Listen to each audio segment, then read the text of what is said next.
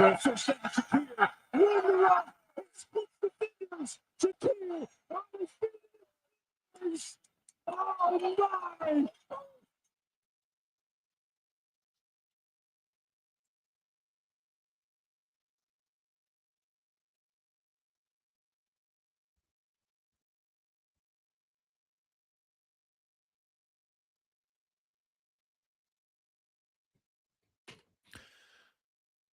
Well, a magnificent Monday afternoon. How are you? And welcome to the Jason Gregor Show on Sports 1440, Orders Nation, YouTube, and Facebook. Live on X and Instagram. We always appreciate you being part of the show at sports1440.ca. If you're driving around outside the city, outside the province, anywhere in the country, you're got the app. The Stingray app or the iHeartRadio or Radio Player. Thank you so much. We love it. Hope you had yourselves a wonderful weekend. And big news around the we're getting a new studio. Whew. Pretty nice. So that won't be for a while. I got to build it. But it's going to be great. Still here, of course, right in the same location, but be a little bit fancier, a little bit nicer. So that should be wonderful. So we look forward to that coming in the new year, probably March, April. Give or take. So just in time for the postseason, I guess. That'll be great. Today, we got a loaded show for you. I went down to the Trey Ford press conference today, of course, as they announced him a 3-year contract extension. Well, it's not really extension. I guess I signed a new contract for 3 years with the green and gold. And as I talked about for the last few weeks, you know, his base around $275 the first year. It's got some escalators, and then it'll move up to more of, quote, full-time starter money in year 2 and 3, which is great. Smart decision for Trey Ford. He gets some security, him and his wife. Young child expecting another one on the way. And they'll be making Edmonton their home right now. He already owns a place here. So that's good news. They want guys that are here. That was one of the goals for Chris Morris and Ed Hervey, was to have more of their players living year-round in Edmonton if possible. And it's unofficial, but it's only a matter of time. But Jordan Maksimic will be the offensive coordinator. JC Sherrod is going to be the defensive coordinator for the green and gold. And they'll fill out some other names. You look around the league at, D-line position, I think secondary coach, receiver coach. I don't expect a quarterback coach. I think Maksimic's going to be the OC and the quarterback's coach. You might have an assistant in that regard, but I think he'll be doing both. That's kind of what his forte's been as a guy who works directly with the quarterbacks and building the system around Trey Ford, right? As a system, obviously you want to accentuate the best skills that Trey Ford has. O-line coach, I fully expect Steven Sorrells. That's the one guy from the old staff. Now, the other thing I should mention, there was one coach, Jason Shivers, who was the DC. He's still under contract for 1 more year. So now Ottawa, Calgary, Toronto are looking for defensive coordinators, and I'm assuming he'll be in the mix for those jobs. So if he gets one of those, and his contract's similar, then he's pretty much off the books. But if not, then he'll count against the coaching cap for 1 more year. He was the one coach on the staff who had an extra year on his deal. So keep that in mind when you're thinking about numbers, and that is something that could potentially impact the rest of your staff, because defensive coordinators, 6 figures for sure, and so that'll impact a little bit where you spend your money for the coaches for the upcoming season. And now it's just a matter of they got the main. They'll fill out the rest of the staff. I was looking like BC, Connor Halley. Usually, Buck Pierce comes in. He'll probably bring in a lot of his own guys. Would a guy who worked with Jordan Maksimic in BC, would a guy like Jason Tucker, who obviously has connections to Edmonton. If I'm connecting the dots, I wouldn't be shocked if he becomes the receiver coach potentially for the green and gold. So we'll see about that. We'll talk some NFL, some great games over this past weekend. Maybe none better than the Bills and the Rams. Oh my goodness, that was electric. Well, if you're a defensive coach, maybe you didn't like it, but if you were into back and forth and big plays, man, that game had it all. What a game by Josh Allen. 6 touchdowns, 3 passes, 3 rushing touchdowns for Josh Allen. They had 82 yards rushing in that game. Whew.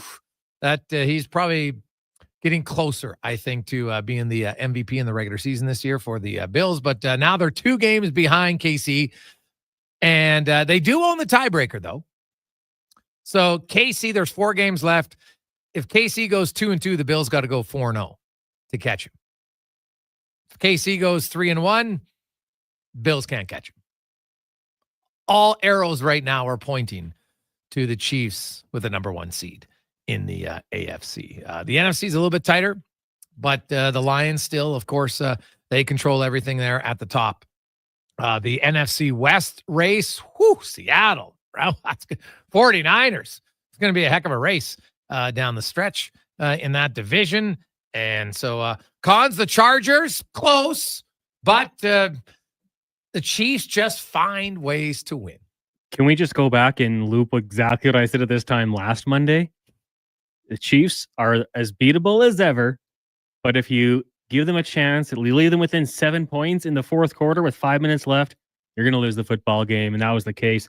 3rd and 7, that was the ball game. Mahomes completes the pass to Travis Kelce, eludes Deion Henley, makes a great play, and gets the job done.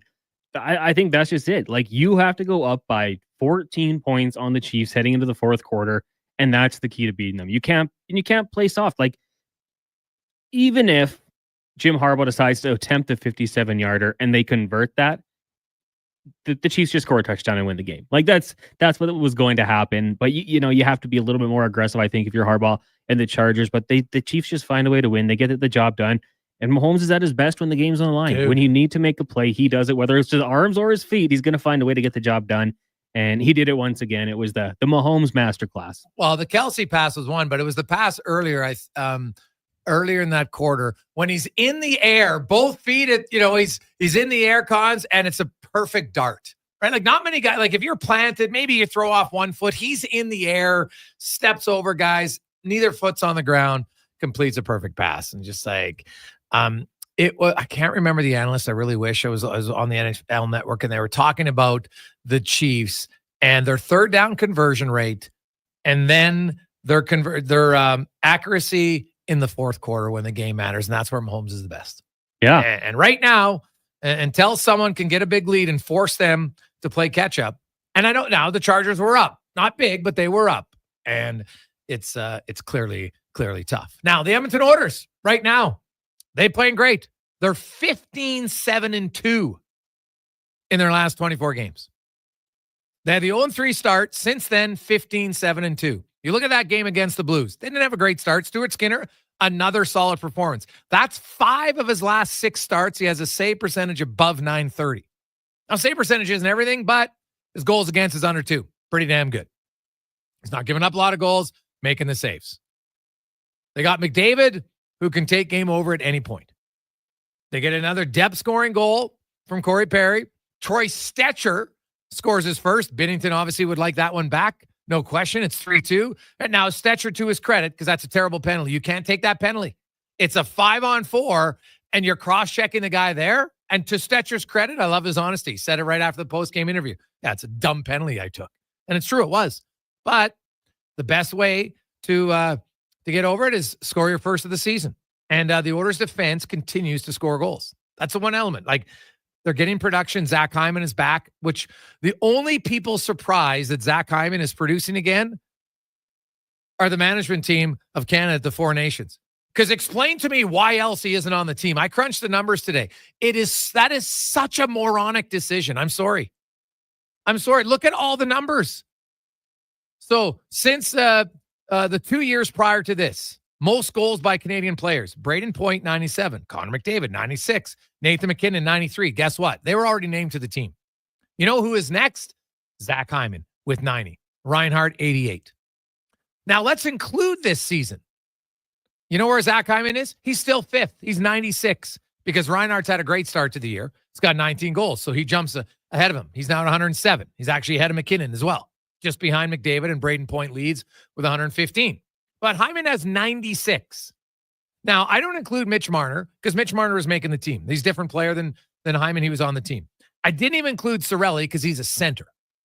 So when you look, and I don't include Crosby or Marchand because they're already on the team. Now, if you want to make an argument for Marchand, knock your socks off. But so I'm just going to include, and it's not even a knock on the players because I think they're good players. Travis Konechny, Hagel, Jarvis, Bennett, and Stone. So if I just look at those 5 players, all I want was a reason why Hyman fell behind all 5. Because even if you include this season, Hyman has 17 more goals than Hagel in that time, 19 more than Konechny, 41 more than Jarvis, 47 more than Bennett, and 57 more than Mark Stone. Now, I know Stone's injured, but hey, best ability is dependability. Then go into how about this just for fun? Last year in the playoffs, because if you're going to throw out you got to show up in the big moment. You know how many goals Zach Hyman had in the playoffs last season?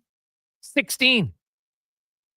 Do you know how many playoff goals last year Jarvis, Bennett, Stone, Konechny, and Hagel combined to score? And they played 42 games between them? 16. So Zach Hyman himself had as many playoff goals as those 5 guys. So what changed? Oh, Zach Hyman went 19 games, had a little bit of a tough start. Had chances, didn't bury them. So he drops all the way off the roster. It is anytime you want to tell me, you can never question the management. They know everything. BS. This is recency bias mixed with a whole bunch of other things. I would love to just sit down and say, okay, what did Zach Hyman not do to be on your roster? Because I don't have to disparage the other players. It's not what it's about. It's tell me what does Zach Hyman, is he not good forechecker? No, he's a really good forechecker. Okay. Is he a defensive liability? No, he's good defensively. Does he score goals? Yeah. Does he score more goals than everybody else? Yeah. Oh, and by the way, as an added bonus, he has the continuity factor of playing with McDavid.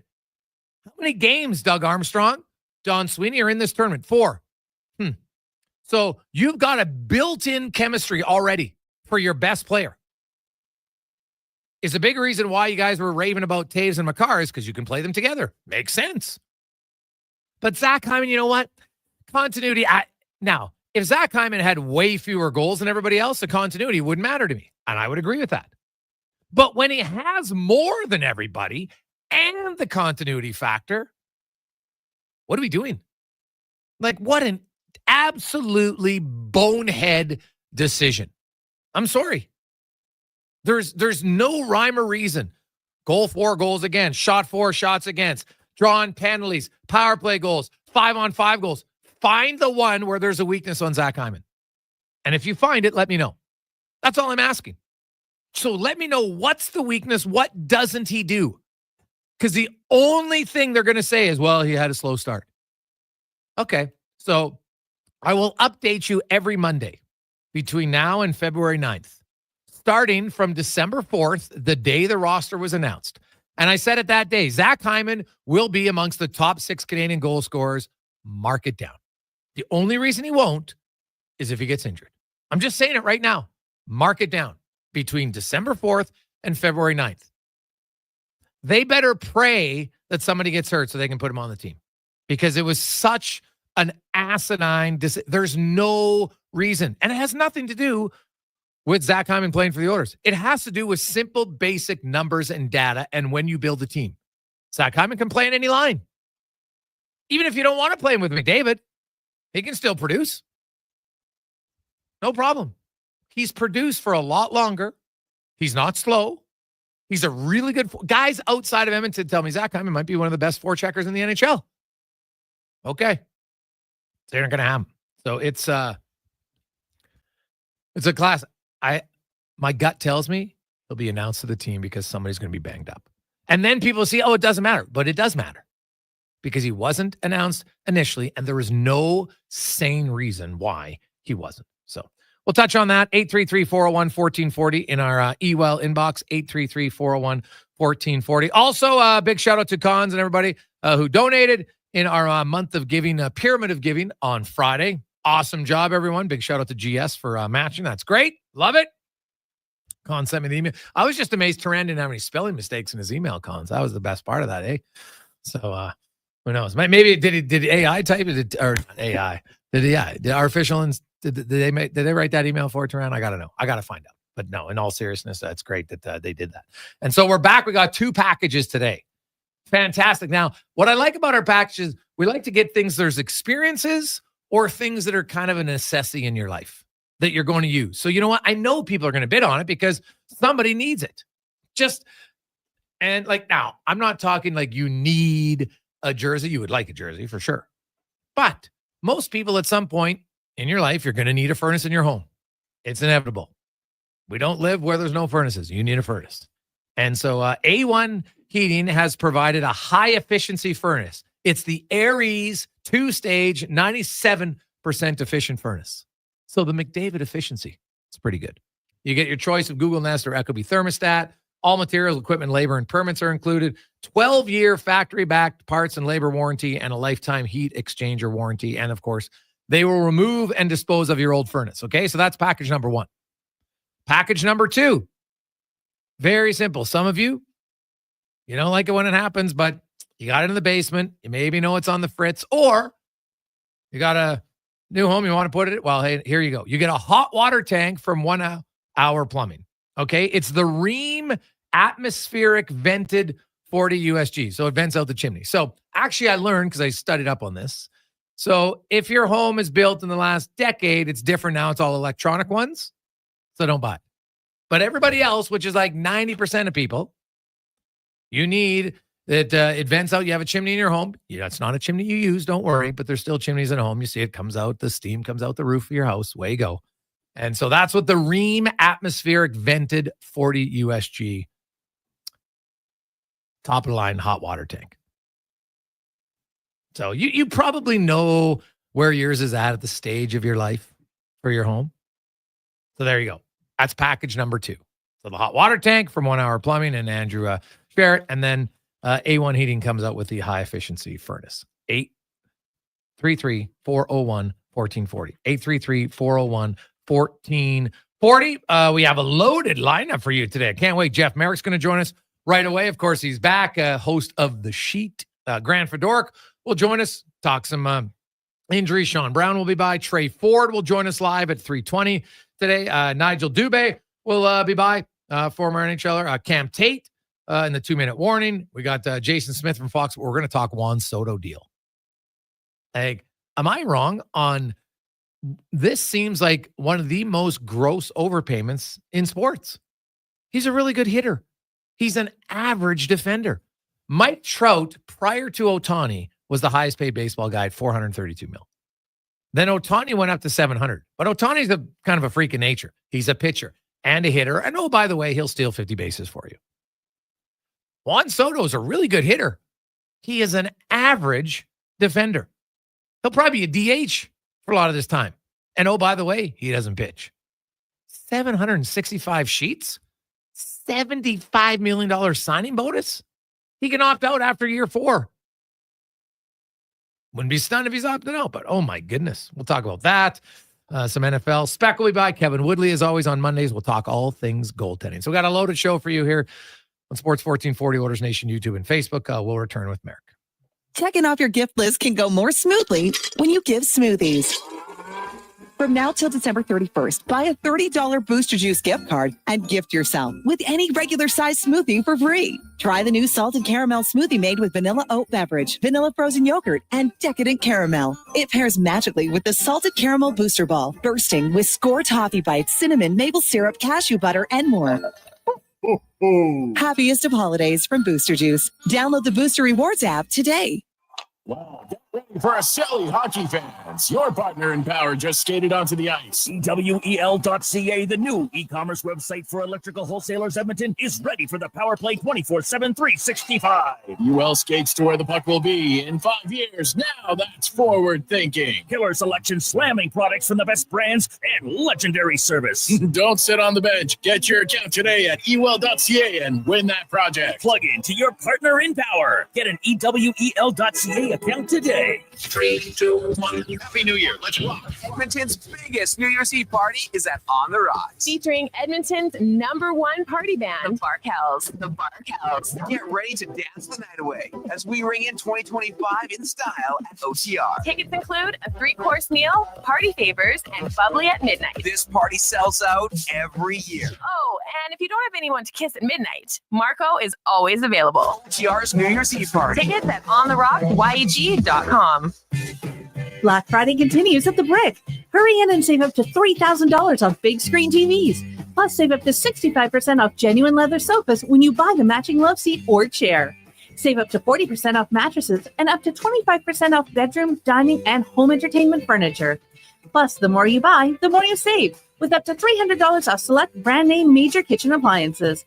Some exclusions apply. See thebrick.com for details. The Brick, saving you more. Mr. Rooter decorates a gingerbread house. Wow. What did you do here, Mr. Rooter? Well, we've got a Jube Jube toilet, complete with an icing-based wax seal. The main water line is licorice, red for hot, black for cold. You got your standard marshmallow hot water tank and a candy cane sewer line. And on the outside, candy corn hose pips. Disgusting, but they get the job done. To have your Yule clogs fixed, trust one plumber, Mr. Rooter. Excavators, loaders, lifts, compaction equipment, and more. Find the XCMG construction equipment you need. Available for rental or sale at Japa Machinery Group. Japa, helping build Alberta from the ground up for 50 years. Visit japamachinery.com. Didn't get a holiday bonus? At Wolf GMC Buick, we have the bonus you need. Get 0% financing on our most popular trucks like the Sierra Half-Ton Crew Cab during GMC's Canada-wide clearance. Or select up to $8,500 on a number of Sierras. If you're looking for heavy duty, we have that too. Get GMC employee pricing on our Sierra HDs, Yukons, and the all-new GMC Hummer EV. And seeing it's the holidays, a $500 bonus on select 2024 and 2025 models. But when the holidays are done, so are these deals. Get to Wolf GMC Buick today. Hey, sports fans, we've got a clear choice for you. At Crystal Glass, we provide customers with the perfect glass for any job. From home to auto and even commercial, installation or repairs, we're your team. Call 310 Glass or visit crystalglass.ca. Crystal Glass.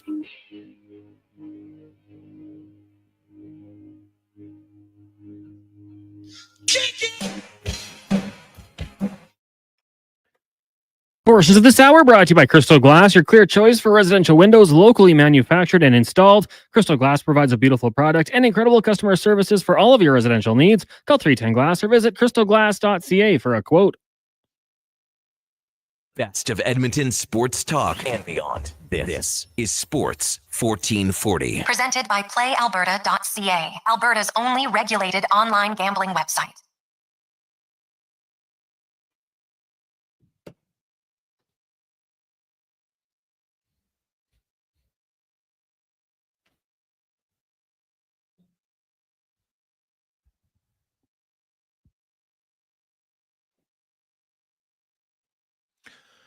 Rolling through a lovely Monday afternoon. How are you? Jason Gregor. Connor Halley with you, Sports 1440, sports1440.ca. And we open up $1,000 for the furnace and $500 from Mike. He bid on both. Trying to look for a deal, partnered up. Okay, great. We're off and running for a month of giving. Of course, a brand new furnace, courtesy of, it's a high efficiency, 97% efficient furnace. Gets the thermostats, all your permits. They take out your old furnace, get rid of it for you. 12-year factory back parts and labor. It's an unbelievable deal. So right now at $1,000. Then the hot water tank from 1 Hour Plumbing comes. It's the Ream atmospheric vented one for those asking. And that's at $1,000 and $500. Well undervalued, but hey, we got to start somewhere. So let's rock and roll. We're helping out Operation Friendship Senior Society today, which is a fantastic charity. And a lot of the seniors who kind of fall through the cracks a little bit in our community, and your opportunity to help them out at this time of the year. As now we're going to get to our big guest of the day, brought to you by the Hockey Super League, a premier hockey solution with a clear path for long-term development. They offer borderless hockey, including provincial and cross-province competition. Visit hockeysuperleague.ca. For more information, of course, a longtime media member. He's got his new show, The Sheet, on Daily Faceoff. Writes there as well. Jeff Merrick joins us. Jeffrey, good afternoon. How you doing? I'm good. Just got off the air. What did I miss in the last hour? I know about Colorado and San Jose going down. Are you like me that when a show goes off the air, the first thing you think of, okay, so what did I just miss the last few hours? Yeah, that abs trade. You know, like we've seen some hockey trades here. I kind of like it. What do you make in that trade? That Blackwood, of course, going to Colorado, Georgiev and Kovalenko and some other pieces going to San Jose. Really like Kovalenko. You got to give, you want to get. Mackenzie Blackwood. I mean, that one's been rumored for a while. Look, these are two different teams in two different places in their winning cycle, and I think this trade reflected it perfectly. We all know the net in San Jose is going to be a scare-offs for a long time. Now that clears one hurdle out of his way. It'll be him and Vanacek and Georgiev. That's going to be the three-headed monster there. But I mean, long term, we all know where that is headed. And let's face it, Colorado was, and has been sick of watching great work by, pick the elite players, McKinnon, Makar, Rantanen, etc. All that work kind of getting undone by sub 900 net minding, and you just can't have that. You just can't be undone by your goaltending. I am very pleased that at how things have worked out for Mackenzie Blackwood. I know that it was awkward times during the pandemic for Mackenzie Blackwood and the New Jersey Devils, and that soured the relationship there.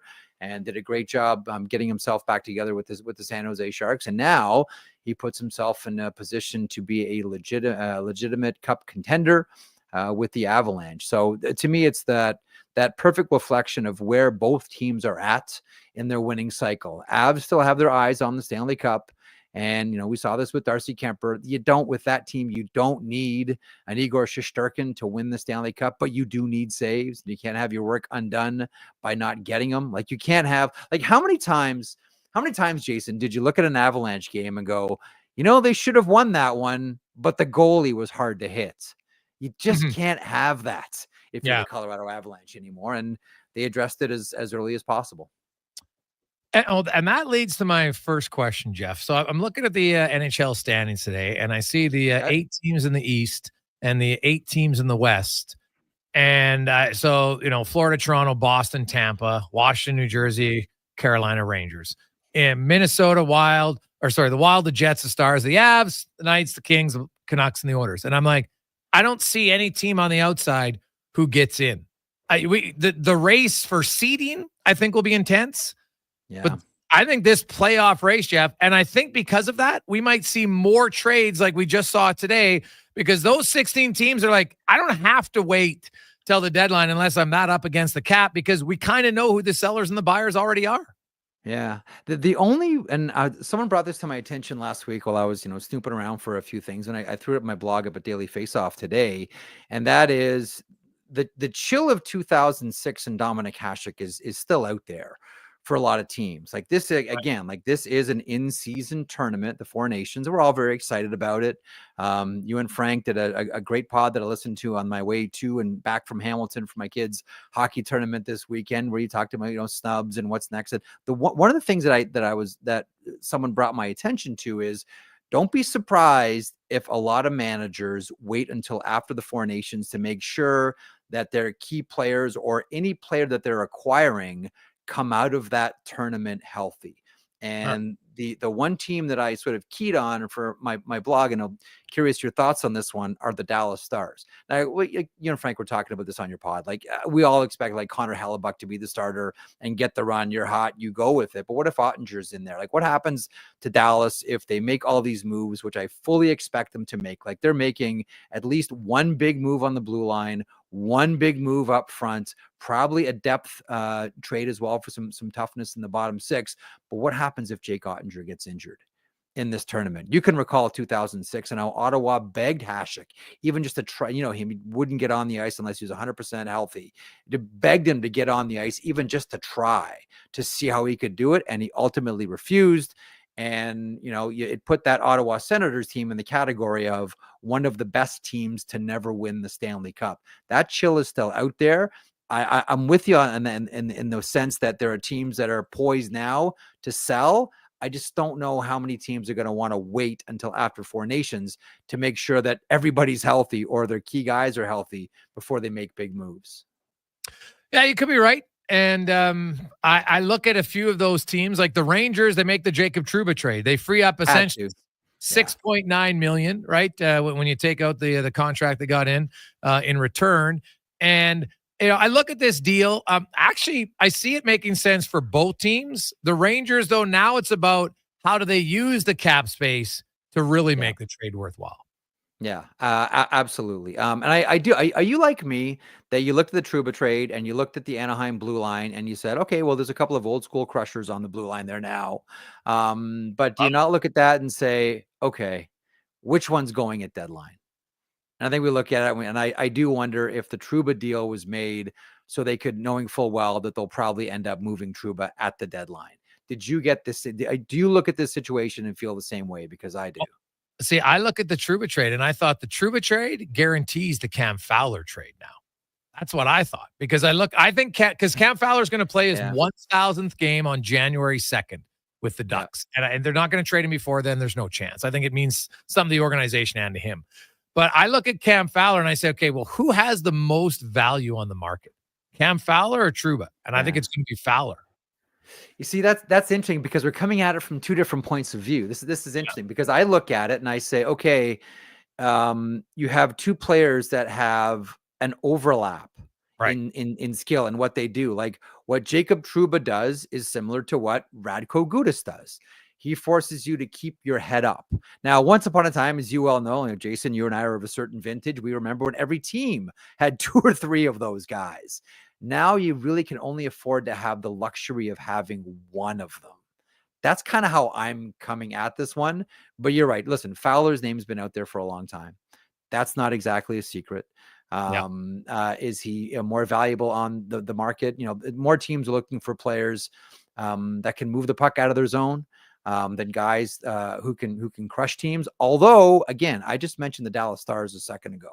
And any name that you have heard of that could be available, whether it's Nazem Kadri and Rasmus Andersson, or it's Chris Kreider, or in this case, Jacob Trouba or Radko Gudas, consider Dallas interested in having conversations about it. That's why I do wonder here if one of the two, and probably most likely Jacob Trouba, could be on their way out. But to your point about Fowler, it does open up for that possibility. But then you have two guys essentially doing the same thing on the blue line. Yeah, and I think that's valid. That you look and say, do they need both? Right? I think it's true. Right now, what if you had one on each pair? Maybe you get away with it, but for long term, you're right. In today's NHL, it's probably not. Probably not ideal. I think at maybe you wait, but Fowler, I think, can get you a lot at the deadline, and maybe then you trade. I don't disagree. Yeah, so that'll be fun. I don't disagree. I mean, listen, it's fun to think about for us old school guys. Hey, Jason, like, hey, you have scabs on your knuckles. Did you walk over here, Merrick? Like for us old school types, like, hey, yeah, look at that, Trouba, Gudas. Oh. Who cares if the puck has corners in your own zone? Whatever. Look at them on the blue line. Look at that blue line hold there. Yeah, well, if you look at the Ducks and what Pat Verbeek wants, he wants his team to play physical. And I think there's having all these young guys, and we'll get to that in a second. All these teams have all these young guys, and you need some veterans who know how to be a professional day in and day out. Now, that they don't show them the skill necessarily, Jeff, of like Jacob Trouba can't teach McTavish how to score more. I get that. But you can show them how to compete, shift in and shift out, and that's highly valuable. You know what those guys are really valuable? Where I find, Jason, is right around late January, early February. Dog days, where like you realize, man, this schedule is long. And when you're a kid, you look at guys that bring it every single night, and especially at that time of the year, man, I always look at late January, early February. Everybody feels it. Fans feel it. We feel it. Imagine what the players go through. The calendar is flipped.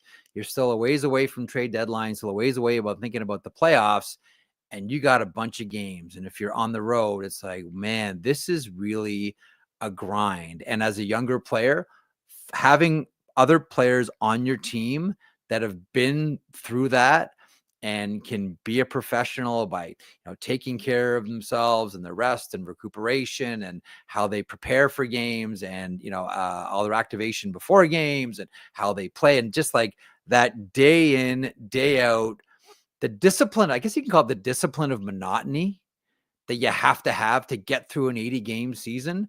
That's, Jason, where I find like a lot of these guys are so valuable to young players, because especially the college guys that aren't used to playing this many games, all of a sudden, bam, we keep hearing about the college wall.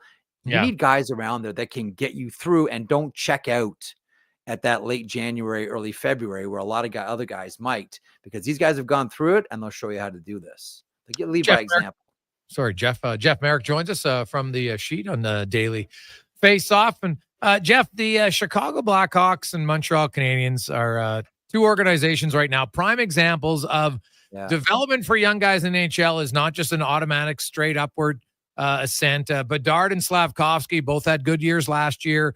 This year, Slavkovsky has 2 goals. Bedard has 5 goals. There's lots of frustration in both places. And, they're both 20 years of age and younger. Like I'm still amazed how many teams are still like, they get up. Oh, this guy, oh, geez, what's happening here? And it's like, whoa. And I wonder if Bedard's 5 goals is why Luke Richardson got let go. I'm not saying Luke Richardson was a perfect coach. He's probably a little bit too defensive-minded at times, but that they're so like, oh my God, he's only having 5 goals. We got to fire someone because something has to change. Something has to change. But the thing is, for Kyle Davidson, that's another bullet in the chamber that he just exhausted, right? Like, I mean, that is how many coaches does a GM get to fire before the attention turns to that general manager? Like, it's a protein shake for another conversation. I get it. But I think what the reminder there is, you've talked about this for a number of years, like development's not linear. I would make the point that what development is a bunny hop. Yeah. And we've seen it. It's a couple steps forward and it's 3 back, and it's 1 forward and 2 back and 4 forward and 2 back. That's like, man, like we're going to see the Detroit Red Wings play the Buffalo Sabres tonight. And I don't know what's more important, who wins or who loses, considering what the fan bases have right now, which is, torches at the castle gate, demanding a sacrifice. Like, Jason, like the Volcanoes here are demanding virgins. Like, they want Derek Lalonde, they want Kevin Adams, they want, the where's Terry Pagula chance in Buffalo. Like it's ugly. And I think that Montreal and Chicago, along with a couple of other teams, are a reminder that how long rebuilds take. And I do think, and this is like even more bigger picture. This is more just about life than anything else, Jason. But I really do believe, I'm curious what you think about this. I'm going to throw this one back to you. I believe that our reliance on technology, our phones, our laptops, give us an unreal expectation about how quickly things can change. And when it comes to human beings and hockey teams, it's not as quick and efficient as just getting another software update and now everything is fine. Like this takes a long time. And I wonder if that is part of our frustration, because we've always seen teams rebuilding before and understand like, okay, it's going to be a number of years, but fan bases now get more impatient quicker than ever, even when you're honest about them. Yeah. Right. Like Montreal has been completely transparent about what they're going through. And Kent's been, and Jeff have been completely transparent, but now you can still see the frustration because it was supposed to be even just a little bit different this year, but it's not. And that's why teams are scared of the ultimate teardown. Like I firmly believe that what Pittsburgh is going through right now is the rebuild.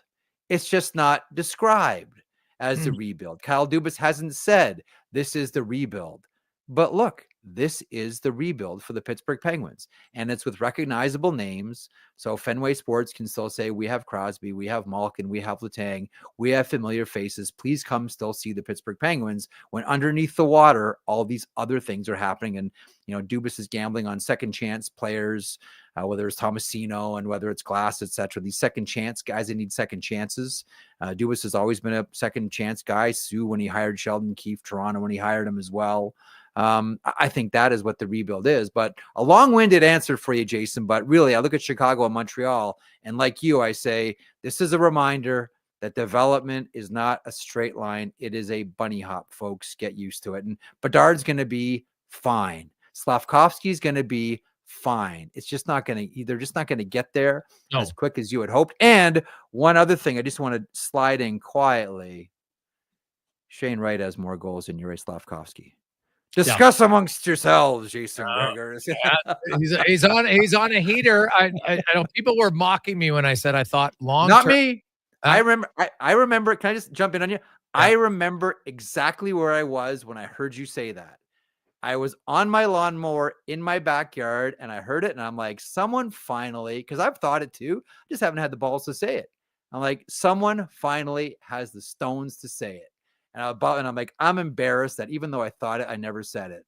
So good on you, but I'm Team Gregor on this one. Oh, I like it. Yeah. And what I had said was I thought Shane Wright, and not that I didn't, and I don't disparage other players. I think Shane Wright long-term will be a better player than Matt Beniers is what I said. I agree.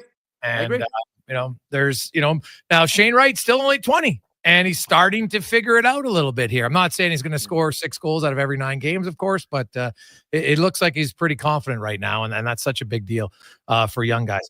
One last one for you, Jeff, before we let you go. We're hearing all these, the NHL and, some tampering. They're trying to limit that. Do you think it's possible? Like, let's be real here. Like, how can you limit this? You'll love this one.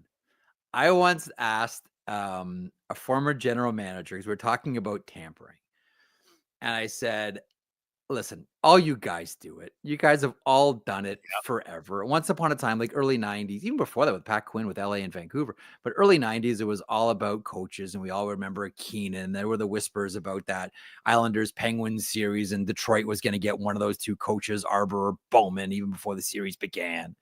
But I remember asking one former manager, like, how did you do it? And he starts laughing. He said, really simple. This is how I did it. He said, I would approach an agent. Let's say it's in March or April. And I would say, just have a casual conversation, cup of coffee. And I would say, you know what I could really use? I could use like a left shot defenseman, like 6'2", maybe 205 pounds. Yeah.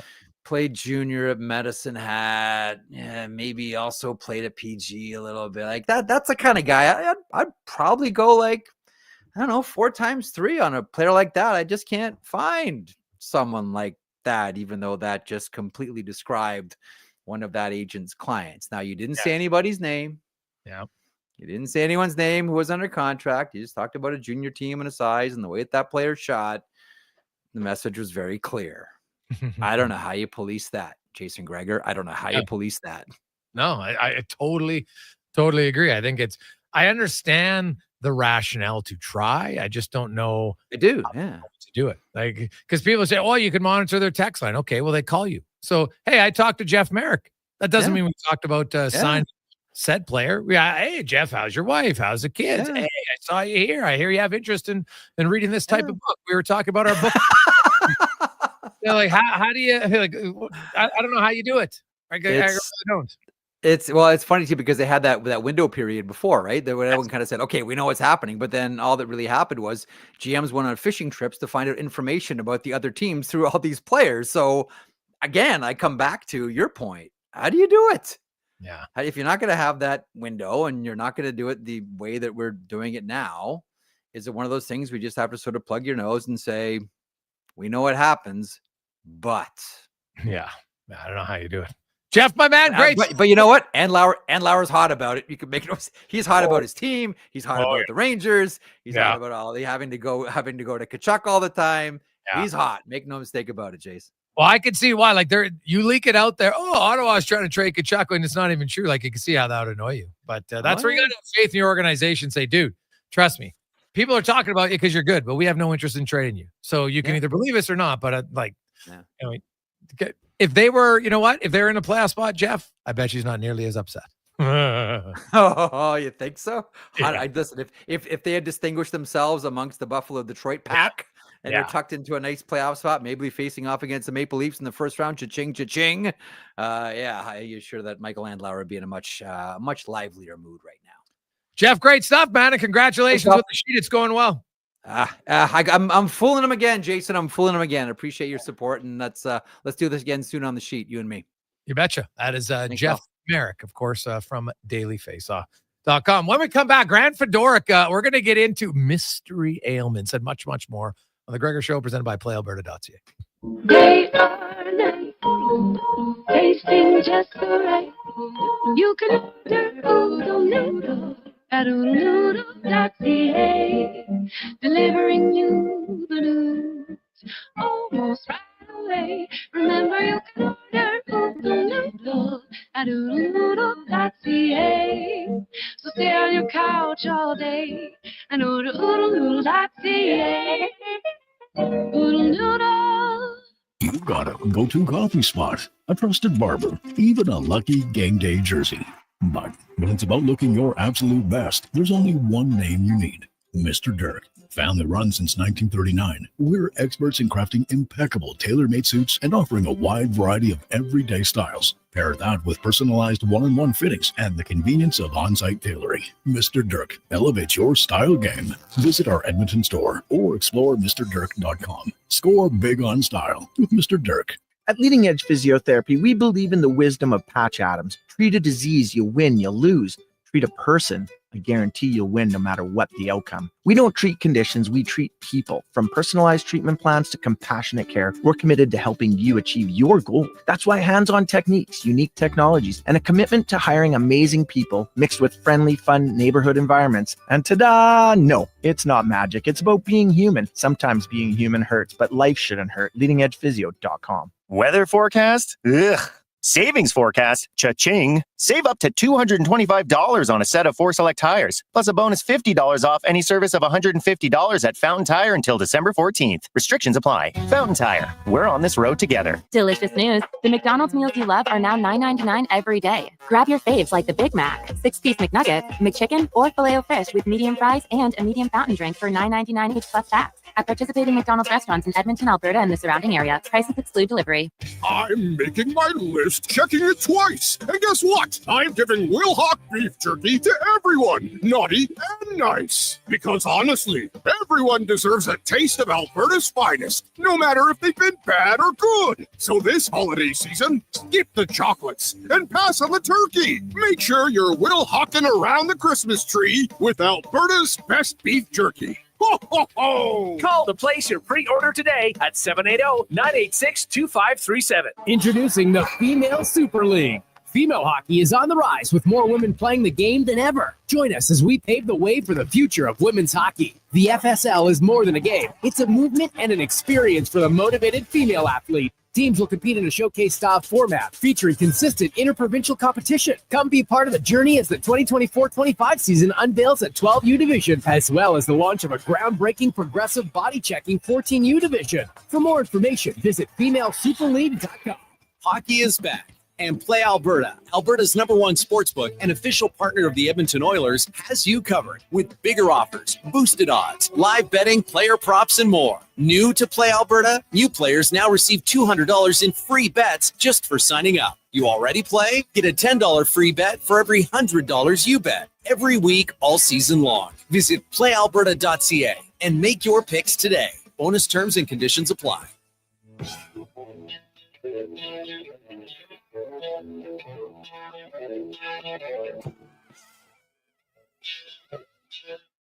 Portions of this hour brought to you by Cantork. We offer sale, rental, repair, and calibration of hydraulic, pneumatic, and battery-powered torque wrenches, stud tensioners, and flange maintenance equipment. Order today at cantork.com. From puck drop to kickoff, it's the Jason Gregor Show on Sports 1440. Presented by PlayAlberta.ca, Alberta's only regulated online gambling website.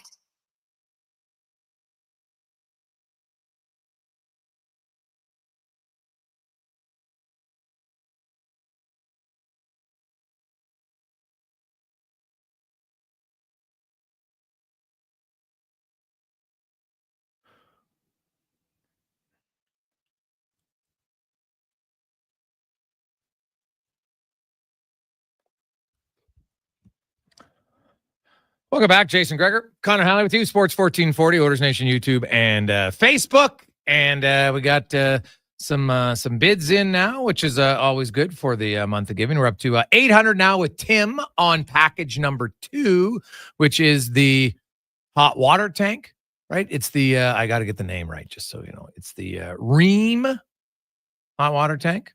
Okay. The Ream atmospheric vented 40 USG, so 40 gallons, right? 40 US gallons is what that is. Okay, so I should probably look that up. Wow, gallons a gallon. Well, you know how big it is, but I'll get the exact conversion for you. And so that's up to 800, and also we are now up to 1750 from Steve on the furnace. So both value deals right now. The furnace courtesy of A1 Heating. It is it's a 97% high efficiency, 2-stage efficient furnace. You get your choice of Google Nest or Ecobee thermostats, all materials, equipment, labor, permits, everything's included. Also a 12-year factory-backed parts and labor and a lifetime heat exchange warranty. And they'll remove and dispose of your old furnace for you. Okay, so great deal. And obviously a super bargain right now at $17.50. So 833-401-1440, 833-401-1440. As it's time to get to the injury report now, brought to you by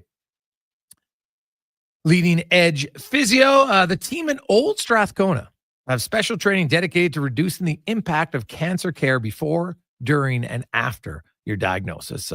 From lymphedema to the management of fatigue and side effects of chemotherapy and radiation, they can help. Learn more at leadingedgephysio.com. As Grant Fedoruk joins us once again. Grant, how you doing? I'm doing great. How are you doing, Jason? Excellent. So a few things I do want to talk about because it's topical right now. It just happened yesterday. So Brooks is the running back in Carolina. He just tore his ACL for the second time in 13 months. I'm not sure, it's a non-contact play. He goes to make a cut and boom, just goes down. And today it's announced. So what players like that, I know they have to go through all the protocols to get cleared, right? People, they rushed him back, but twice in 13 months really isn't a rush back. But what do you what you've seen this before? How come some people can re-injure? Is it just bad luck or does something happen in the rehab process? Well, it can be it could be either, to be frank, but normally I would actually err on the side of some just re-tear. There's a statistic that shows the number of re-tears. Now, you're going to remember these guys are playing at high pace. Yeah. They're performing at explosive movements. So an ACL repair, you're never the same as you were before the tear, no matter what. A reconstruction where it's called the semitendinosus graft. They use part of your hamstring to basically provide a new functional ligament for you, but it can be injured as well. The interesting part is now, as he goes back to have that ACL repaired again, it's likely going to be an allograft. They're going to have to do a different type of surgery, which is usually a cadaver ligament. So a ligament from somebody else's tissue, basically, because they don't usually do another one of the same. You've already used a part of the semitendinosus. You've used a part of the hamstring. They're not going to do that again. So to answer your question, I think a bit of both. It can just happen. The surgeries aren't foolproof. So when they go through this new type, what does the data say? Is that more likely to be successful or? No. So it's just you're back to square one and doing it again. It's just another type of surgery that they're going to do. And he has the highest likelihood of re-injury and re-tearing is in the first 12 months, really in the first 3 to 6 months. After 6 months, it starts getting exponentially less and less likely that you're going to re-tear it. But it can happen to anybody. It can happen to somebody who's torn their ACL and had it repaired 10 years ago. It can still tear again. And I should say, even if the repair was perfect and the rehab was perfect, he could have torn his ACL on that exact movement, even with a normal ACL. So it also just can happen again. So ACL tears happen when you step and twist the wrong way, even with a healthy ACL. Okay. Grant Fedoruk joins. Grant, we had Eric Zabrowski, of course, a local product who's a pitcher for the Cleveland Guardians. He was in studio and he's telling us about how he had essentially, back-to-back consecutive Tommy John surgeries, right? Had the pain in his elbow, had the Tommy John surgery. Now, he's recovered and obviously just had an unreal year for him in the majors. And, when he did it the first time, they thought it was fine, but, he'd mentioned how they didn't think it was like the rehab wasn't, done properly. Right. So now the elbow joint, when you think about it, then throwing, and there's just so much tension and stress on that, right? Like he talked about, you got to throw properly from your legs. Otherwise your elbow is going to blow it every time. Right. Yep. So in the proper rehab, and this is a general question, but what do you find has been the biggest errors sometimes in rehab that lead to people either having, re-injuring the same thing or causing other discomforts? And I guess I'll start with knees first, because I know knees and elbows are very different, but those are two of the more common injury areas, right? But with knees, what do you find if it's ACL, MCL, PCL, whatever it is? What are some of the errors that happen in rehab that people need to be aware of? Yeah, and that's a great question, and it's actually more general than you think, the answer, Okay. because these soft tissues, the ligaments and muscles, they repair on a very typical time frame. You go through an inflammatory stage followed by a fibroplasia stage or a fibro, where your body's going through and rebuilding the collagen in the tissue the way that it was before. Then it goes through remodeling for a certain period of time, but it's the same. The time frames are the same. The activity is what's different. So a pitcher versus somebody sitting at a computer. So what they're going to have to do to it later is what is really the difference. Following those timeframes is very important. So to answer your question, too much, too soon, too fast is typically one of the errors made in rehab, pushing it a little sooner than it should be, expecting too much of it, doing it more explosive than you should until you've gone through the proper phase of healing where it can tolerate that. And there's a little window in there where everybody recovers at a little different rate. So it's not your DNA and my DNA are somewhat different. So we've got general time frames, but you still have to listen to the body and how it's recovering. So an athlete will say it just doesn't feel right. You got to listen to those, kind of pick up on those cues. Sometimes you're saying, well, I can tolerate it because you know you're through a certain period, but the client or the patient saying that it just doesn't feel right. So that's a big one. I would say that if you're talking about a knee and an elbow, and those, you're both of those are experiencing a very explosive moment. And so the second error, and I don't think that this is as common with the high end athletes. I would say this is more of a weekend warrior of the average person, but we don't necessarily push them as hard as they're going to be needed. And so you rehab them till they're good enough. It's not bothering the person anymore, and their pain and swelling's gone down. They're able to go running, and then they go out on the weekend and play flag football with their buddies. But you never put them in that scenario, or you never built the quad or the hamstring or the stability around the knee for them to be able to tolerate it. So it's sometimes that scenario as well. Again, not with the high-end athletes. They're all going to go through a full rehab until they are able to demonstrate the very sport that they're expected to play. They're not released and said, you don't just say to a guy, that should be good, go out and play, an hour of hockey at full pace until they actually see them doing it. So a little bit different depending on the athlete.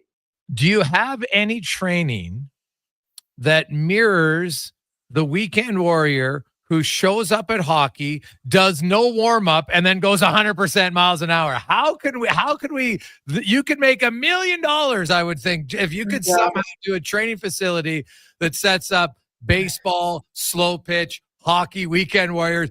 What do you mean warm up? What's this warm up garbage? That's what podcasts are for, warning people about those sort of things. That's what radio shows are, reminding people that you can't just do that. You got to kind of get back to that level before you jump on the ice. So our athletes, I do expect them to ease back in, but of course I'm not at the ice surface with them, or I'm not on the field with them. So if it's one of our athletes, I'll say, hey, listen, I saw you stop, start, cut, jump side to side. You can do these things. You can do 20 burpees. However, when you first go out, I'm going to expect you to do this. So I'll give them a certain idea of whether they should play that game or not. So I'll say, okay, listen, it's a knee and you've got an injury, the medial collateral ligament. I want you to do like 20 crossovers to the left, 20 crossovers to the right, 4 power stops to the left. I want you to do a pivot, a rotate. Like I'll ask them all to do that in a warm up. And then I'll say, listen, if you're feeling unstable at all, don't play until we're there, until you've got that. So let's come back to the facility and let's push you a little harder. Let's get more stability out of it. And if it was a pitcher like that after a Tommy John, you're going to obviously have them throwing a ball first. And you can do that in our facilities. I mean, it depends on the activity, right? Fair. Have you seen, and this is our last one, it's kind of fun, but not really. Have you seen an increase in pickleball injuries? Yeah, I think we have, but I think it's just the number of people playing pickleball. Yeah. So we're definitely seeing people come across, our beds, our plinths because of pickleball injuries. And I hate to say this, not from a business perspective, but I think it's great because it means people are out there, they're active, they're playing a sport they enjoy. And with that come injuries. Not business-wise. I just know it means more people are playing that sport. I think it's great. I don't think injuries are great. So, yeah. Great stuff, Grant. As always, we appreciate it. Continued success on your quest for better air travel. We follow along, watching Grant Fedor fighting the fight for all Canadians for better air travel. I'm doing it for everybody. I think I take a little bit of flack here and there. Woe is me, and I agree. It's not that bad. Oh no, I do like it though. It's buddy. Some days I just love it because most of us will be frustrated enough, and then we just eat it. You don't. It's so awesome. So thanks. It'll get better. It'll get better. We're gonna solve this one. Exactly. If no one says anything, it's not. It's just going to stay the same. So there you go. That's Grant Fedor from Leading Edge. Follow him on Twitter. I shouldn't laugh because I can see the frustration, but you know how it is, right? Like when you know how it feels to get nutted, yet we all laugh when another guy takes one in the junk. Just because it's not me. Just how it is. Like when your flight's delayed, it's the worst. You hate it. And then you realize afterwards, like, I probably shouldn't be that upset about it, but whatever. And then when you see other people cons, I don't know why, but it kind of makes me chuckle a little bit because I'm like, I've been in that situation. No, I don't like it. But it's like, oh, my day's going better than theirs.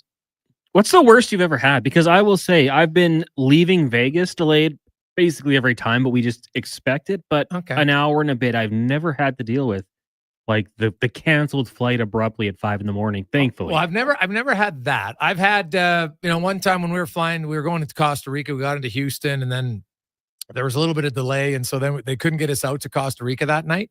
But then they put us up in a hotel and they gave us like $150 in spending money to be used anywhere in the hotel that we were staying at. It was a pretty big place. So me and my buddy, we were single. We're like, well, whatever. Like, I was going to get in at Costa Rica at 10 o'clock at night. Now I just get to go. So we'd cab it into Houston and wheel it around Houston. We had a great time. So I was like, geez, you know what?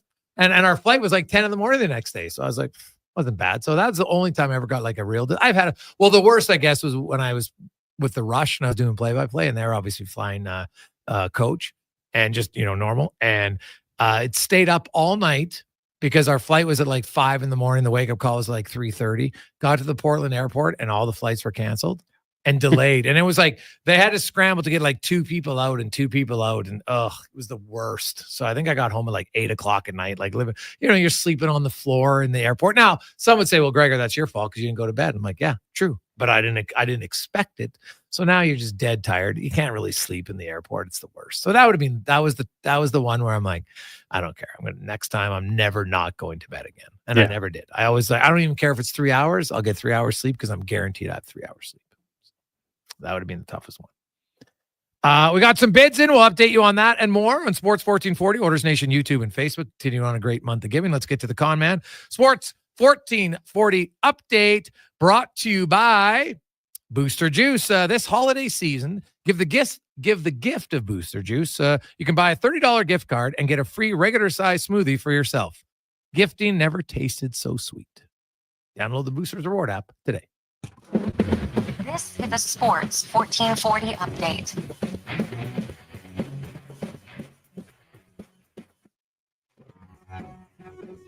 San Jose Sharks have traded goaltender Mackenzie Blackwood, forward Giovanni Smith, and a 5th-round pick in 2027 to the Colorado Avalanche for goaltender Alexander Georgiev, forward Nikolai Kovalenko, and a 2nd-round pick in 2026 plus a 5th-rounder in 2025. On the ice tonight, the Sabres host the Red Wings at 5. This is the Blackhawks in New York to take on the Rangers. Then at 5:30, the Ducks in Montreal. Week 14 in the NFL concludes tonight as the 5-7 Cowboys host the 4-8 Bengals. That'll get going at 6:15 from AT&T Stadium in Arlington. And in the association, just one game tonight. The Knicks in Toronto taking on the Raptors. That gets going at 5:30. Former Toronto Blue Jays closer Jordan Romano agreeing to a contract with the Philadelphia Phillies pending a physical. Romano, a 2-time All-Star, was not tendered by the Jays earlier this offseason.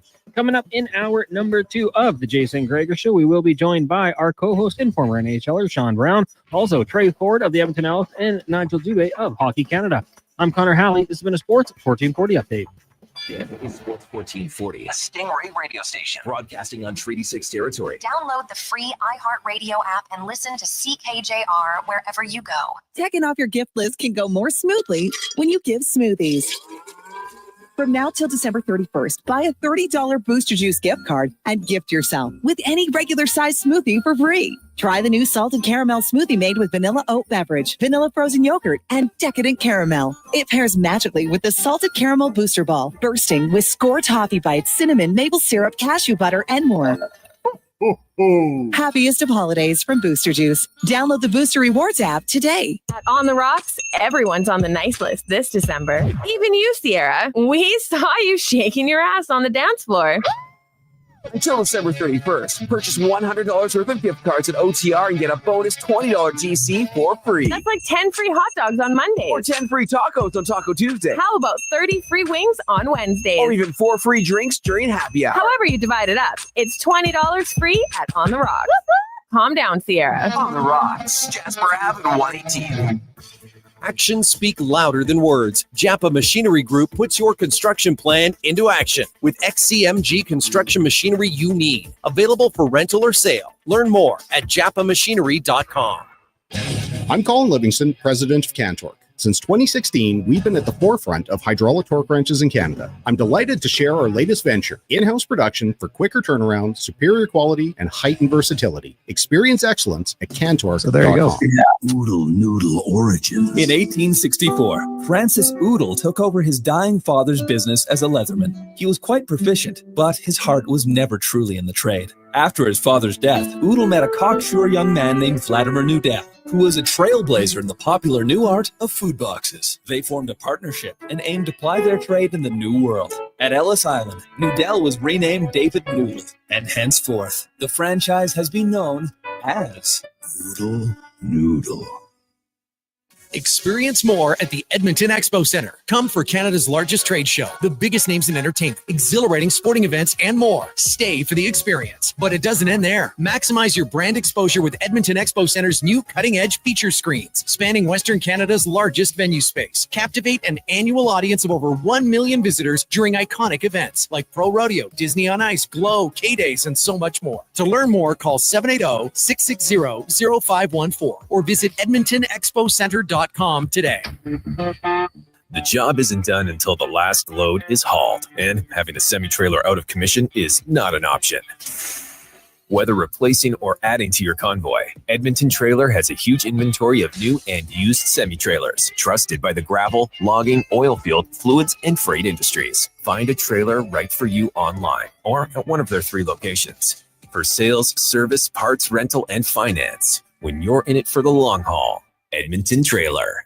Customers love Cross Mitsubishi for all kinds of reasons, like Smart Saver Sammy. He's never spent a dime over his budget. We think that's true, but with prices this low, it's never come up. The festive sale is on. Save up to 15% off all new vehicles. A 2024 Outlander ES is $35,018. A 2024 RV RES is $25,880. Don't forget Cross Mitsubishi's 10-year powertrain and 5-year new vehicle warranty. See Cross Mitsubishi in-store for details. 9605 34th Ave and at crossmitsubishi.ca.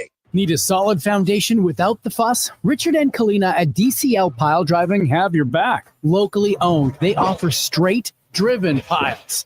No screwing around. Serving all of Alberta, DCL Pile Driving gets your foundation ready in hours with minimal ground disturbance. Perfect for tight spaces, whether it's for a deck, grain bins, or RTMs. Tell them the radio sent you and receive a special discounted rate. Call or text 587-322-PILE. DCL Pile Driving. Don't get screwed. Get piles driven.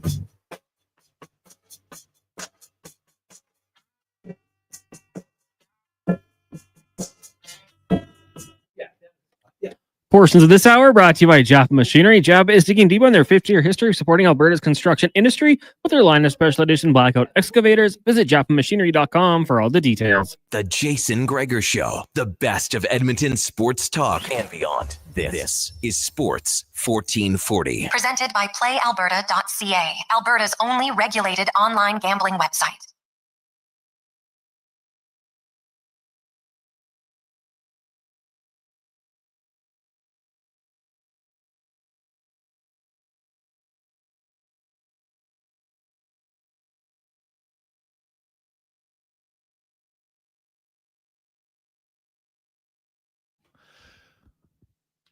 Just after 3 o'clock, Jason Gregor, Connor Halley with you in Sports 1440, Oilers Nation, YouTube, Facebook, and X.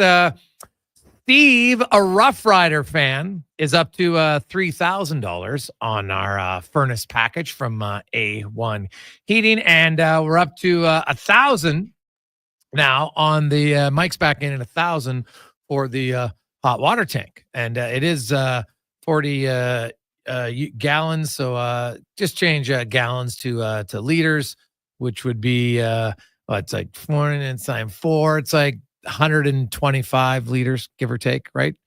40.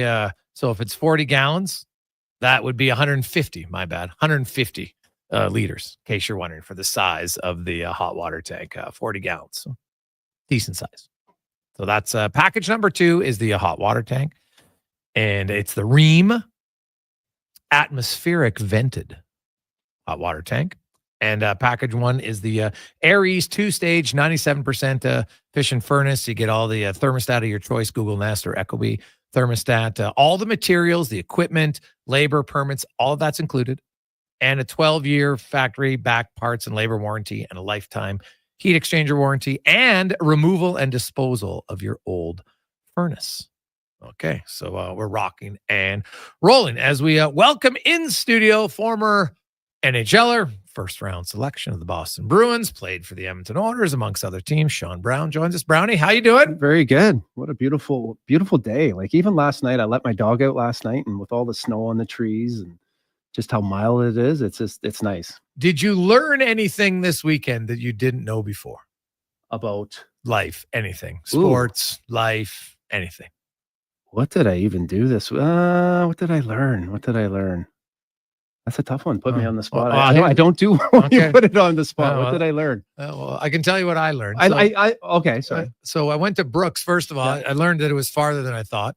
The drive direct to Brooks, good 4.5 hours, like best possible. Well, I guess if you speed like a wild man, maybe you go faster.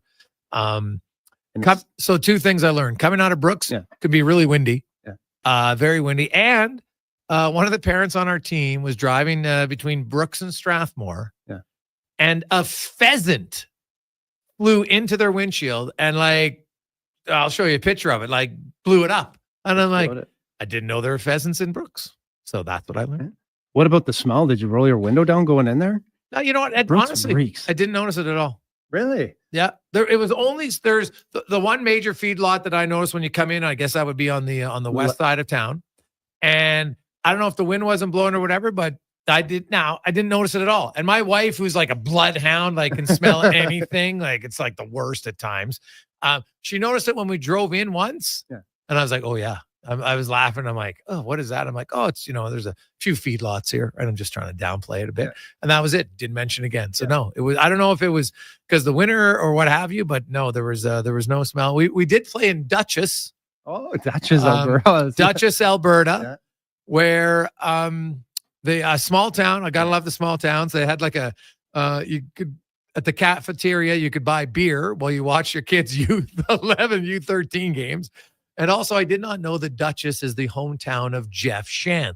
I was just going to say, my buddy Jeff Shantz is from there. Yeah. The pride of Dutchess, Alberta, Jeff Shantz. So he have his picture up in the front lobby of the arena, as they should, right? Yeah. Small town like that. So, played for Canada at the World Juniors, then, of course, played in the NHL for quite a while. So, pretty good story. I actually just talked to him last week. He's now development for the Phoenix Coyotes. Really? Well, we might have to get all the pride of Dutchess on the show. Yeah, for sure. He would love to come on here. You know what? Hey, I'll tell you. You know what I did learn this weekend? My daughter had her first party at our house. And how old's your daughter? She's 18. 17. 17. Oh, so you and your wife were there. Oh yeah. Now, were you? I wasn't going anywhere. Were you? Yeah. So now, how often did you go downstairs to kind of just do let your presence be known? Yeah, I went down once. I didn't want to. Oh, once, okay. Because obviously, my son has his buddies and friends over and stuff like that. And, not that my daughter's at the same age, but my son is at the age where he can drink and stuff. And I've known his friend group since they were young kids, and it's been nice watching them grow. And so obviously they're, having a few drinks and stuff like that.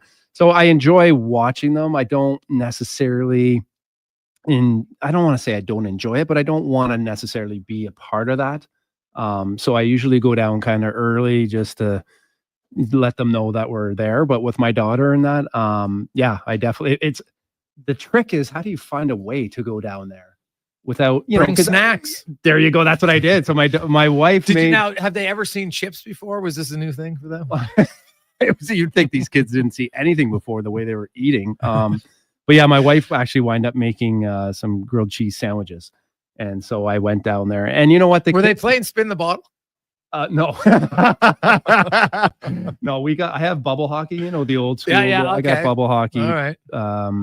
A ping pong table, and okay. But you know what? I'll give the kids credit because you're always nervous when you have a bunch of kids over.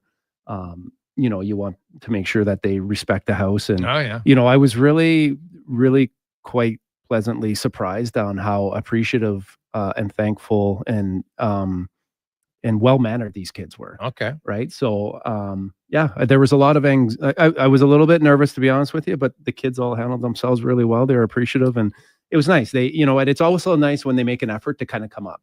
Quite a few kids came so up. So how many kids at this party?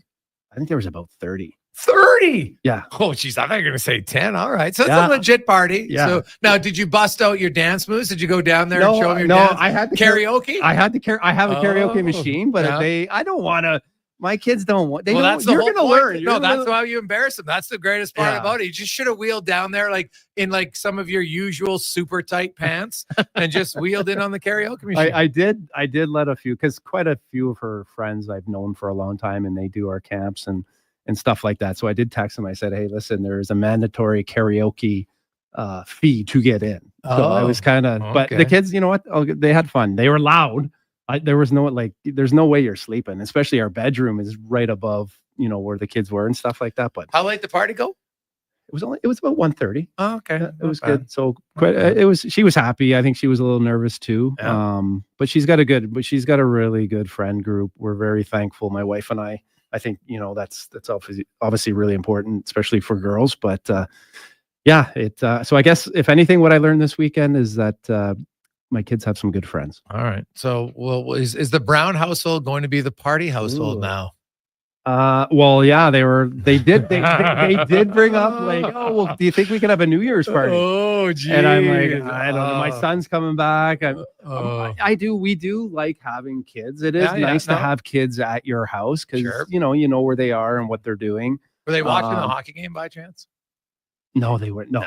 You know what? Girls are different. Girls are it's a completely different just girl party though. There were some boys there, but it's just I don't know. It's a little different. My son and my daughter, their friendship group and how they go about their fun. But they seem like the karaoke. There was no mini stick games, is what you're telling me. No, I put that away.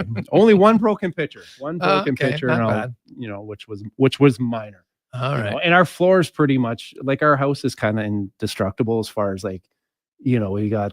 It's kind of like hardwood or I forget the material, but anyway. Sure, yeah. If they spill drinks or not that. Yeah. So anyway, it was fun, but I was tired and I felt like I might as well went out because I was just haven't been up that late in a while. Yeah, I just tough one, old man. Yeah. Well, so they were partying. You were watching the Oiler game, and Stuart Skinner. It's another really solid game in goal. McDavid obviously stood out when he needed to be, and for the most part, I thought another really strong game by Darnell Nurse. He just continues. He's been their best defenseman, I think, closing in on almost 2 months now. Yeah, they just, they're, you got to give the coaching staff a lot of credit because, they've been a little bit inconsistent. But you know what, their game is coming along as a team and as individuals, as Nurse, is starting to feel more comfortable with his game.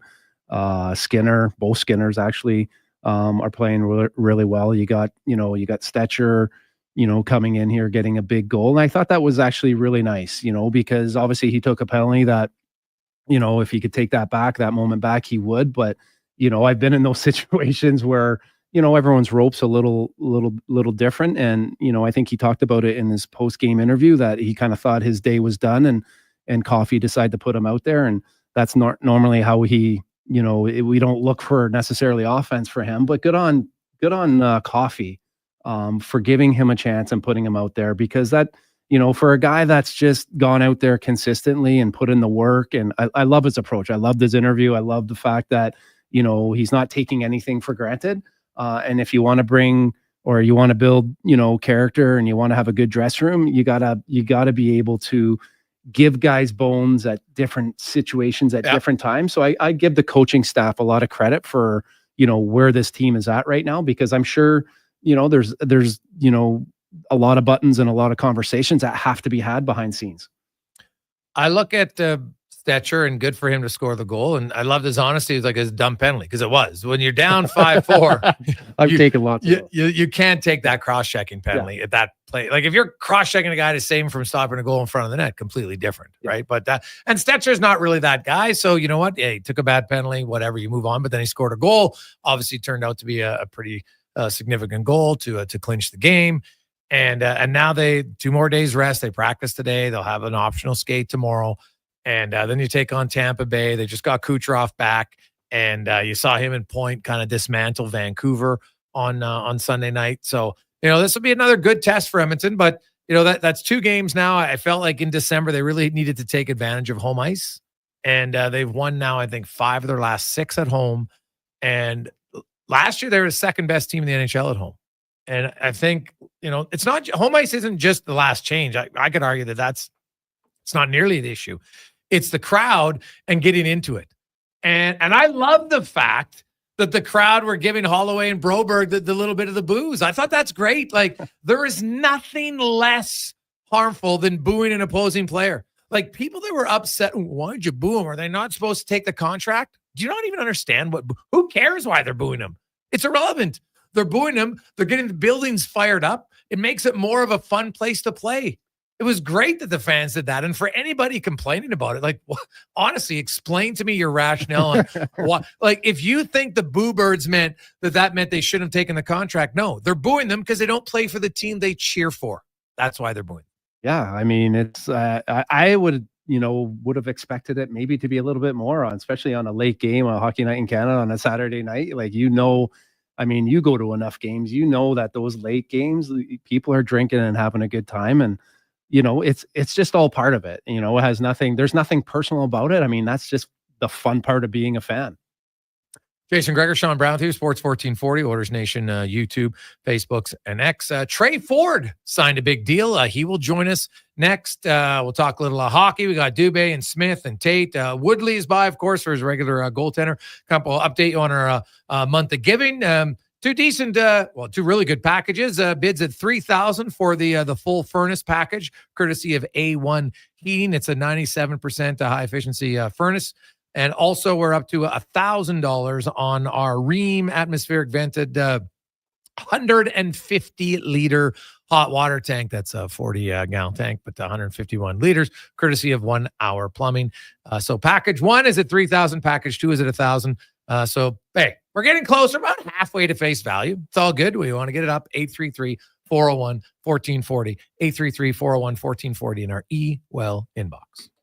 Now for today's holiday special, Legacy Heating and Cooling saves Christmas. Santa's furnace broke down in the shop last night, and the elves couldn't make any toys. That's right, because the HR lady said it's in humane conditions. But ho, ho, ho, golly gee, Santa got a 1-year guarantee, and the elves are working merrily with a brand new furnace from Legacy. Happy holidays from Legacy Heating and Cooling. New year, new you. Let's kickstart 2025 by making better life choices, starting with quality pizza from Papa John's. Right now, get 25% off any regular menu price pizza with promo code BETTER25. A deal so good, it might just count as self-care. With that ooey gooey, crispy, crunchy taste, fresh, never frozen dough, and quality toppings, Papa John's is a better choice than leftovers. But hurry, resolutions wait for no one. Offer ends January 5th. Order now at papajohns.com with promo code BETTER25. Better ingredients, better pizza, better get you some Papa John's.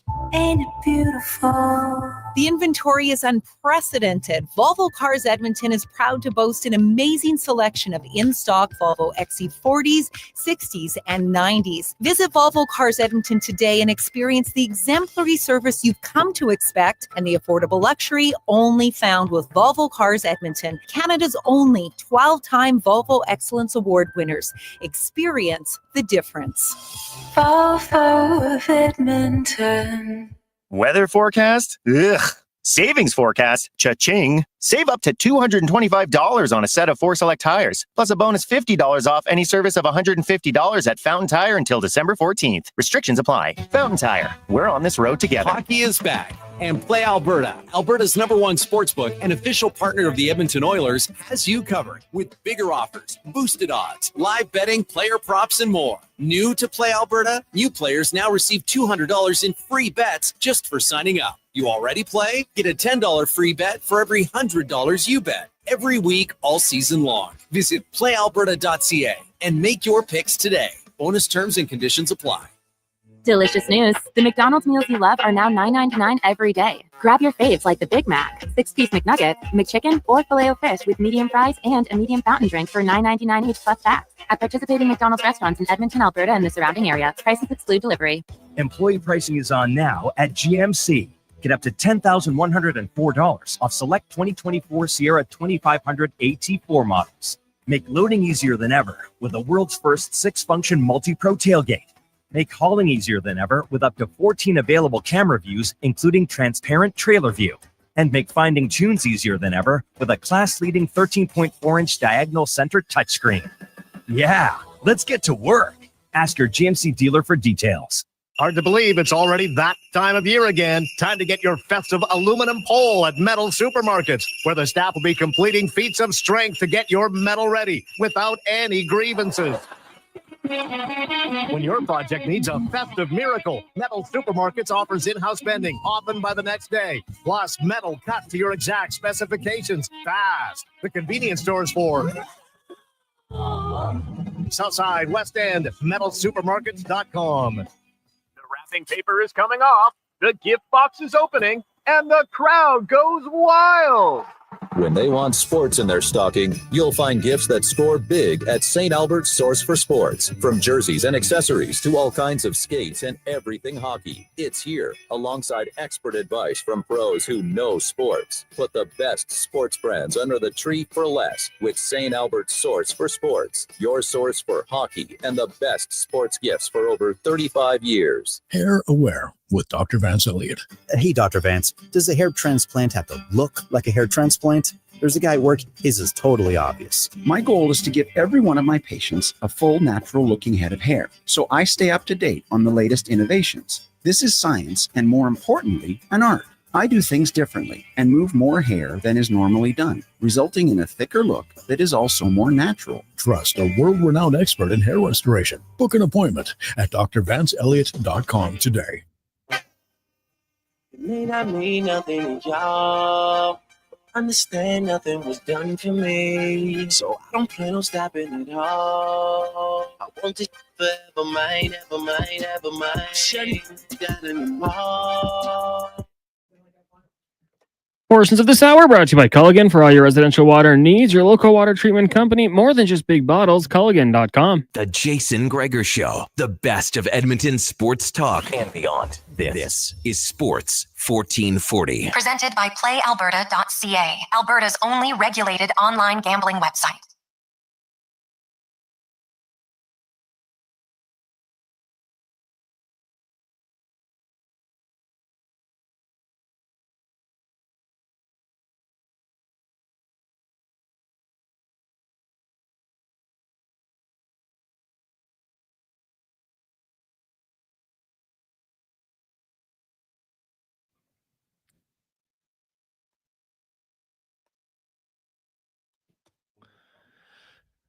$328. Everybody got a deal. Not always the case, but our next guest got a pretty good deal. Signs a 3-year contract with the Edmonton Elks. As we get to our football report now, brought to you by Legacy Heating and Cooling. Home to no payments, no interest for 1 year on your furnace. Stay warm all winter at Legacy Heating And a gentleman who we had in studio a few weeks ago and talked very openly about wanting to stick with the green and gold, and he did. Trey Ford signs a 3-year extension over the weekend and had his press conference earlier today. Trey, welcome back to the show, man. How you doing?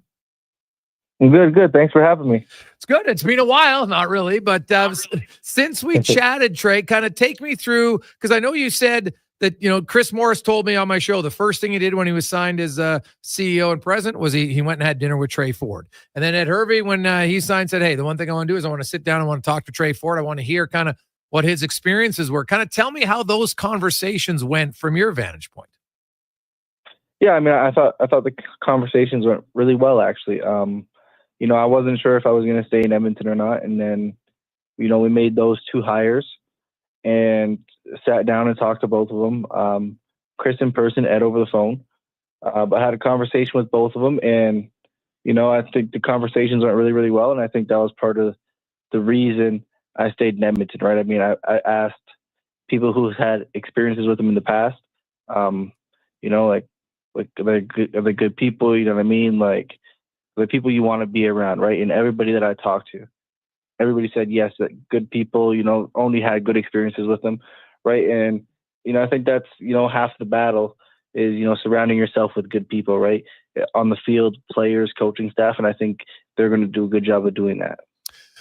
It was pretty clear, Trey, that, in your first few years in Edmonton, I don't know if mistrust is the wrong word, but it wasn't a great experience for you in a lot of ways. Obviously, there were some ways on the field was pretty good. You had a lot of success as an individual, and your team was, competitive when you were the starting quarterback. But I got the sense that you wanted more than just football. You wanted there to be, hey, how am I going to be developed? How am I going to be treated?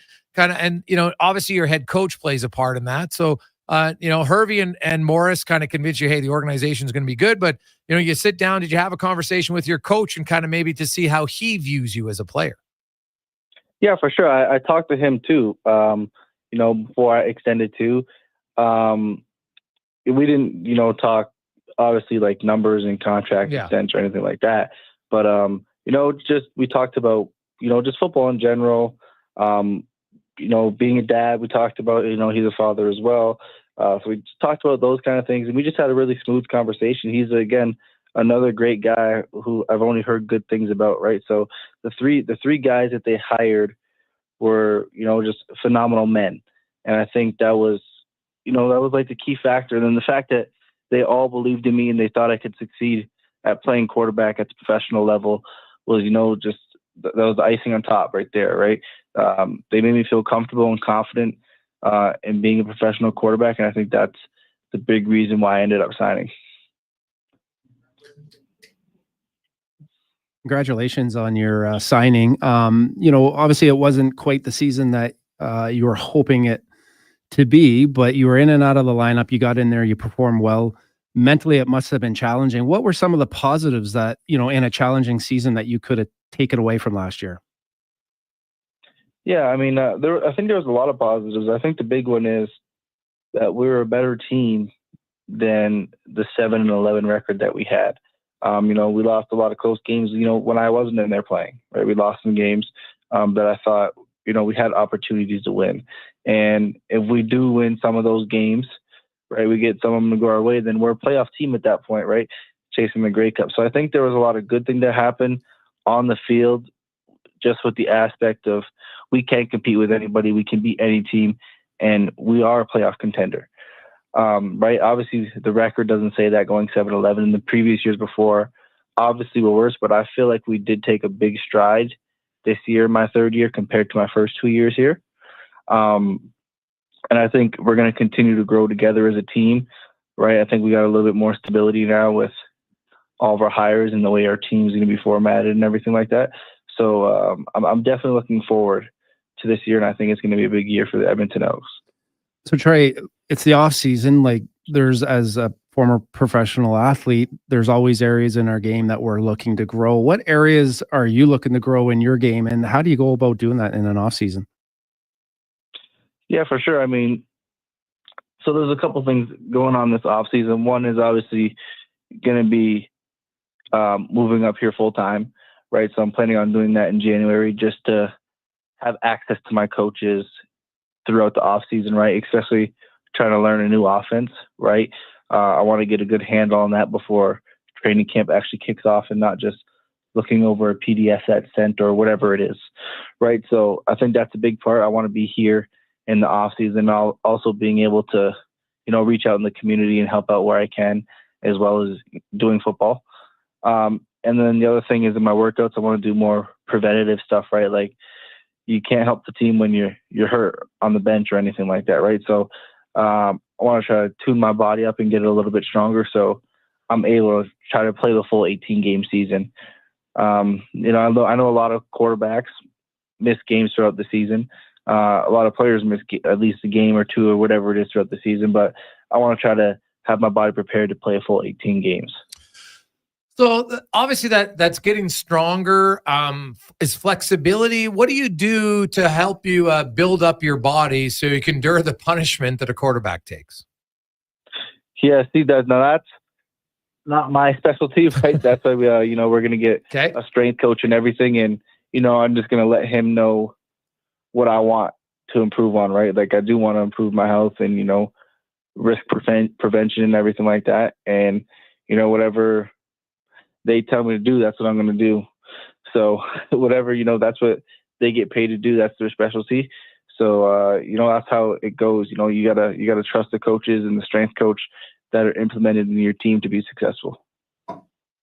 Trey Ford joins us, signs a 3-year contract with the Edmonton Elks. And Trey, your contract, the first year, a little bit lower base with escalators and incentives, and then year 2 and 3 full time. You kind of look at it, showed a commitment from the organization and what they see for you, long term. They want to develop a guy so Trey Ford can be their quarterback for a decade. Is that kind of the sense you got? Yeah, for sure. I mean, that's kind of the message I picked up from them, that I've received. So I'm looking forward to it. Hopefully I get to play for Edmonton for the next 12, 15 years. I'm going to be an old guy and retire in the green and gold. So that's the plan as of right now, but obviously going to take it one day, one season at a time. And yeah, I'm just going to buy into, whatever the coaches are selling and everything, buying in, and I'm all in for the green and gold. Trey, when I look at your numbers and I see the progression outside of the Winnipeg game, every one of your starts, if you look at just all the underlying numbers, touchdown to interception ratio, very good. Your completion percentage was very high. When you evaluate your game this past season compared to maybe even the year before when you started 10 games, where do you feel you made improvements? And was there an area of you taking a slight step back in some ways because you didn't get as many reps as a lot of people thought you should have? Yeah, I mean, well, reps are always an important factor, right? I don't think I got as many as I should have, but you can't go back and turn the clock. So the big things I feel that helped me was identifying defenses. I feel like that was probably the biggest one, and then having that time in the offense, right? The 2-3 years that I had. Whether I got the reps I should have or got, it's nice to be in the same system and get a handle on, how the play is supposed to be executed and how to run it, and seeing it versus different defenses and having answers. Obviously would have had a couple more answers with more reps, but that's just how it goes, right? You can't get all the reps. And again, I was in the backup quarterback role a lot of the time, right? And your starting quarterback should be getting most of those reps. So I understand that aspect, but it would have been, nice in the development stage to get more of those reps. But, I'm happy moving forward with where we are. And that's why, I want to spend time in the offseason here. Is I don't want to have to try to learn the offense when training camp starts, because I already want to know it. And I want to master this offense as fast as I can to give us the best chance of winning. So Trey, now that you got, a contract and a long-term contract, does this change anything for you as far as your leadership and how you handle yourself in the room? Is there anything you want to try and add to your game as far as a leader, or is it just the same old Trey? See, I don't want to do anything, too drastically different, just because, I still want to come off as me. I don't want to come off as somebody I'm not, right? Trying to do something I'm not. So I'm going to kind of going with the same approach. I'm guessing, I'm probably going to have to be more vocal than I usually am. I feel like that's just what comes with the quarterback position. But I feel like I have been less vocal in the past just because, it's tough being a guy who's in that leadership position that when they want you to be the guy, but you're not really the guy because you were the backup quarterback, right? So it's like you're trying to take over a leadership role that somebody else has. And like, you're not like as a team, you're not trying to step on anybody's toes or say something like, I didn't want to say something that counteracted whatever McLeod said. Right. So I don't like, it was McLeod's team. That's why they brought him in. They paid him, they made him the starting quarterback. So that was his team. But now it's going to be nice to be in a situation where it's my team, right? I have the opportunity to lead the team, and I'm looking forward to it. Trey, you, I saw your youngster wheeling around. He's already got the bands going on. Looked like it was working out in the dressing room today. And you talked about family being important and coming here. And Chris Morris has talked about it. Killam's talked about that they want to create a family, that's a football team, but also the players' families all feel real part of that. And I know it's not just a quick fix, but from your early conversations from this regime compared to the last, and just maybe how different you think it's going to be received from your whole entire group once the team is put together later next year. Yeah, for sure. I mean, just in general, when I think about it, I feel like the term family has been used probably more already in the last, 3-4 weeks than it was in the last 3 or 4 years, right? Yeah. Obviously, it's professional football, and I understand that. I'm an example. People go home, they have families and stuff.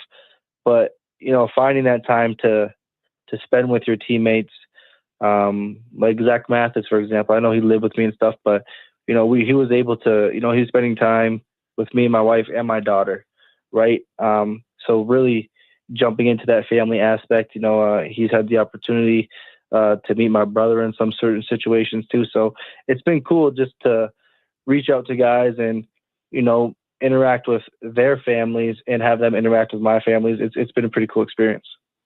Well, Trey, congratulations on the contract, moving to Edmonton. Good luck in the search for a home, and I guess more importantly, as you get set for Jordan Maksimic and his off. And so, one quick one about that. I don't know how much. I know he's not officially the OC yet, but he's going to be the offensive coordinator. I know, how different are you expecting the offense to be? I'm not expecting a huge change. Just from the past, like. I would watch BC's games. I'd watch VA play. I've watched Rourke play. So I've seen both of them play, and I watch teams across the league play. And there's a lot of similar concepts that are being played. Right? There's only so many concepts you can run.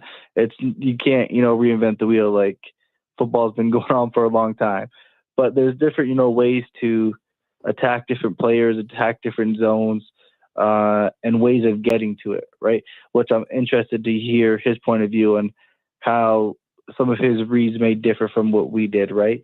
And, watching some of that BC film and seeing how they had so much success and we didn't, even though sometimes we were calling the same plays, how did they get to that spot in their read and what did they do differently, right? So I'm interested to cross paths and see how that goes, especially since I've only had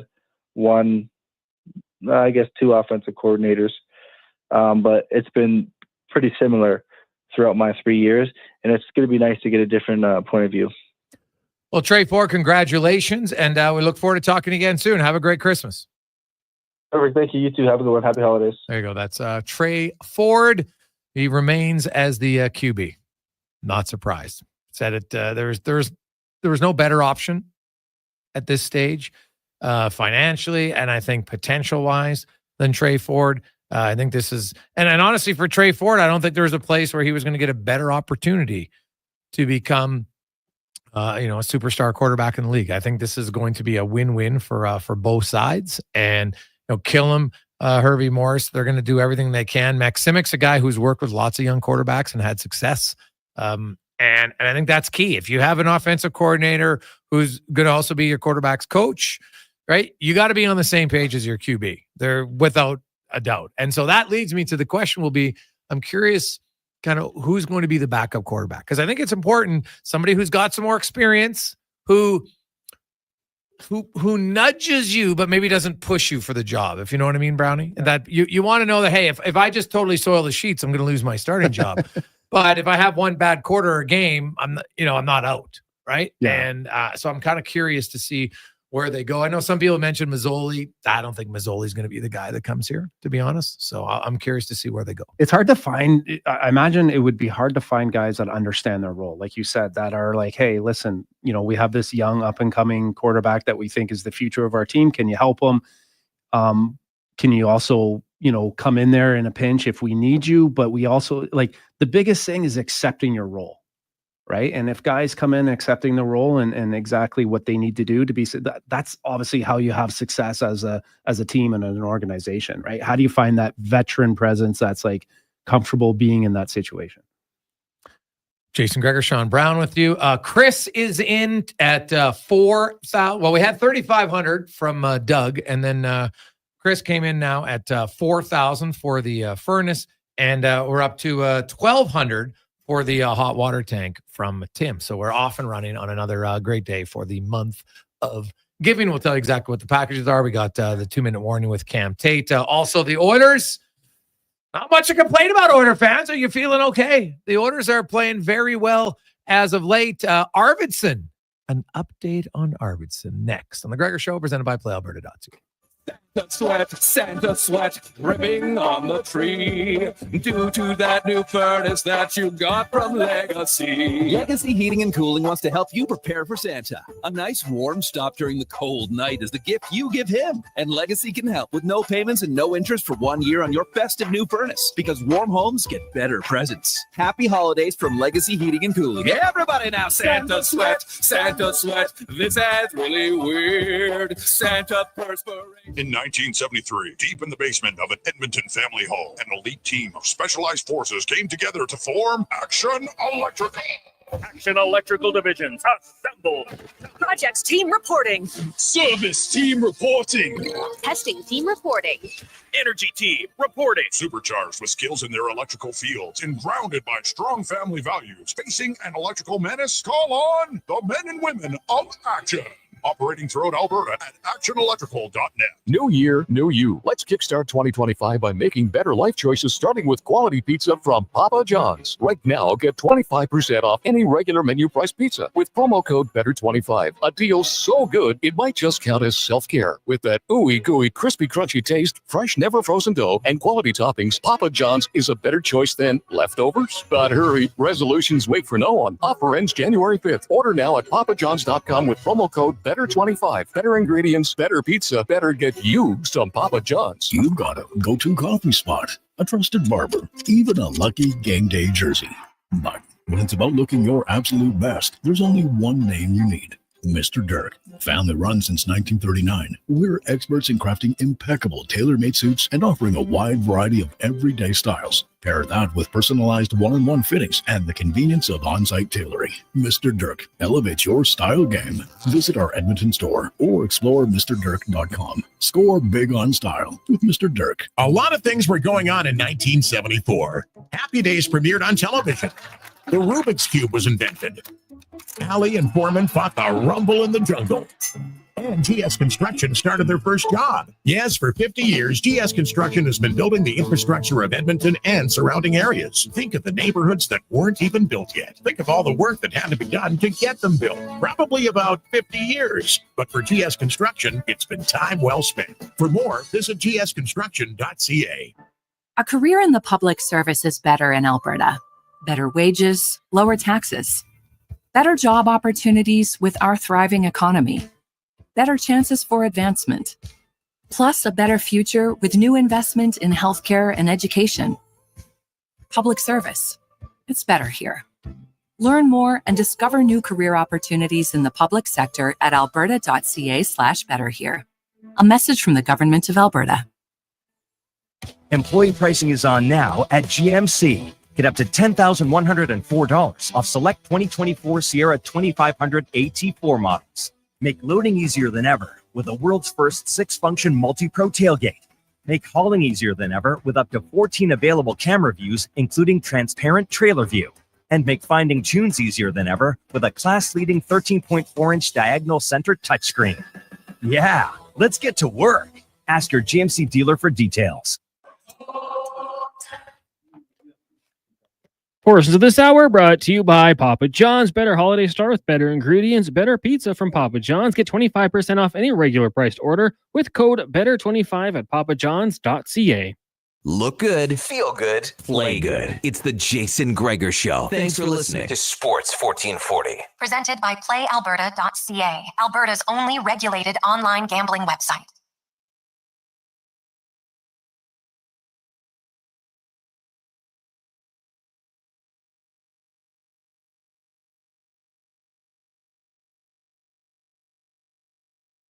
$3.50. Welcome back, Jason Gregor, Connor Halley, Sean Brown with you in Sports 1440, Orders Nation, YouTube, Facebook, and X. We continue on. Lovely Monday afternoon. Orders got Tampa tomorrow.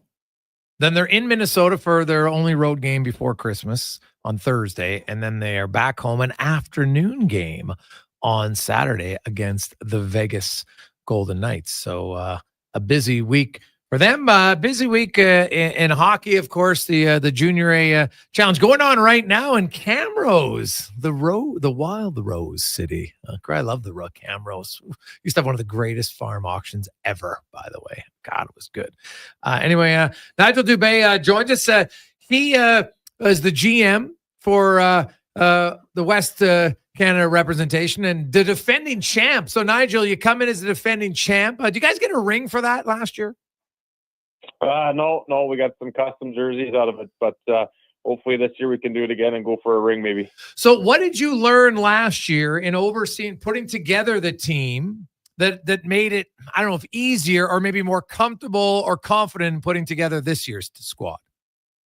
Yeah, I think it's just the construction of the team, and it's not always the top goal scorers or the best players in certain areas. You need to construct it in a manner that you're going to be able to defend at the same time and carry through a short-term competition. When you have heavy hitters like the Americans and the Swedes here, you need that balanced roster throughout. I think that's the biggest thing that, take away from last year's group and try and find a different version of it for this year's tournament.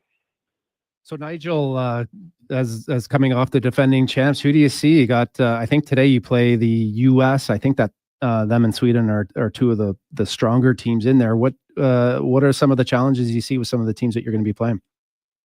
Yeah, I think with us, we'll actually kick off here tonight with Sweden, but we faced the Americans in the pre-tournament game on Saturday with Tasquin, and obviously the skill level and the Americans, there's a few NHL draft picks there. The Swedes have one of the highest rated up and coming, I guess, draft pick potential this year in the NHL.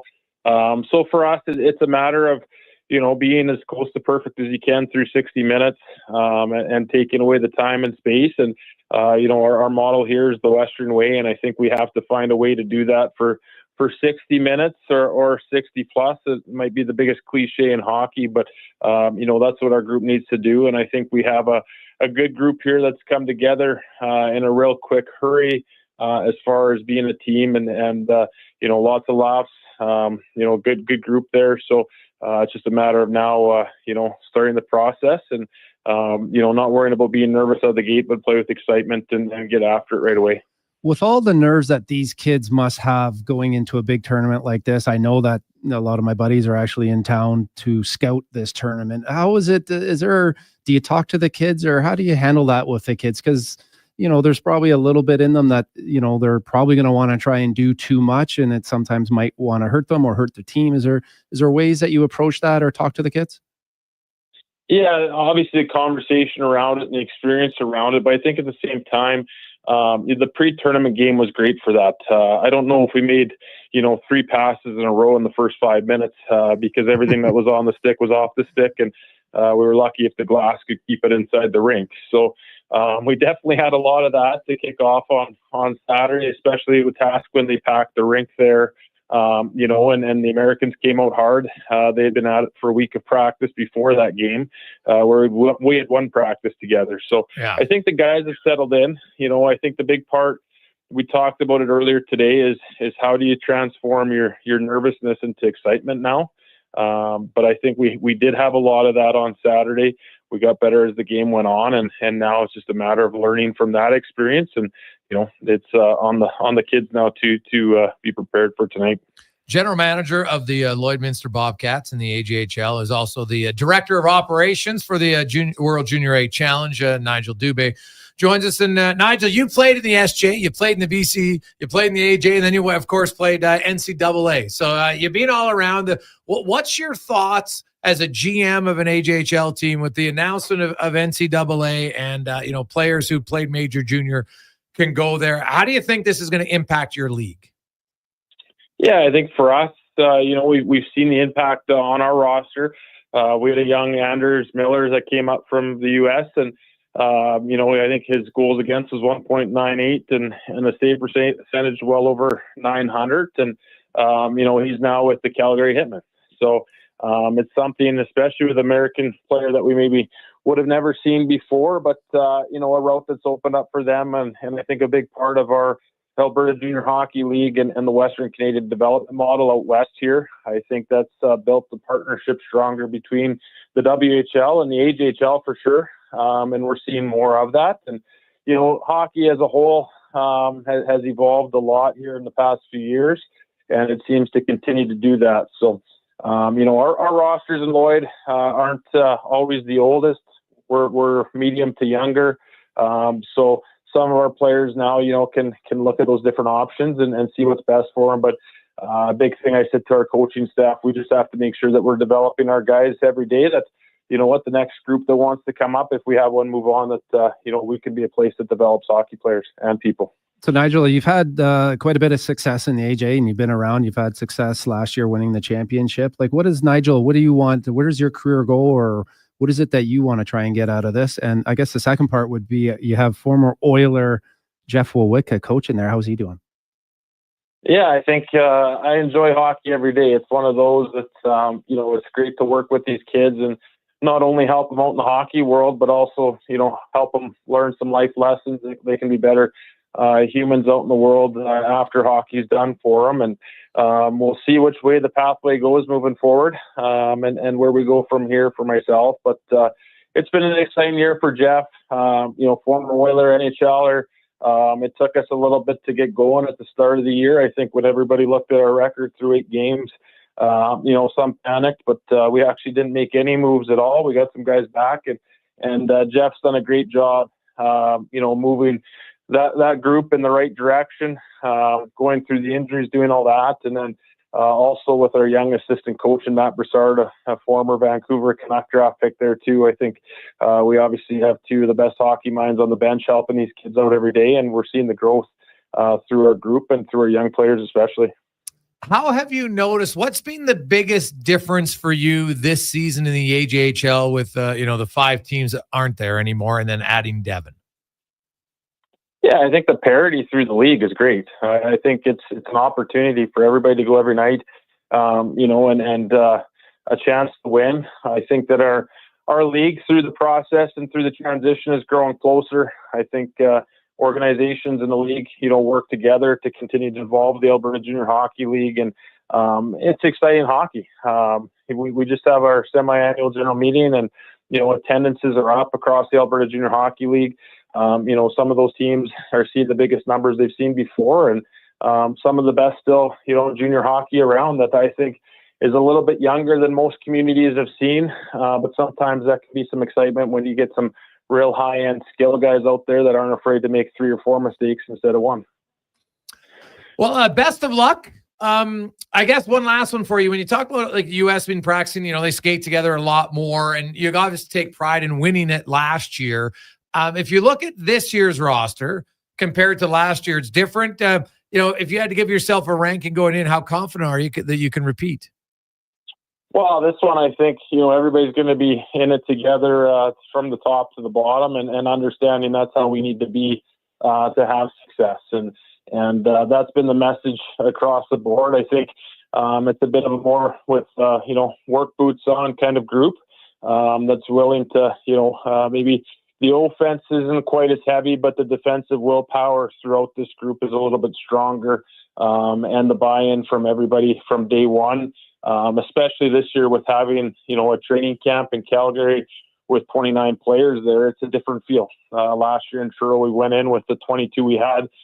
Scott Barney did a great job with that group and coaching that group throughout the week and growing to hit the stride at the right time. But, for us, we've had a camp. It's been competitive, a couple inter-squad games against East. And now, here we are. And the other part of it for us, I think we have the West crowd behind us. And last year, that was a big momentum booster for East. It was packed in there. We were definitely not the favorites. And we're hoping for, the Western crowd here to get behind us and push our boys for the same result at the end of the day. Thanks for your time and best of luck. Thanks, guys. Appreciate it. There's Nigel Dubé joining us, of course, GM of the Bobcats in Lloydminster and, of course, Director of Operations for now, your son played in this, did he not, last year? He played last year, yeah. Yeah, it was a great experience. Hockey Canada did a fantastic job. He did a fantastic job. The coaches, it's a quick tournament. So yeah, I mean, I'm like, how many games did they play? Like 5? Yeah, I think they played maybe 2 exhibitions, and then probably 3 or 4 or 5. Yeah, but okay, 5. So if the exhibition, so they got to play 7 games. Yeah. Okay. So yeah, they did. It was good. It was quick. But he does a good job.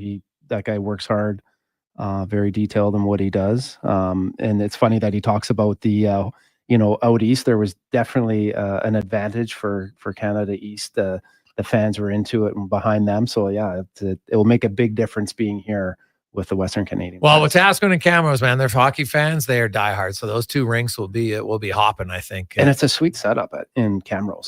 They have one of the best rinks and best setups there. Oh, so they have a great rink there. Yeah. But they had their exhibition game. He was saying out in Wetaskiwin, right? Yeah. And I tell you, they would have jam-packed it. Like, I'm sure a lot of people from Camrose just traveled down, not very far. So Camrose has long been a very good junior A town for a long, long time. They had Augustana University, for many years as well, and supported it and did a great job. And so that doesn't surprise me. It's I remember the old barn, man, it was huge and just cavernous, like one of the biggest, loudest echo barns, actually called the longest AJHL playoff game in history in that barn. You called it. I did, yeah. It was 5 periods of overtime. So how hard is that calling a game? Yeah, AJ Jackiebeck and I were doing it. We still laugh about that one. You're getting like I was doing play-by-play and he was doing color, and you're okay. Yeah. Like it's not like I'm not playing the game. Yeah. But it's still a long, like you can see as the later it would go, like the first 5-7 minutes of every overtime period, well, after the third one were pretty good, but then you could just see, like guys are tired. Yeah. They're just not as quick. Yeah. Right. And, but it was fun to be a part of. Yeah. No question about it. Quick break. We'll come back. We got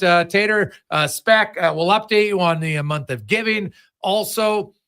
And so the Blue Jays are out on Soto. Color me surprised, as if I didn't think that. I thought they were being used as bait again.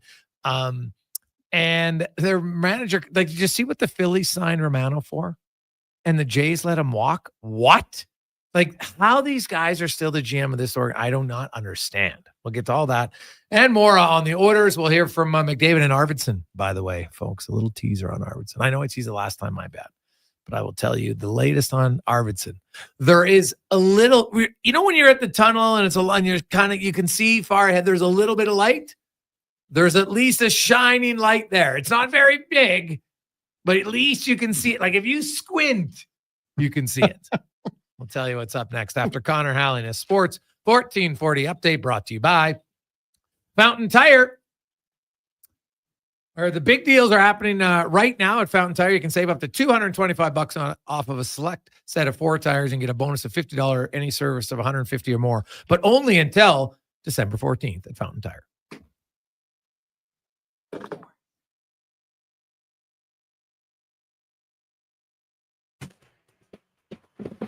Trade today in the NHL. The San Jose Sharks sending goaltender Mackenzie Blackwood forward Giovanni Smith and a 5th-round pick in 2027 to the Colorado Avalanche for goaltender Alexander Georgiev, forward Nikolai Kovalenko, a 2nd-round pick in 2026 and a 5th-rounder in 2025. On the ice 3 games tonight. Buffalo hosting Detroit at 5. Also, Blackhawks take on the Rangers. Then at 5:30, the Canadiens up against the Ducks. Former Toronto Blue Jays closer Jordan Romano has agreed to a contract with the Philadelphia Phillies pending a physical. Romano, a 2-time All-Star, was not tendered by Toronto earlier this offseason. In the NFL, Week 14 wraps up as the 5-7 Cowboys host the 4-8 Cincinnati Bengals. That gets going at 6:15 from AT&T Stadium down in Arlington. And in the association, just one game tonight. Scotty Barnes and the Raptors taking on Karl Anthony Towns and the New York Knicks. That'll get going at 5:30. Coming up in hour 3 of the Jason Gregor Show, we'll hear another edition of Cam Tate's 2-Minute Warning. We'll be joined by Fox Sports Radio host Jason Smith and ask 5 questions. I'm Connor Halley. This has been a Sports 1440 update. Sports 1440, Stingray radio station. CKJR broadcasts from West Edmonton Mall and Wetaskiwin. Download the free Stingray music app and listen wherever you go. I take possession of my commercial space in 3 months. I need lighting. I need a fire alarm. I need data. I need a generator. I need panels. Sounds like a job for the men and women of Action Electrical. Projects team reporting. We design, build, and construct all the electrical systems for your projects. Need everything to work right? Get the Action Electrical project team on your site. Facing an electrical menace? Call the men and women of Action. Operating throughout Alberta at actionelectrical.net. Legacy Heating and Cooling is your #1 furnace service company for the holidays because we don't charge overtime rates, including 24/7 emergency. Oh, I need service, please, Santa. Tell me a price. My furnace is naughty. Would you please make it nice? No, I can't wait to find it under my tree. Please send me service from Legacy. No overtime or emergency rates during the holidays or ever. That's how you service your legacy. Legacy Heating and Cooling. New year, new you. Let's kickstart 2025 by making better life choices, starting with quality pizza from Papa John's. Right now, get 25% off any regular menu price pizza with promo code BETTER25. A deal so good, it might just count as self-care. With that ooey gooey, crispy, crunchy taste, fresh, never frozen dough, and quality toppings, Papa John's is a better choice than leftovers. But hurry, resolutions wait for no one. Offer ends January 5th. Order now at papajohns.com with promo code BETTER25. Better ingredients, better pizza, better get you some Papa John's. The Canada-wide clearance is on at GMC. Get a $7,500 cash credit on 2024 Sierra 1500 Crew Cab elevation models. With Sierra's 13.4-inch diagonal premium GMC infotainment system with Google built-in compatibility, available off-road package with hill descent control, plus an available 3-liter Duramax diesel engine, you can take the road less traveled and try new things, like fishing or whitewater rafting. I should have gone fishing. Ask your GMC dealer for details. Delicious news. The McDonald's meals you love are now $9.99 every day. Grab your faves like the Big Mac, 6-piece McNugget, McChicken, or Filet-O-Fish with medium fries and a medium fountain drink for $9.99 each plus tax. At participating McDonald's restaurants in Edmonton, Alberta, and the surrounding area. Prices exclude delivery. Diablo Boots in Canada West. 2 great names in work and cowboy boots. For over 60 years, Diablo has been selling the best-made Canadian boots. Diablo has boots from sizes 6E to size 15 EE, just for you. Why buy boots made in China like Ariat, Justin, or Red Wing, when Diablo has the best quality for less, made in Canada? Diablo has work and cowboy boots with replaceable soles and heels for longer life. So, save on boots by Save On Foods. That's Diablo Boots, 3340 Gateway Boulevard, on the east side of Save On Foods. Hurry in today for best selection. Right about now, the Funk Soul Brother. Check it out now. The Funk Soul Brother. Right about now, the Funk Soul Brother. Check it out now. The Funk Soul Brother.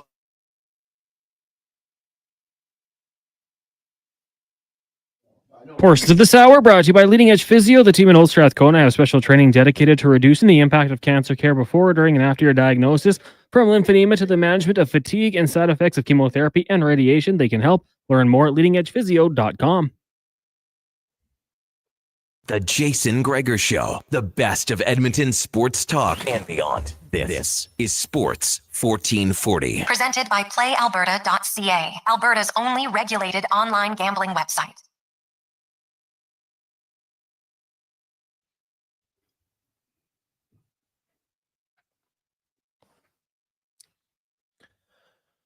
It's after 4 o'clock. Jason Gregor, Connor Halley, Sean Brown with you. Man, we just rolled through the first 2 hours of the show. Just blew right by. I love it. Have yourselves an awesome day. I hope. Hope you had a good weekend. Some wet snow, a little slick out there right now, especially on the sidewalk. Freezing rain's the worst. Like, ideally, let's just stick around -10. The outdoor rinks are great. The roads aren't as icy. -10 after a week and a half. We're all out there in T-shirts anyway. So this hot, cold, the menopausal weather is not great for anybody. So it's not good. It's not good at all. Gregor Show is always presented by PlayAlberta.ca, where you can get in the game on Monday Night Football. If you like Joe Burrow, how many yards that guy going to get tonight? He's a machine. Also, you have tomorrow, 40 million in the Lotto Max. Get your tickets at PlayAlberta.ca. We'll get to the 2-minute warning in a second. We got a lot of text to get to. Hey, guys, what's on Arvidsson? Well, Arvidsson, like I said, it's a glimmer. You can't get too excited just yet, but it sounds like there's a chance that, because remember, he was day-to-day initially on November 12th, day-to-day, and now it's been 3 weeks. The hope is that Arvidsson, who has started skating on his own, will rejoin the team for practice this week. So if you look at their schedule, that might be Wednesday, because they play tomorrow. They're going to have an optional skate in the morning. Not many guys are on it. Then Wednesday, they might have a skate and fly, right? So I don't know. Could he fly to Minnesota? Maybe just to be part of the team, to kind of get back in the swing of things, not play yet. But so if you look at it, I think he's got to have at least 2 good skates with the team, minimal, before he plays. So not going to play tomorrow. Not going to play Thursday, maybe Saturday, but I would probably guess not until the following week. But at least he's skating and is getting closer to skating with the team. Because to go from day to day to out a month is I don't see that very often.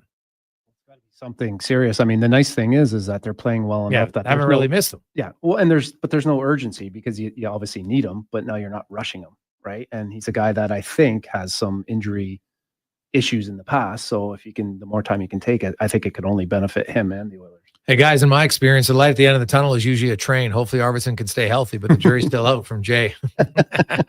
Well, Jay, but if you're going one direction and you're in the train, the light of the tunnel is the light coming out of the tunnel. But sometimes, I guess, if it's a two-way tunnel, you're right. You can have the train coming the other way. And I don't know what train hit him. I don't know what it was, but it clearly has derailed him for a lot longer than they initially expected. But the good news, the Oilers really haven't missed him in that 10-game stretch. They've been playing quite well, solid performance. Gregor, I couldn't agree with you more on the people whining about booing. I was at the game. First of all, it wasn't even that much booing. And second of all, just added to the atmosphere. Who are the people complaining? That's a fair question. There are some. Friends of the show, we'll have them on tomorrow, DVD, Tchaikovsky. We're like, oh, what are they complaining about? I'm like, I don't know if I wasn't at the game. I was in Brooks, but I watched the game and I heard I had some buddies who were at the game and they're like, yeah, it was fine. Yeah, I've been to games. I've seen and heard fans say a lot worse. Do a lot worse than that on a Saturday night. Booing an opposing player might be the most harmless thing that can happen. Like, what's next? Guys, I didn't like the Skinner's better chant. That's going to hurt his feelings of the opposing goalie. Can we not do that? Like, what the hell are we doing? Tough. I'm not even going to say tough enough, because if you're complaining about some spattering of booze to some young guys, give me a break. Like, seriously, what is your complaint? That's what I want to know. Well, ask DVD tomorrow. I want to know, what's the complaint? Well, what are they supposed to? What are they supposed to do? They can take the contract. Booing them doesn't mean they're mad they took the contract. That's not what it means. Right? It's not what it means. It's in a way, it's kind of a weird sign of respect. Did they boo Jesse Puljujärvi when it came back here? No. Guys who the fans don't care left, they don't care about. Right? It's a little bit of a compliment. Hey, they're booing me. Oh, geez, they kind of miss me. Right? Think about it this way. So when now, obviously Brownie can't. There was no such thing. He's too old. They didn't have cell phones back then. But like a young Sean Brown, when his girlfriend breaks up with him, and then he has to block her number because he doesn't want to talk to her anymore. Now, that doesn't mean that he doesn't really like her. He's just got to block the number out of sheer survival mode. So the Oilers fans are like, you know what? Yeah, God, you left us. It's kind of like, yeah, well, boo. It's what it is. I miss you, but I can't have you, so it's okay. Like, my goodness. But, I could not believe the people complaining. Like, are we joking right now? This is sports. It's booing. Didn't Holloway score a goal? Like, oh my God, I can't believe he survived, Brownie. Like, was he going to get PTSD from this? Like, what are we complaining about? Seriously.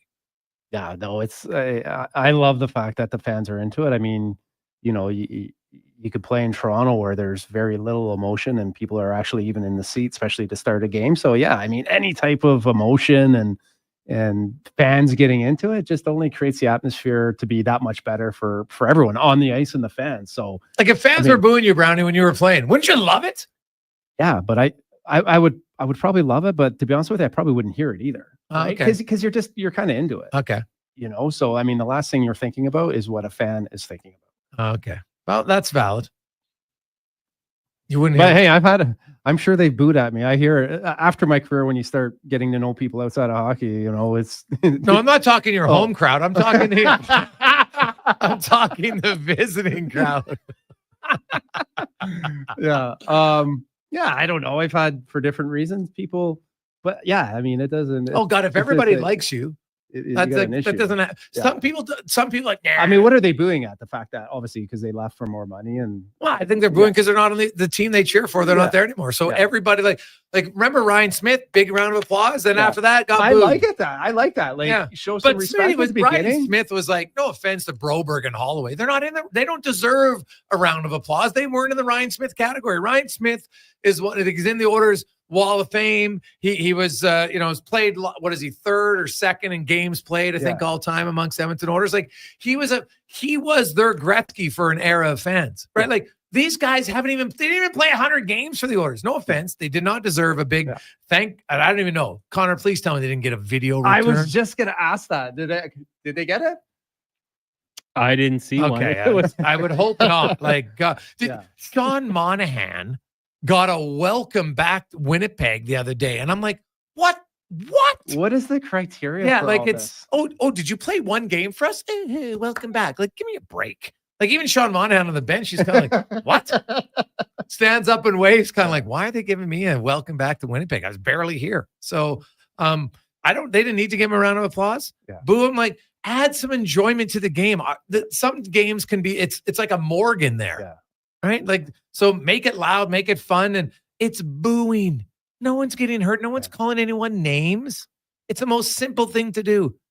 And kudos to the fans who came up with Skinner's Better chant. It's a fantastic one. Taking a page out of Winnipeg. It's really good. I love it. Like you said, I mean, there's nothing better listening and sitting in there and some drunk guys are going off and yelling and screaming. I think it just adds to the I want to be entertained as much as possible, whether it's on the ice with the product there or people in the stands.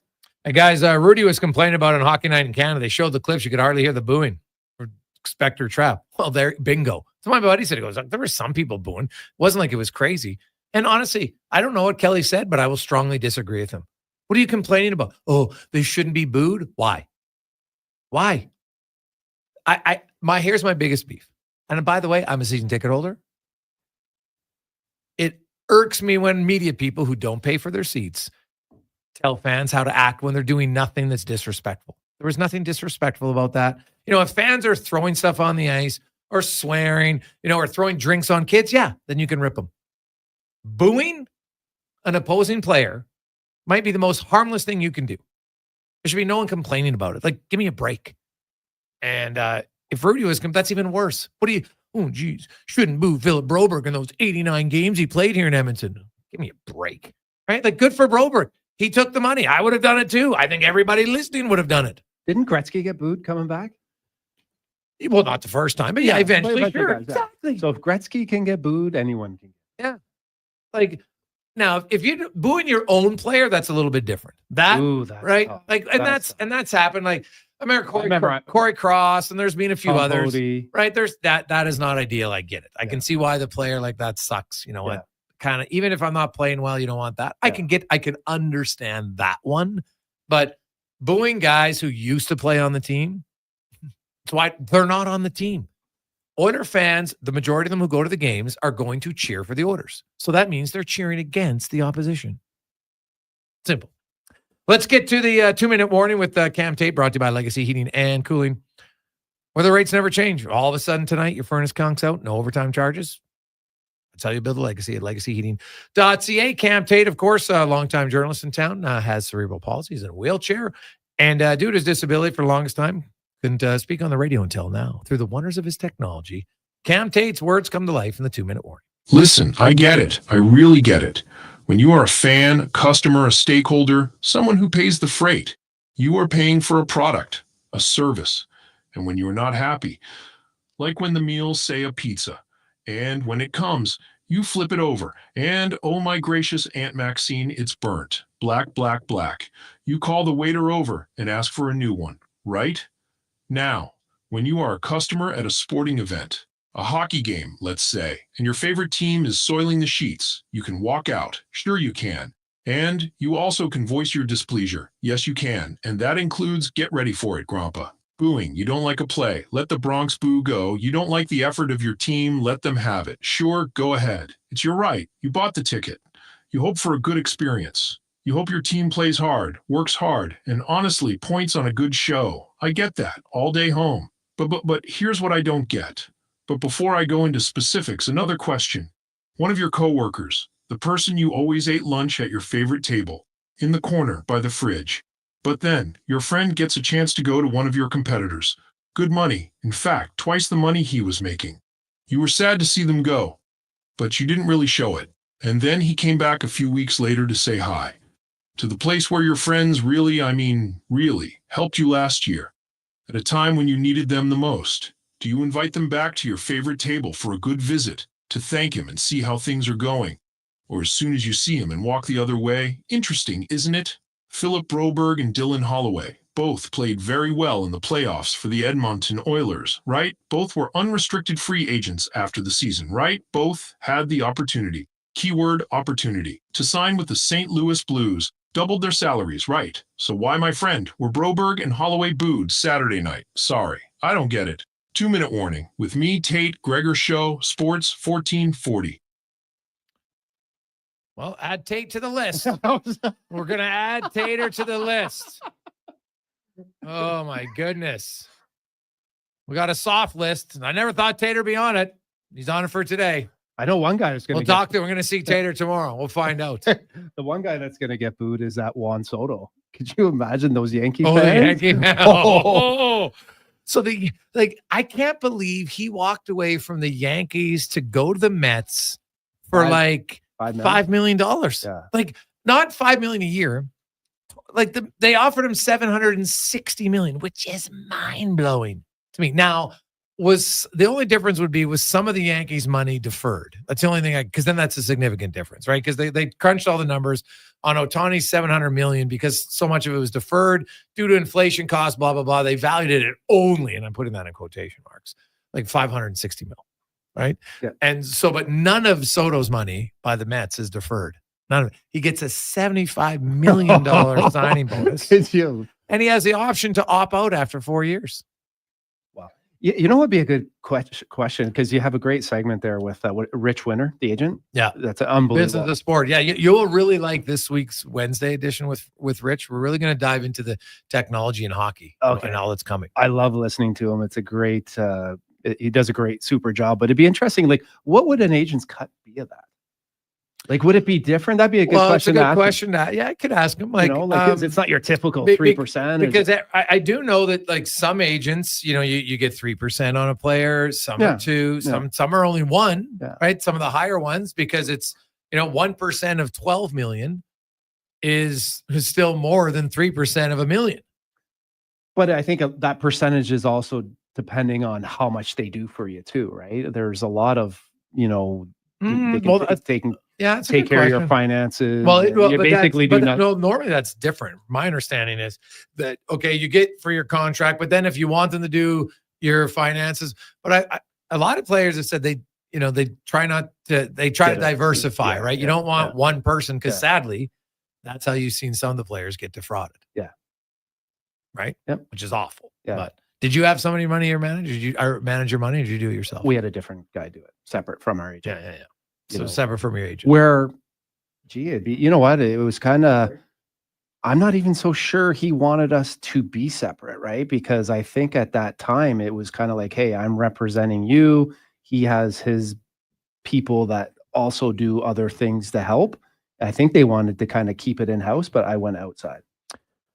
Raven sent this text in. Hey, when my coworker left to go work for the competition, did I boo him the next time I saw him? Damn right I did. Then after the meeting, we went for drinks. See, exactly. The Oiler fans don't hate Broberg and Holloway. The ones that booed, it just adds some ambience to the game. We'll return. Jason Smith joins us next on the Jason Gregor Show. Oh, also, by the way, we're up. We got some bids. Let's get to those. We came in. We had $4,500 from Steve, and now Chris is in at a cool $5,000. We're getting closer to face value. I love it. For the furnace from A1 Heating, and we're up to $1,350 on the hot water tank. We'll give you the details on both, or you can check it out at jasongregor.com. You can see today's packages and all the packages that we have to offer for this week. Some great things up for bid in the month of giving. We'll return to the Gregor Show, presented by PlayAlberta.ca. The locks are on a timer. They're going to get out. Sounds like a job for the men and women of Action Electrical. Service team reporting. With the remarkable reach of our bucket trucks and other equipment, we assess, service, and maintain your electrical lighting and automation systems. Facing an electrical menace? Call the men and women of Action. Operating throughout Alberta at actionelectrical.net. Kids get in free all season long. Can you believe it? Looking for an enjoyable and affordable family night out? The Spruce Grove Saints are excited to introduce their Kids Get In Free program. All kids 12 and under receive free admission for every Saints home game this season. Bring the entire family for action-packed junior hockey at a fraction of the cost. For more information, check out sgsaints.ca. Hockey is back, and Play Alberta, Alberta's #1 sportsbook and official partner of the Edmonton Oilers, has you covered with bigger offers, boosted odds, live betting, player props, and more. New to Play Alberta? New players now receive $200 in free bets just for signing up. You already play? Get a $10 free bet for every $100 you bet. Every week, all season long. Visit playalberta.ca and make your picks today. Bonus terms and conditions apply. Black Friday continues at the Brick.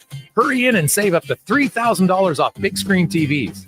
Plus, save up to 65% off genuine leather sofas when you buy the matching Love Seater chair. Save up to 40% off mattresses and up to 25% off bedroom, dining, and home entertainment furniture. Plus, the more you buy, the more you save, with up to $300 off select brand name major kitchen appliances. Some exclusions apply. See thebrick.com for details. The Brick, saving you more. For half a century, that's 50 years, GS Construction has been building the foundation of Edmonton and the surrounding area's infrastructure. But let's make one thing clear. This milestone would never be achieved without the dedication of our incredible team. Together, we've built the underground infrastructure that keeps things running smoothly, from the existing to the new underground systems. It's 50 years of hard work the team has put in to make it all possible. Here's to another 50 years. For more on our team and our work, visit gsconstruction.ca. Delicious news. The McDonald's meals you love are now $9.99 every day. Grab your faves like the Big Mac, 6-piece McNugget, McChicken, or Filet-O-Fish with medium fries and a medium fountain drink for $9.99 each plus tax. At participating McDonald's restaurants in Edmonton, Alberta, and the surrounding area. Prices exclude delivery.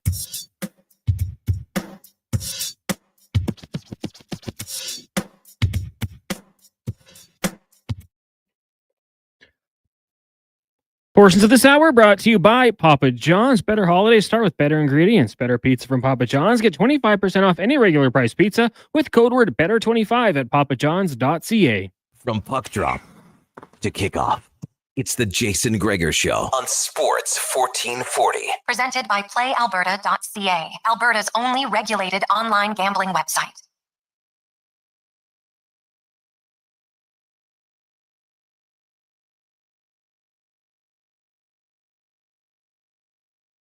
'28, we return. Sports 1440, Jason Gregor, Connor Halley, John Brown with you on a lovely Monday afternoon.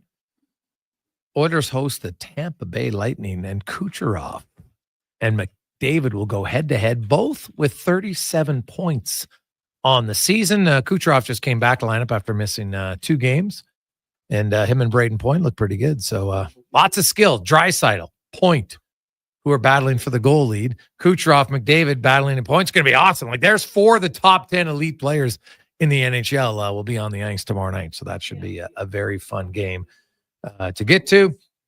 We are up to $5,000 on our month of giving auction item today, which is the furnace from A1 Heating. And it is a 97% efficiency furnace. Of course, now this comes with all your permits, everything. There's nothing else included in this. Okay. Like no other cost to you, right? And all your thermostats included. They'll even remove and dispose of your old furnace for you, and you get a 12-year factory back parts and labor warranty. And so that's up to 5G from A1. Package number 2, the hot water tank. It is a 40-gallon or 150 liters for anybody who wants to know. It is the Rheem atmospheric vented. Vents out your chimney. It's a top-of-the-line hot water tank. This is an absolute bargain right now at $1,350. Okay, so it's up to $1,350. 833-401-1440. You can text or call to make a bid, and we're helping out Operation Friendship Senior Society today. As we are now going to go in the room, brought to you by Action Electrical, where you can take action on your savings with Action Electrical, especially if you're looking for solar. Did you know, for any of you business owners out there, you can get a 30% tax rebate from the federal government? Action can show you exactly how to do it. actionelectrical.net. As we are joined by a voice you hear every night, weekdays here on Sports 1440. Fox Sports Radio host Jason Smith joins us. And Jason, the big deal in New York, you walk across the street from the Yankees to the Mets because you couldn't settle for $760 million. You really needed the $765 million if you're Juan Soto. Tell me about the deal, what you think of it, and did the Yankees catch a break not having to pay it? Well, first of all, let me say this. Being a Mets fan, this is where I'm at right now. I want everybody. In fact, my Carolina Hurricanes, we're coming for McDavid. Just so you know, we're going to get him soon too. Anybody we want, my teams are going to come take now because this is so transformative. And then maybe we'll give you one of Rod Brindamore's relatives who has played hockey sometime in the past. But we're coming for McDavid, just so you know. Don't get used to him for much longer. All right. I think he'll sign an extension next summer. But I will say this. If Dundon actually spent big time on a free agent, I would be like, that would be the story. They built a great team, and he's like, I don't spend top dollar. So good. But what do you make of the Soto deal? Like, he's like, Ohtani went to $700 million, and he's like a freak. He can hit, he can pitch, he can steal bases. Juan Soto is an unreal hitter, and he's probably at best an average defender. Why is he getting so much? What am I missing here? Well, look, you know what? It goes back to the Moneyball line when Brad Pitt says his defense does not matter, right? When you're talking about a corner outfielder, defense doesn't matter as much as it matters up the middle, right? You know, the Mets, look, the Mets went out and signed a Gold Glove center fielder to play center field half the time this year. But defense on the corners is not as big a thing. And this guy is as transformative a hitter as there is in baseball. And it's bigger than just the Mets getting Juan Soto, who is every 5 years or so, there's a big free agent like this that comes out there. But this transforms the team. You know, I lived my whole life in the little brother shadow of the Yankees, that whenever the Yankees wanted somebody, they went out and bought them. The Yankees were always, you sit down and we'll show you how things are done. Okay, that's great. And finally, in 2024, I get my moment. This transforms the team. It transforms the Mets, and it transforms the identity of the Yankees, because Soto could have easily stayed. He could have easily stayed a Yankee. The money was close. In fact, Scott Boras even said to the Yankees, look, if you come up a little bit, because the Yankees wanted to keep his average year's money down a bit under a luxury tax, because now suddenly the Yankees are worried about money. They wanted to keep his money down under luxury tax. So basically what it was, hey, could you do more? And all Scott Boras did was put the Yankees up against the Mets. Usually the Mets are the teams used for leverage. Hey, the Mets are going to give them this. Okay, well, we'll give them X, Y, and Z. Okay, great. See, the Mets get used for leverage. The Yankees got used for leverage. The Yankees could have kept him. He could have easily stayed, and instead he decided to go across town where he knows half the town is going to be mad at him, but he decided the Mets are a better destination than the Yankees. And think about that for a second. The Mets are a better destination than the Yankees. My dad won't pick up his phone today. Biggest Yankees fan in the world. I can't get him on the phone. I'd have to go by his house and do a drive-by and cruise by because he won't pick up the phone for me today because he knows what the conversation is going to be. Will the Mets make any other big moves?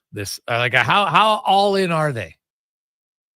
Oh, Obviously, this is the big fish, but they have way more money to spend, right? They have a lot of money coming off the books from last year.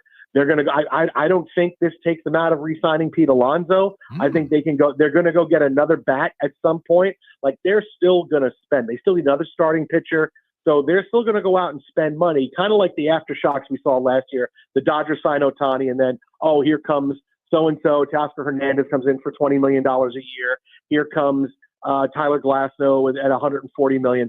So the Mets still have another couple of moves. And I'm telling you, I would not be surprised if Alonso is a Met. And that's a headline sometime in the next couple of days. Because Scott Boras has all the big guys at this meeting. And I'm sure that today belongs to Juan Soto and yesterday. And then he'll have another deal to announce tomorrow, another deal to announce on Wednesday, another deal to announce on Thursday. All his guys will be like this. All his all-stars will find over the course of the next few days.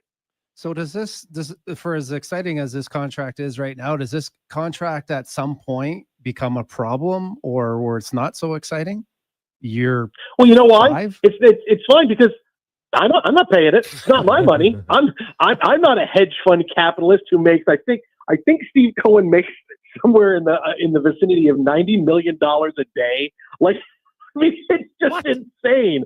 I don't have to pay it. It doesn't matter to me. He's decided. The money doesn't matter. He went way over the luxury tax, so much so that baseball had to put in the $300 million Cohen tax because he's the richest owner in baseball. It's not even close. He says, I'll spend whatever I have to win a championship. So with contracts like this, I would be worried more if Soto wasn't an everyday player. If this is a pitching contract, I would say, oh my goodness, I'm just waiting for this to go bad. But look, Soto's contract will be great for the next 10 years. Will the last 2 or 3 years be difficult when he's 38, 39? Yeah, probably. But you know what? I'll worry about that. I'll worry about that in 10 or 12 years when he's 38, 39, and suddenly, guys have been getting billion-dollar deals for a while, and suddenly Soto the deal looks like a bargain. Can you believe they only got him for $700 million back in 2024? So I'd worry more about it if it was pitching, but hitting, this is what the guy does. He's motivated. He wants it. Obviously, it comes with drawbacks because you don't know about health. You don't know about how a team is going to play. You don't know, whatever it is, adjusting to a new home. There's always risks with something like this. But then again, there's risks in all sorts of free agency. But if you're spending the money on an everyday player, I'm good. I'm sure this will be fine. If there's a game I'm going to watch next year, it's when Juan Soto goes back to New York to play the Yankees. Like, what type of reception? I mean, there's talk, and some people are upset. A couple players that got traded or picked up by St. Louis. There's a few hundred people booing. What type of security? What do you expect when he goes back to New York? Oh, I love it, man. Are you kidding? I feel like the Emperor from Return of the Jedi. Yes, let your hate destroy you. Let me feel your hate as it flows through me. Yankee fans are so mad right now. My favorite is Nick Turturro, who is on NYPD Blue. You probably remember him. He's all through the 90s. Been acting for a long time.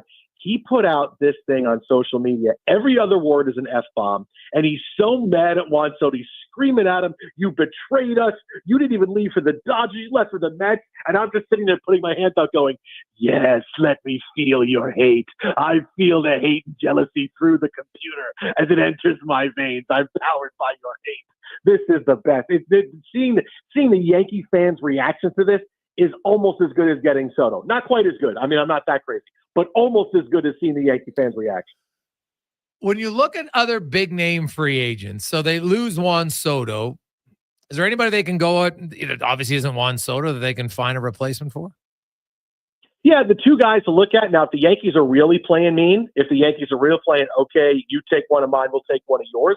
I think they go over the top and get Pete Alonso. Okay. Give him money that even Cohen wouldn't pay him. Look, that's a little too much for me. And then let him come cross town and hit. Because he's still a great power hitter, right? He didn't have the big year last year, but my goodness, the home run against the Brewers, I watch that thing at least once a day. And I watch the Moneyball version of it. And Alonso, when he hits it, and I remember screaming at the top of my lungs because I knew he had it. I mean, he's got such a great place in Mets history. That's what they do. You want to really get even? Okay. Go get Pete Alonso. A guy that maybe is a little bit more realistic is Anthony Santander, who you can also weaken the Orioles because, look, the guy had 40 home runs last year, and he's a guy to go get at 31 years old. So I would say those would be the two guys on the Yankees that I would say, all right, let me go get both of these guys for a fraction of what it would be to sign Soto.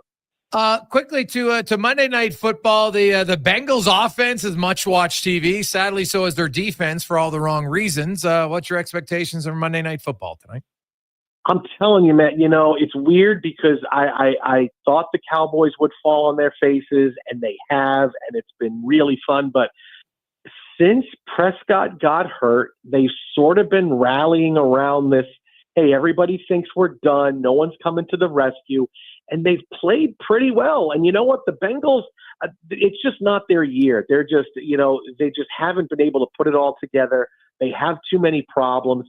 And the Cowboys at least seem like, hey, when we're playing a team that's got issues, we can put enough together to win a game. I think the Cowboys get the win tonight. Really? Well, that would knock the Bengals. Their slim playoff hopes would then officially be erased. Give me you're a Mets fan, which there's been some suffering at times. There's been excitement. What do you mean some suffering? It was like Infinity War when the snap happened and everybody disappeared. That's suffering. Yeah, well, but then if you thought that was bad, you're also a Jets fan. And oh my God, there's another blown one yesterday against Miami. All right, they give up the touchdown and the 2-pointer, then they lose it in overtime. There's no chance Aaron Rodgers come back to New York next year, is there? Okay, first of all, I have heard in the wake of the Soto contract, football is being canceled. So they're going to end the season. So there's no need for it anymore. So we don't need – okay. You know what the worst part about that game was? Here's the worst part, is the Jets are always going to jet, right? They're driving down for the go-ahead field goal, right? It's 23-23. They're facing a 3rd and 26, and right now it's about a 55-yard field goal. The Jets just want to get some yards so they can kick an easy field goal. So the Dolphins have no timeouts left. There's 50 seconds left on the clock. And Rodgers throws kind of a comeback route over a back shoulder fade to Davante Adams, who catches the ball about 5 feet from the sideline. At this point, he knows to go down. He knows to not get pushed out of bounds. But what happens? He stands up and he lets himself get pushed out of bounds where the clock stops with 50 seconds left. So the Jets kick a field goal, of course, to take the lead. But with that 50 seconds, the Dolphins were able to drive down and kick a field goal to tie the game to send to overtime. Had Adams just gone down in bounds and fought to go down, the Jets are kicking a field goal with 10 seconds left, and the Dolphins aren't winning. But that's Jets foot. It took Davante Adams 6 weeks. Now he's officially a Jet. He's one of us, man. That brain cramp decision to not fight harder to go down. He knows not to go out of bounds. Like, he's a Jet, man. He's a Jet all the way. Like, it took him a little bit, but now he's one of us, man. Yeah, Davante, it took him a while. You were this great player, and now look, you're one of us. You're one of us now. Yeah, it does. Like, it's weird. Like, it does seem contagious. Like, winning's contagious. They look at Casey. They could try to lose and they'll find a way to win. Whereas the Jets, all they do is find ways to lose. To say this kind of brings it full circle, right? With the Jets, is that you look at my two teams, right? The Mets and the Jets, right? Two of my favorite teams. I always say you can have great talent on the field, and but eventually that's going to go.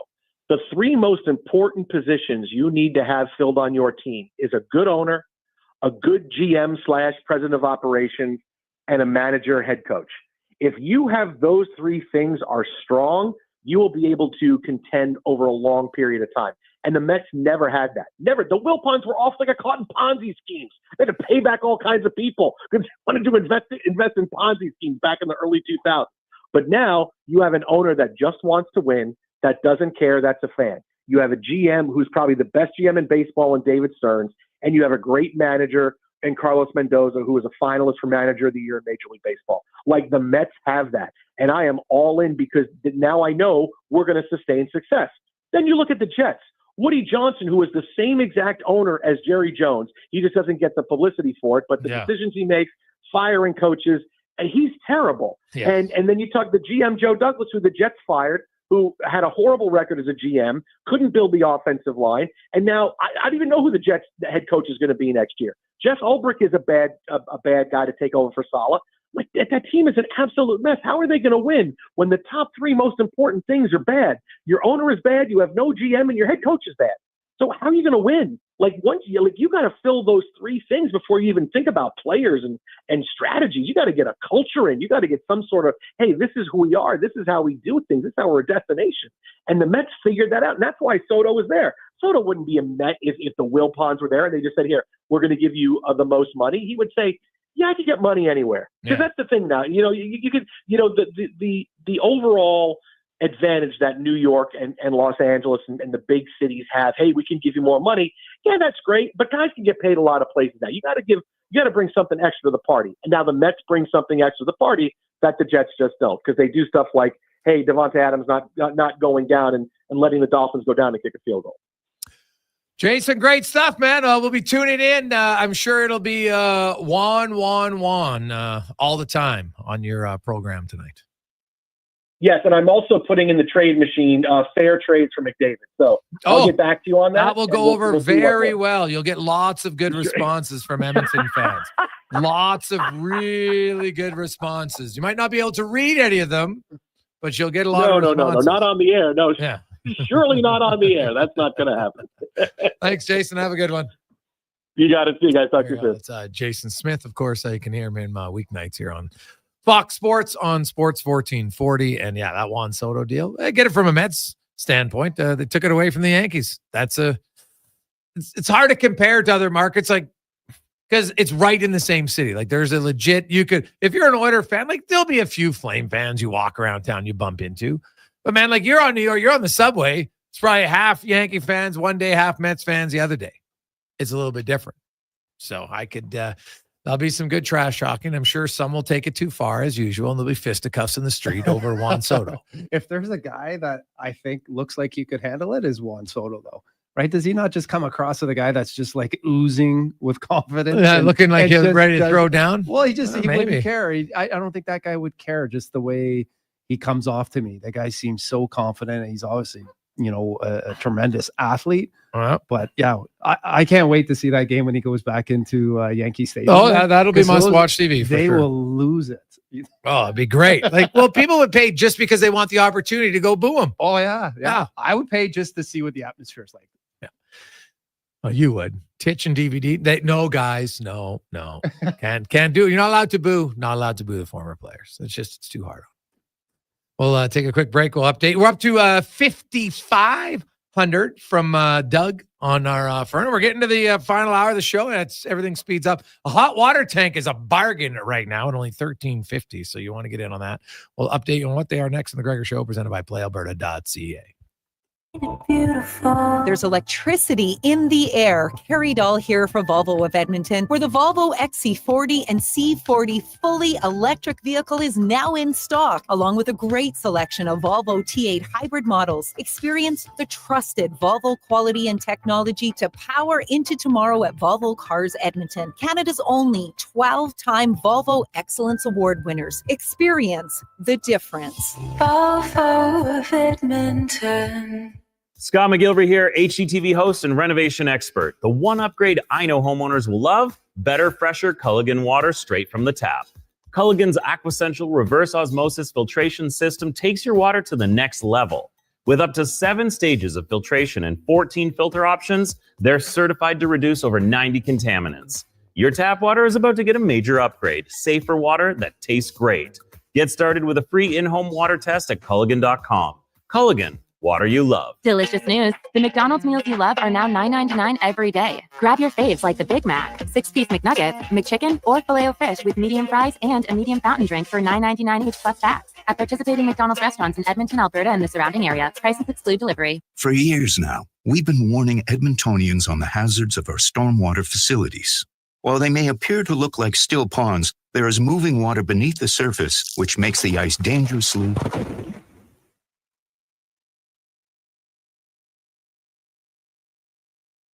The unpredictability of stormwater facilities makes them treacherously unsafe for all winter activities, even walking. So think twice. Don't go on the ice. A safety message from EPCOR. The Canada-wide clearance is on at GMC. Get a $7,500 cash credit on 2024 Sierra 1500 Crew Cab elevation models. With Sierra's 13.4-inch diagonal premium GMC infotainment system with Google built-in compatibility, available off-road package with hill descent control, plus an available 3-liter Duramax diesel engine. You can take the road less traveled and try new things, like fishing or whitewater rafting. I should have gone fishing. Ask your GMC dealer for details. Are you watching the interest rates these days? Of course you are. Paying less interest leaves money in your pocket. That's why St. Albert Dodge is happy to tell you that right now they have 0% financing on virtually all new 2024 models. Hundreds to choose from: Jeep Compass, Wrangler, Grand Cherokee, and Wagoneer, Dodge Durango, and Hornet, Ram 1500, 2500, 3500, all with 0% financing. Why pay interest? Head up the trail and see how easy it is to do business at St. Albert Dodge. A mullet for Marvin, a bowl cut for Barry, a pompadour for Peter, who's now really quite hairy. After this Christmas, all the men wish they could get some hair restoration from Dr. Vance Elliott. Hi, I'm Dr. Vance Elliott. While you're Christmas shopping, consider giving yourself the greatest gift of all, a full natural head of hair. I know the results will be life-changing. Want to make this the year you get your mojo back? Book a free first consultation today at drvanceelliott.com. It's Canadian Tire's Christmas Rush Sale. Dash in and save up to 35% off Christmas trees, lights, and decor. Sale ends on December 12th. Conditions and exclusions apply. This Christmas, let I Hear Unicare bring the joy of clear conversations. Find festive deals on the latest hearing aids at our locations in Spruce Grove, Stony Plain, St. Albert, and our 2 Edmonton stores. Bring your holiday moments to life. Visit ihearunicare.com.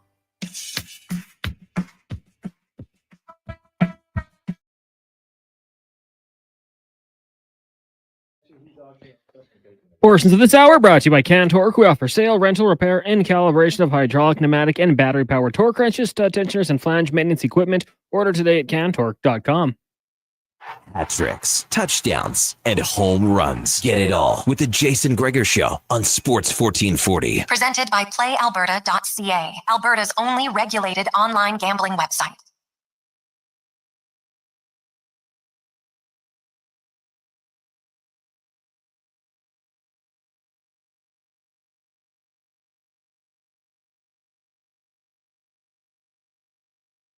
Or 51, Jason Gregor, Connor Halley, Sports 1440. Oilers Nation, YouTube, Facebook, and X. Of course, Sean Brown along for his regular Monday afternoon. It is a month of giving. We've had a great start. Let's keep it up. Today, 2 packages, and both still under face value, but that always changes in the final hour. We love it. But right now, we are at 5,500 from Doug on the high efficiency furnace. It's a 97% efficient furnace, 2-stage Air Ease, comes with Google Nest or Ecobee thermostat, your choice. All materials, equipment, labor, and permits, all included. 12-year factory back parts and labor warranty and a lifetime heat exchanger warranty. And they'll remove and dispose of your old furnace. So that's 5,500 from Doug. And that's right now, it's a big bargain. A hot water tank from 1 Hour Plumbing. It's the Ream atmospheric vented 150 liters or 40 gallons, whichever number you deal in. It's the same size. But any of our gallon fans or liter fans, now you know, 150 or 40. Okay? And that's only at $13.50, an absolute bargain right now. So let's up it, if we can, 833-401-1440, 833-401-1440. Big thanks to 1 Hour Plumbing, who donated that, and A1 Heating with the furnace. As it's time for 5 questions brought to you by The Brick, where right now you can save up to $7,500 on sofas, $1,600 on sectionals, $3,000 on big screen TVs at The Brick and thebrick.com. It's time for 5 questions on the Jason Gregor Show. All right, guys, right now on TSN's Power Rankings, the Oilers are the top Canadian team in the NHL. If you had to rank them in the entire league, where would you have them? I think in the I mean, they're definitely playing better and they're finding their game, but I think I would have maybe Florida, Minnesota, and then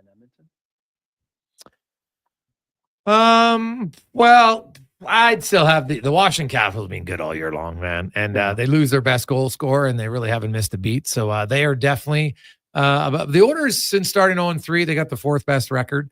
But Carolina does have for now an elite point producer in Marty Natras, and if that continues, then that makes them more of a threat. So Edmonton, Minnesota, Washington, Carolina, and Vegas is still pretty good, so they'd be up there. I'd probably have Edmonton 5th still today. Question number 2. Last season, the Elks offense finished 2nd in yards per game and points scored, with Trey Ford running the show. Ideally, for all of the games, will the Elks have the top offense in the league? It's a good question. I don't know if they'll have to score as many points because their defense, they're hoping, isn't as bad, right? Like they're 7-11. They scored the most points. Why? Because they gave up too many. That would be an issue for them. But I think their offense is going to be pretty good. There'll be some changes, but I expect, Rankin's already re-signed. I think they're going to get Javon Leake. And here's the one thing, Cons, where I don't know if they'll have as many yards necessarily, because I don't think they're going to have to be passing and trailing all the time like they were playing catch-up. And I think they're going to get better special return yards this year, which means they'll have less field to work with on average. I think they're going to use Javon Leake way more on special teams. Great breakdown. I'm going to say that they are. I just think having a more confident Trey Ford, someone that is going to be the guy and feel like he's the guy. I think it's going to be a great year for him. And if they were already up there last year, can't see why they wouldn't be even a little bit further ahead. Question number 3. We've got the college football playoff bracket out there. The games are going to get going on December 21st, or sorry, 20th, actually, the first game. I've sent you the bracket. Who is your pick to win it all? I'll go with the easy one. I'm just going to go with Oregon. I think they're ranked number 1. Getting the old thumbs up there from Deck. So it seems like it's the right. That's a right call. An Oregon fan. He's an Oregon fan. Ooh, God. Let's look at the bracket. I guess I will go. You went Oregon. I can't go Oregon. I'm going to go maybe a little bit off the board, Cons, but only because I love the blue turf. Boise State. They've got the deserved Heisman Trophy winner. Question number 4 for you. Do you guys think the Mets will regret the Juan Soto contract at any point? Well, go ahead. Yeah, well, I mean, at some point, I think that's, the term, but I think the previous guest there made a good point. It's not going to be anyone else. It's going to be someone else's problem. A lot of these long-term contracts are going to be, someone else's problem. So in the short term, it looks good, but I think eventually. Well, it's 15 years. So now I haven't looked at the breakdown of, is he still going to get that much in the final years, or is it weighted heavier? And then the last few years are $5 million a year. Like, I don't know. Then I guess here's the question. Does he opt out after 4 years? Because you take out $75 million signing bonus automatically. Well, and it still lives, I know, a ridiculous amount of like $675 million. So that to me is my interesting point. So I'm going to say the owner won't regret it because he makes so much money. He'll use it as a write-off. They lose money, he'll be like, we lost some money. Oh, well. Yeah, so I don't think he'll have any. He personally will have no regrets. Final question today is National Pastry Day. Gregor, I know you're a fan of the baked goods. So for both of you guys, what would be your favorite? I'm going to go, when I was in Nuremberg, I used to pass a bakery and I used to stop off and get a chocolate croissant. And I'm not a huge, pastry guy, but man, I haven't had a croissant like that. And it turned out I would start grabbing 2, 3. And I was wondering why I'm putting on this weight. And it's, I didn't clue in for about a month. I was like, wow, it's. Jeez, I wonder why all these pastries are making me. These pretzels are making me thirsty. These pastries are making me chunky. That's the old brownies line. But they were the best croissants I've ever had. They were so fresh. Yeah. And man, did I enjoy that with a coffee going to the rink. Okay. Yeah. Well, I've never had that croissant. I'll be honest, I don't love the croissants. I find like they're lighter, but if I'm gonna have, I want to I'm gonna feel like I want to know that this is putting a little bit of strain on my artery right now. So, God, this is a tough question, man. So pastry days. So I'm gonna assume this isn't something like this is something we get like donuts, pies, kind of thing. Cons. That's what we're going for here. Yeah, like I would say for me personally, a cinnamon bun. Oh God, top the list. You know, cinnamon, a really good. But a cinnamon bun where? Like I find Cinezeo right down here. Is like if you go to Tim Hortons and stuff like that, no, it's no good. Tim Hortons donuts, homemade though, right? Yeah, yeah. I will. You know what I like right now. And Cons, I try to cut out things. I'll have it every now and then. But the Italian bakery on 170th Street, their Boston cream donut is unreal. So I will go with that. Dutch's another good one. What's the other one? Dutch's is actually amazing. Yeah. There are quite a few pie places too. We could have a whole show on this. Yeah, I love a blueberry pie. Blueberry pie. Strawberry. What about strawberry rhubarb? You like that? Yeah, it's not bad. But it's got to be. It's the crust that makes it. Oh yeah. Right, the big thick lemon meringue. Oh my God, one of my favorites. Oh. I used to get that. My grandma used to make that for me on my birthday. Love it. You know what I never had until I was old, an adult. But I've become a big fan of key lime pie. Now it's got but key lime pie can either be good or it's got to be tart. If it's not tart, it's it loses it. So good key lime pie. If we're talking pastry, though, the greatest pie, anybody who's ever been to Maui, or I guess maybe anywhere in Hawaii that has the monkey pod. So the monkey pod's a restaurant and it's like a pie cake mixture almost. Yeah. And they have 4. There's a banana cream, there's chocolate, and there's the strawberry one. So we would go as a family, my mom, we always took my mom and my mother-in-law, and we would go to the monkey pod when we were there for 10. We used to go 2 or 3 times. And every time each one of us would have a piece. And you take half of it home because it was so big. Yeah. Anybody who's been to the monkey pod, or if you're going, Maui definitely has it. I know Oahu has some. Go to the monkey pod, try their pie. You will not be disappointed. That's a big portion. If you're taking dude, home, and that's what I like about it. I don't I get I don't need a big piece because it's actually not great for you. So I respect the place to have the proper serving. Yeah. I don't like it. I can respect it, but I love the big serving. Yeah. I want to walk out feeling bad and know that I ate something bad. Because if you're half in anything that's calorie friendly or if it's not sweet enough, all I do is eat more of it. Yeah. And you know what? We got this text in, and this is a very good point. Very good point. The hey boys, what about the donut place on the way to Grand Prairie? Oh, buddy, that's in Crooked Creek. It's got a big donut. Okay. Right? It's unreal. Big donut. Yeah, like seriously. Anybody who's driven Highway 43 has likely stopped there, and you know exactly what I'm talking about. Right? It's actually, is it closer? But now I got to think. Is it closer to Bezanson or DeBolt? All I know exactly which side of the road. So if I'm driving to Grand Prairie, it's on my left side. If I'm driving from Grand Prairie, it's on my right side. Okay, that's what I know. So and it is amazing. The donuts there are worth the stop. And most people who've driven, most of the guys or gals who work and they're up and down Highway 43, they know about it. Well, do you remember when the apple fritter used to be this big? And now you go the apple fritter is like the portions are now quite a bit smaller. Apple fritter, right? Apple fritter? Oh, I've never had. Really? No. A nice apple, especially if you get there, if you go to the Shore Park Bakery early in the morning and get them when they're still warm. Oh, fresh. Everything fresh was good. It's so good. Fresh. Maybe then put it in the microwave. Dude. Coffee. We made these double chocolate mint cookies. Oh. That might be the best cookie I've ever baked at home. Yeah. And what was unique about it, when it came out of the oven, I'm like, what? But then the recipe said you got to let it sit on the pan for 50 minutes afterwards. And then it just made it even better. It was phenomenal. So put for Christmas time, you deserve a few sweets. Try those. This could be a tough month. Are they better than the Kalmar donuts, Josh? Ooh, those are Kalmar good. donuts. Those Are very are good, Josh. Those are good. They are very good. Yeah. So good. I might put Crooked Creek slightly. That's a very that would be like a 9.99 versus a 9.98. They're both really good. Is there a Krispy Kreme coming to town?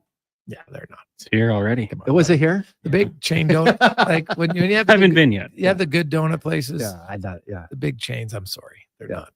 I eat Tim's a donut right now is like it's like the ECHL of donuts. Not close. Timbits are still good though. Oh yeah. What is the? I won't go for the donut, but the Timbit sour still good. So what is it? Sour glazed? Yeah. Those are nice. No. Brownie, have yourself a wonderful week. We will. Oilers have 3 games before we talk to you next. They play Tampa in Mini, home to Vegas. Those are big ones. What is their record in 3 games? I think they'll win 2 of them. 2 of them. Yeah. All right. We'll chat with you on Monday. We'll see if your prediction is correct. Let's get to the con man. We got our final hour month of giving. We'll update you on all that and more. Sports 1440 update brought to you by your Alberta GMC dealers, and the Canada-wide clearance is on now at GMC. Get a $7,500 cash credit on a 2024 Sierra 1500 Crew Cab Elevation. See more at gmcoffers.ca. This is the Sports 1440 update. San Jose Sharks have traded goaltender Mackenzie Blackwood, forward Giovanni Smith, and a 5th-round pick in 2027 to the Colorado Avalanche. In exchange, the Sharks will receive goaltender Alexander Georgiev, forward Nikolai Kovalenko, a 2nd-round pick in 2026, and a 5th-rounder in 2025. On the ice tonight, just about to get going in Buffalo Sabres and the Red Wings. You also got the Rangers hosting the Blackhawks. Then at 5:30, the Ducks are in Montreal. In the NFL, Week 14 wraps up as the Cowboys host the Bengals. Kickoff set for 6:15, and just 1 game in the association. Raptors host the Knicks. That gets going in about 30 minutes. Coming up in Hour 4 of the Jason Gregor Show, we will be joined by Mark Spector of Rogers Sportsnet, Kevin Woodley from In Goal Magazine, and the month of giving continues. I'm Connor Halley. This has been a Sports 1440 update. Sports 1440 in West Edmonton Mall and Wetaskiwin. CKJR is a Stingray radio station. Download the free radio player app and listen wherever you go. Is it Riverside Motorsports? No. It's Riverside Motorsports. Over 55 years in business, and people still get it wrong. Guess it's time to get it right. Riverside Motorsports. What you do for fun is our business. Black Friday continues at the Brick. Hurry in and save up to $3,000 off big screen TVs. Plus, save up to 65% off genuine leather sofas when you buy the matching love seat or chair. Save up to 40% off mattresses and up to 25% off bedroom, dining, and home entertainment furniture. Plus, the more you buy, the more you save, with up to 3 select brand name major kitchen appliances. Some exclusions apply. See thebrick.com for details. The Brick, saving you more. Vimy and Donnan Hockey are dedicated to skill development for all hockey players. If you are a student athlete interested in growing as both a person and a hockey player, visit vimyridge.epsb.ca or donnan.ca to register for a free shadow day. Beginner or an experienced player, these programs are designed to nurture and develop your skills in a positive and supportive environment. Vimy and Donnan help student athletes pursue their passion for hockey while achieving their academic goals. Register for a Vimy and Donnan Hockey Shadow Day today. What would it sound like if Alberta breathed a collective sigh of relief? Maybe like, or a little like, we're about to find out. Because Alberta drivers are finally getting some relief on car insurance. Learn how the new Care First model is bringing you more benefits, faster care, and lower cost premiums at alberta.ca/care-first. That's better. A message from the Government of Alberta. For over 65 years, Denham Ford has delivered the customer service and value that keeps Albertans moving for work and play. And that tradition continues with the final year-end 2024 clear-out. Enjoy low rates or thousands in year-end savings on every vehicle, including F-150, Bronco, and Super Duty. That's the value you've come to expect from where cars always cost less. Denham Ford on Highway 2A in Wetaskiwin or at denhamford.ca. Cars cost less in Wetaskiwin.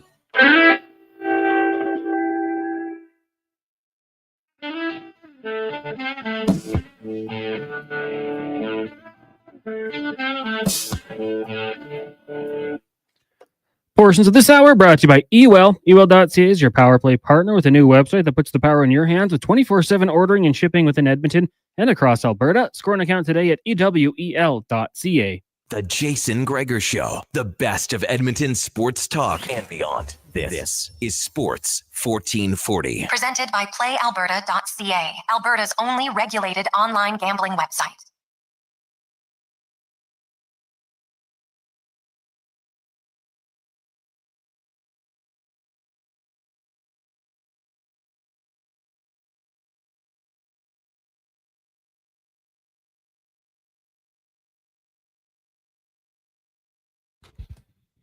Just after 5 o'clock, welcome back. Jason Gregor, Connor Halley, Sports 1440, Oilers Nation, YouTube, and Facebook. Is always presented by PlayAlberta.ca, where you can get in the game. Monday nighter, Joe Burrow. Ooh, always a good bet to go over when the Bengals are playing, baby, because they score a lot, but whoo, do they give up a lot as well. So you can get that in at PlayAlberta.ca, where the 50.5 against the Cowboys. Oof. I like the over in that one. I like the over for sure. Hey, I like, you know what? We've been going over most days for the month of giving. I love it. It's all for charity. It's great. You get some fantastic deals. Today, we have two packages. Package number one is the high efficiency furnace from A1 Heating. It's an Aries 2-stage, 97% efficient furnace. You get your choice of a Google Nest or Ecobee thermostat.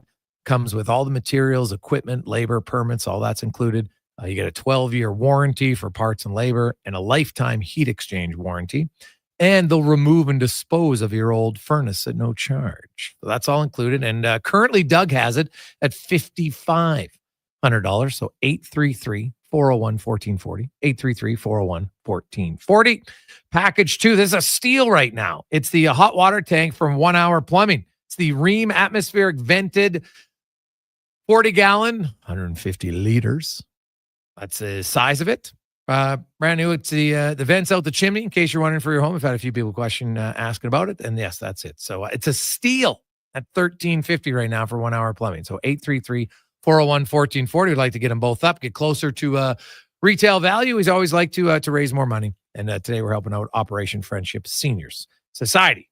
As we welcome to the show from Rogers Sportsnet, we get to the Spec Report brought to you by GS Construction. And I just wish you all happy holidays, Merry Christmas, and continue to be safe through construction zones. GS Construction, as Mark Spector joins us, and Spec, another professional outing, I think, for the Edmonton Oilers. Wasn't the perfect start, but their goalie was good. Then they got rolling, and they got contributions. Corey Perry, Troy Stetcher, McDavid was McDavid, and him and Draisaitl with 2 points, and the Oilers skate away with another victory. Spec, are you there? Buddy, Spec, you've muted yourself. How about that? There you go. Now you go. You know, Computer 1, Spec 0. Yeah. You want good goaltending all the time, but the reality is there's parts in the game where you have to have good goaltending. And I thought that's what happened against St. Louis. He didn't have to be great for 60 minutes, but the minutes he had to be good for, Stu Skinner was very good. He made the saves, let his team get on their feet, and you call it a professional win. I think that's fair. You know, no one plays 60 awesome minutes every night. Only the odd game do you pull that off. Sometimes you got to win 40 minutes and have your goalie help you win the other 20, right?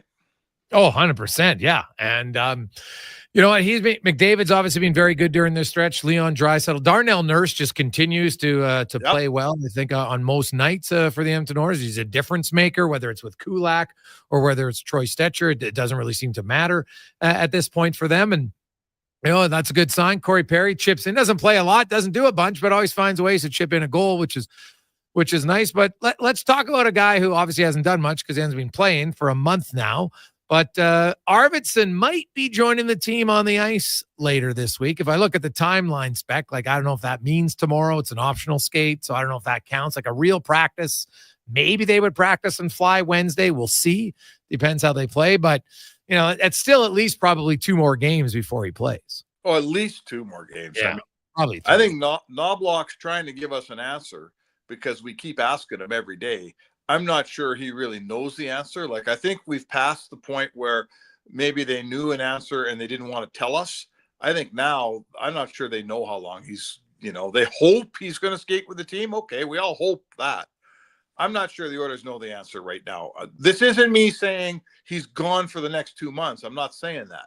What I am saying is I don't think the Oilers know when he's ready to come back, if he's ready to come back. This has got to be something to do with that back. He's had a bad back for a couple of years. It smells like a back issue to me all the way until I learn different. Unless you know more than I do. You have contacts in there, but I think his back is wonky again, and that's the problem with an old player, Jay. Oh God, yeah, back injuries, they're the worst, man. Now he is skating, so I guess that's a good sign, right? Skating on his own. Now, skating on his own, you twirl. What does that mean, right? Like how intense are the skates? Doesn't mean much. Doesn't mean much. He's on the ice. Good news is the Oilers haven't missed him at all, right? It's obviously not good. You got a guy making $4 million. At some point, you want to get some return on the investment in the regular season. But right now, they got Kapanen off waivers, and that's kind of saved him in essence, for Arvidsson. It does limit a little bit of the accruing of cap space because of that. But I look overall at Edmonton, and we've seen some trades. Trouba got traded, although it was New York kind of dumping some salary. Anaheim gets a guy that, they're just hoping to kind of build. Then you have the Colorado trade today with goaltenders. Yeah. As Colorado and San Jose, they get Blackwood. I know a lot of people in Edmonton were thinking, hey, maybe the Oilers would do it. I think the Oilers are pretty happy with what Calvin Pickard's done. Kevin Woodley, who will join us next, did a really good breakdown on Calvin Pickard's numbers. Says for quality starts, he's like one of the best in the league. Like, he doesn't have a high ceiling necessarily, but his low has been infinitely higher than most. And outside of the one game, his first start of the year against Chicago, when the team wasn't good and he wasn't great, ever since then, he's been really reliable. But Blackwood goes to Colorado, and not that Edmonton has to counter that trade per se, but I think it's the start of teams looking and saying, okay, let's see how we build. Because if I look in the West, I think the 8 teams in the playoffs today are the 8 teams that'll be in the playoffs when the postseason begins. Well, I mean, it is strange to see a team the caliber of the Colorado Avalanche completely give up on both their goalies in a 2-week period, right? Like they moved out that Finn Annanen, that was his name? Yeah. They gave up on him. He had another bad start. You could tell in Bednar's face that he was done with that guy. And then less than 2 weeks later, they're moving out Georgiev, who was supposed to be the answer there at one point. So, forget trying to compete with Colorado. Colorado's they just gave up on their goalies. They're just trying to find a guy that can stop a puck. This isn't about keeping up with anybody. They're trying to keep up with the rest of the league because they're not getting saves. So, listen, you and me are on the same team here. I don't think there's a problem with the goaltending in Edmonton. Would you rather have, a guy like Shesterkin or Sorokin as your starter? I guess maybe, but I don't have a one problem with Skinner. You can win a Stanley Cup with Skinner. People say, well, if he goes down, can Pickard carry the ball? Probably not, but find me a team that's got a backup that can carry the ball for you if your number one goes down. So I got no problem with the goaltending here, Jay. I don't expect them to get another goalie. I don't want them to get, I'm not asking for them to get another goalie, and I don't think they need another goalie. I think they got other places to look at for sure. First off, and they'll likely do that between now and the deadline. And you wonder Arvidsson's health. What does that do? Does he end up coming back trying? And then who knows if it's a back injury? Like, is he on LTIR? What's Kane's status? There's lots of balls still up in the air that are uncertain for Edmonton to see how much space they'll do. But I look at the Trouba trade in Anaheim spec, and I know some people think, hey, Anaheim gets him and they didn't take any money, and now they're going to retain money and trade him later, which they might do. But I think, and I know he's a different player, but Cam Fowler is going to play his 1,000th game as a Duck, assuming that he stays healthy here for the next 12 games on January 2nd. And I think it's important for him and the organization to get to that mark. But then I think there's a chance that Cam Fowler gets dealt before the deadline. And I think there'll be a lot of suitors after Cam Fowler. I think he'd be a pretty high sought after guy, especially if Anaheim's willing to retain any salary. What's the status left on his contract? How many years? He's got one more year after this. So you get him for, that's what makes him more valuable is you get him for 2 years. Right. So Cam Fowler's always been, who doesn't like Cam Fowler? He's probably fallen victim to playing for such a lousy team for too long. You know, guys who sit in a place like Anaheim, I mean, they've been bad for a while here, right? And you don't play any important games. Henrique talked about this when he came up from Anaheim. You know, your season's effectively over in late November. It's hard to be a good player on those teams. Like a guy like Cam Fowler, I'll bet you if you put him in a competitive situation with a team that could win, you'd get a whole new player, a completely different guy. I've loved his game. Everyone loves his game. He's a really good player, apparently a hell of a teammate, all that stuff. Probably right in the wheelhouse of what the Oilers are looking for, Jay, right? Quasi, second pairing guy to play with Nurse. That's what they're looking for, and he falls right into that category. I wouldn't be at all surprised if that conversation's been going on here. Yeah, so it is one to watch and look out for. Spec, the Elks got their man. I don't think it's much of a surprise, at least to me. I thought the minute Ed Hervey and Chris Morris were in, Chris Morris, when he tells us his first meeting was with Trey Ford, they were going to sign him. Yep.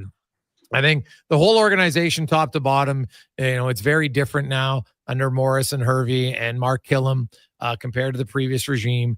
And I think they will support their quarterback infinitely better than the support he got in the past. They're also, I think they've challenged him a little bit more onus. And you heard Trey Ford say, you know what, he's going to be here. He's going to be working with the trainer. He wants to be more durable so he can play all 18 games. So, you know what? I'm kind of fascinated to see, because the one thing Trey Ford has that you can't teach is just pure raw athleticism. Yep. That at times he can just do things that no one can do, right? He can just scramble around. Oh, we got a guy broken down. Boop. I'll pump outside the pocket. I might not run for a first down, but I'm scrambling to make time. Now my receivers get open. I spoke to Killam about that. He says it's just so stressful how you think you have a guy contained, and once he's out of containment, well, now you're just, the longer you have to cover, the more chance you have of mistakes. It's just that simple. Ask anybody in football. And so what do you make of the Ford signing and, a 3-year deal and what it means for the organization? Love it. Love it. Like I come from the school that says, because of the size of the CFL field and because you only get 2 downs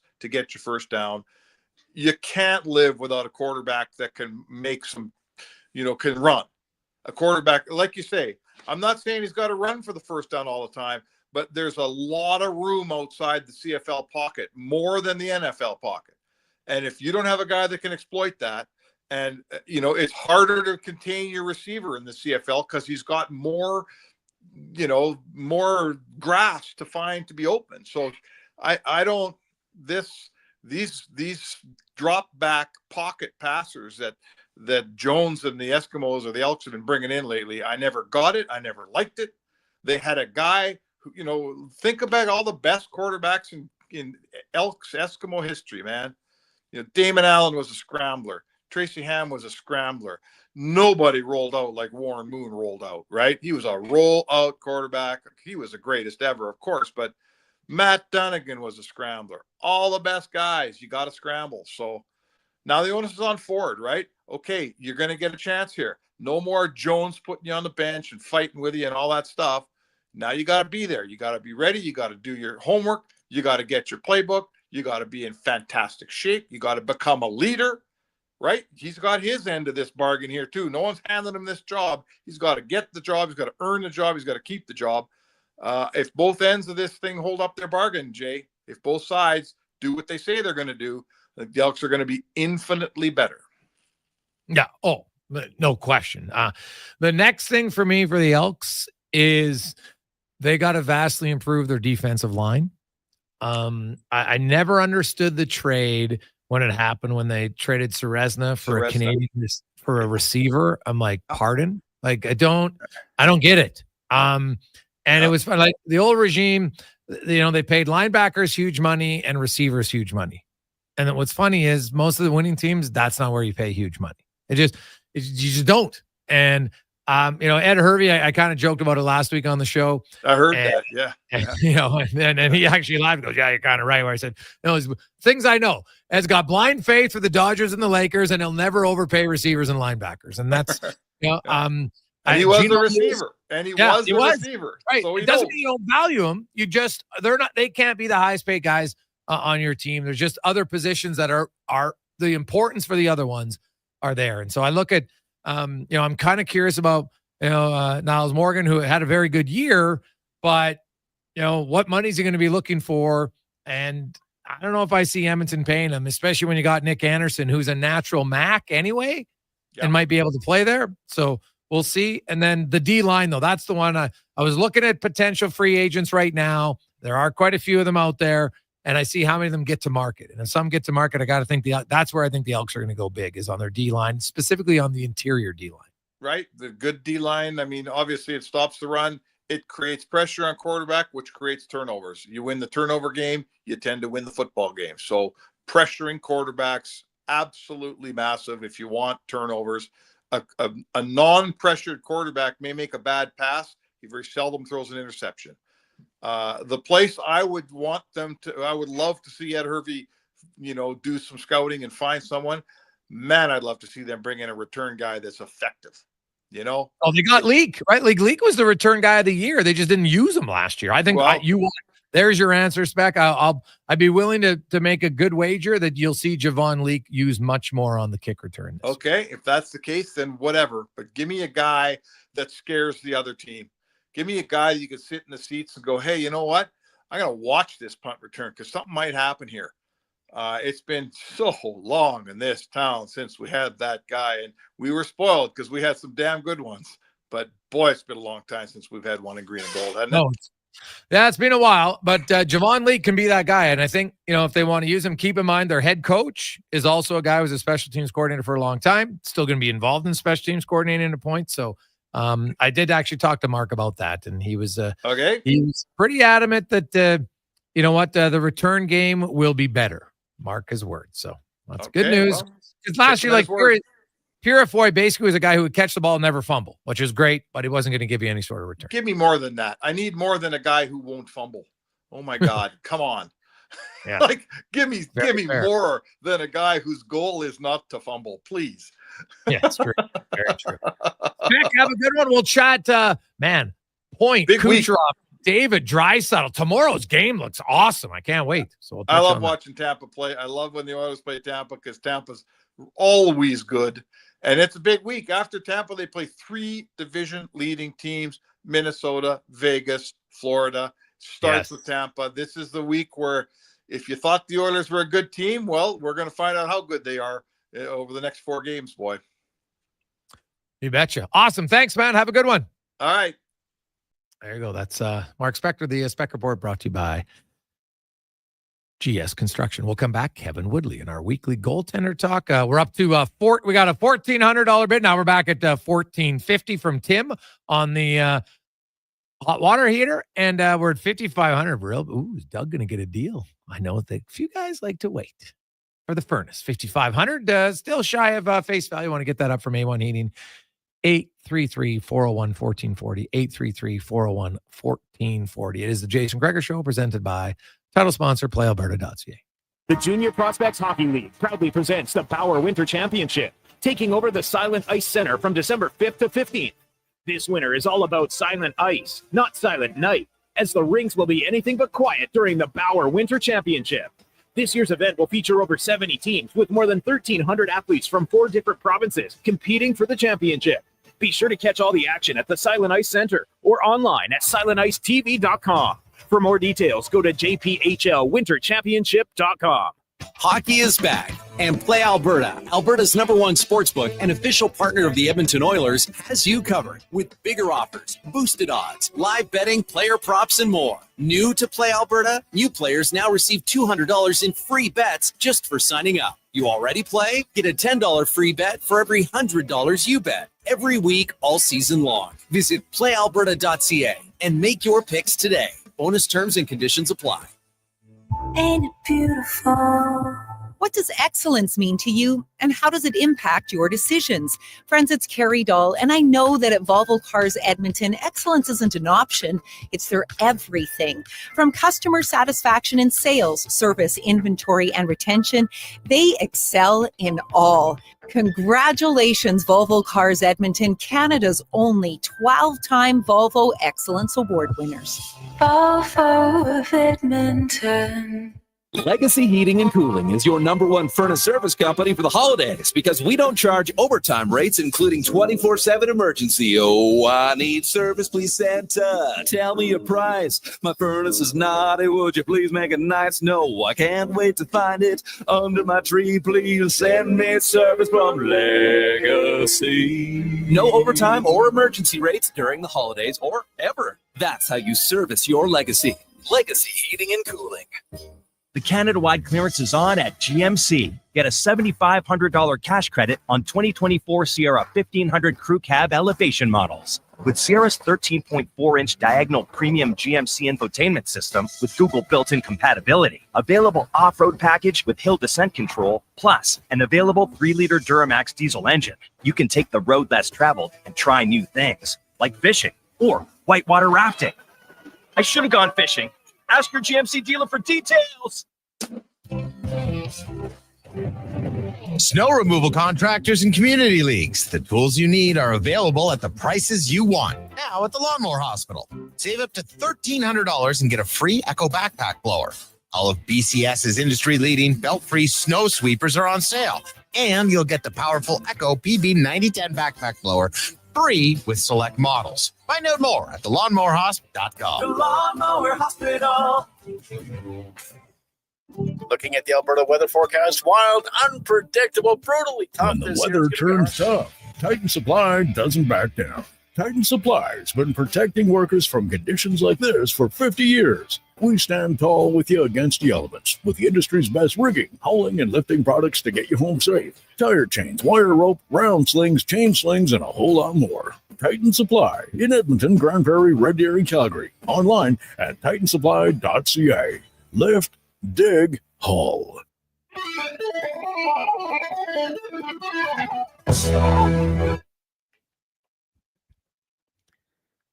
Portions of this hour brought to you by your Alberta GMC dealers. The Canada-wide clearance is on now at GMC. Get a $7,500 cash credit on a 2024 Sierra 1500 Crew Cab elevation. See more at gmcoffers.ca. The Jason Gregor Show, the best of Edmonton sports talk and beyond. This is Sports 1440. Presented by PlayAlberta.ca, Alberta's only regulated online gambling website.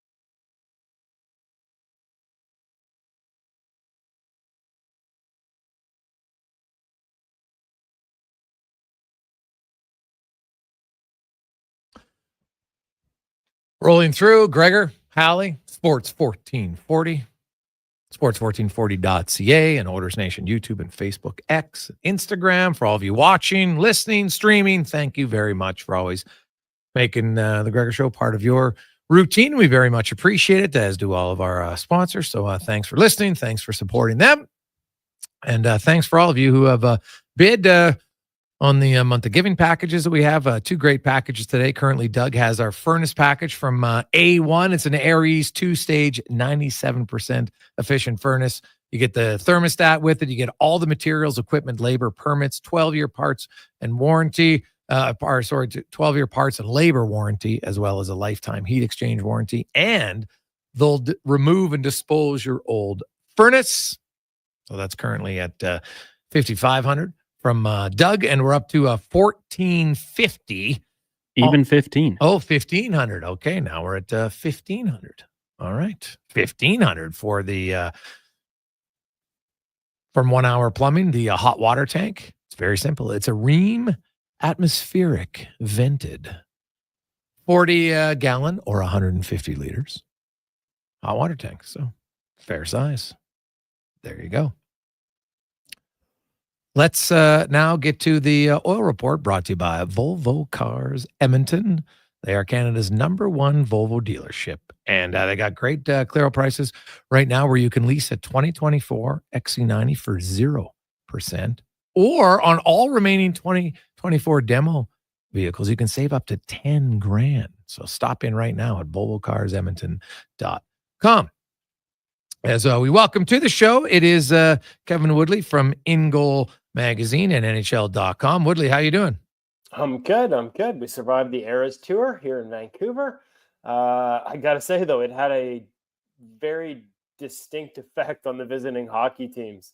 Columbus comes in on a Friday night, had to leave town, fly to Winnipeg post-game because they could not secure their hotel for a second night. Tampa Bay came in on Sunday, would normally arrive on a Friday for that game, but flew in on Saturday, went straight onto the ice at Rogers Arena for a late afternoon practice to try and skate off the effects of that cross-country flight because they, too, could not get a hotel room for Friday night, and then left to head to Edmonton right after the game on Sunday for the same reason. And the Blues stayed in Edmonton after their game there on Saturday because they couldn't get a hotel room last night either in Vancouver to practice here today. So the Eras Tour is bringing lots of money into the city of Vancouver, costing me a lot in parking, I got to be honest, the last couple of days around the rink, and making it difficult for teams to get in and out of Vancouver, or at least find a place to stay when they do. Well, Tampa Bay had no problem. They got Kucherov back in the lineup, and him and Braden Point kind of had their way with the Canucks. Now, I want to talk. There was a trade today. Goalie, you're probably just salivating. Oh, my God, let's break it down. You got Blackwood for Georgiev. Now, also, young Kovalenko goes back to San Jose as well. There's some draft picks going each way and such. Just, I guess, evaluate the trade from a goalie perspective. And do you like Blackwood as a fit in Colorado? Well, listen, like both of those guys at the top of their games, I don't know that there's a huge difference between Mackenzie Blackwood and Alexander Georgiev when they're both playing their best. Like, that's the reality. But the other truth is Alexander Georgiev has not played at his best this season. No. And I just think that even as, like, he got some tough starts when they were not healthy, when they were not playing well, he got stuck behind that team and they hung some crooked numbers on him as a result. But overall, their defensive profile has improved significantly as they've gotten healthier. They are a top 10 team, just 9th in 5-on-5 expected goals against on the high danger. They're 3rd on the penalty kill. And again, there's been some downs in there, but overall to this point in the season, the defensive environment has not been terrible. And the thing that has really hurt Georgiev, and out of 80 goalies that qualify, I think he's 71st in adjusted save percentage. So it has not been a good season. It's the bad goals. Yeah. He has given up 8 low percentage goals already this season. And those are the ones that deflate confidence. And what happens when that continues is you sort of get to a point where that snowball starts rolling downhill and picking up steam and gathering snow. And now, maybe the goalie doesn't quite trust the players to do what they're supposed to do after some early exposure on back doors and stuff. The players are trying to do too much to help their goalie, going out of their lanes, out of the way to try and make plays defensively, block shots. And pretty soon nobody's doing their job. I don't know if they'd reached that point completely, but clearly they felt they had, because it didn't look like it was, it didn't look like it was fixable. That's a pretty big statement. And obviously it's early in the season yet, but clearly they felt that they needed to make a change. Now, statistically, this season, it's an upgrade. Like I said, when both guys are going, I don't know that it's a huge difference.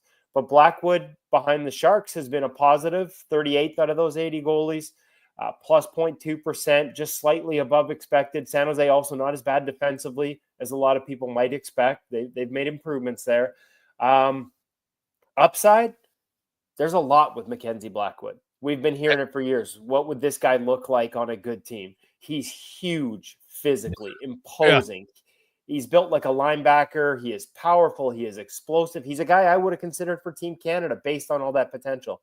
But we're also far enough along in his career, Jason, we haven't seen it realized. So how much of that is in Jersey? It was injury, and he played through some stuff that made me cringe, frankly, in New Jersey. There was one where he had a bone growth on the back of his heel. They call it a Bauer bump. Yeah, they cut out the skate. Cut out the skate and played with basically black tape over the back of an open heel. That's how bad it was. So, like, I have trouble blaming a goalie for that when he's playing through something of that degree.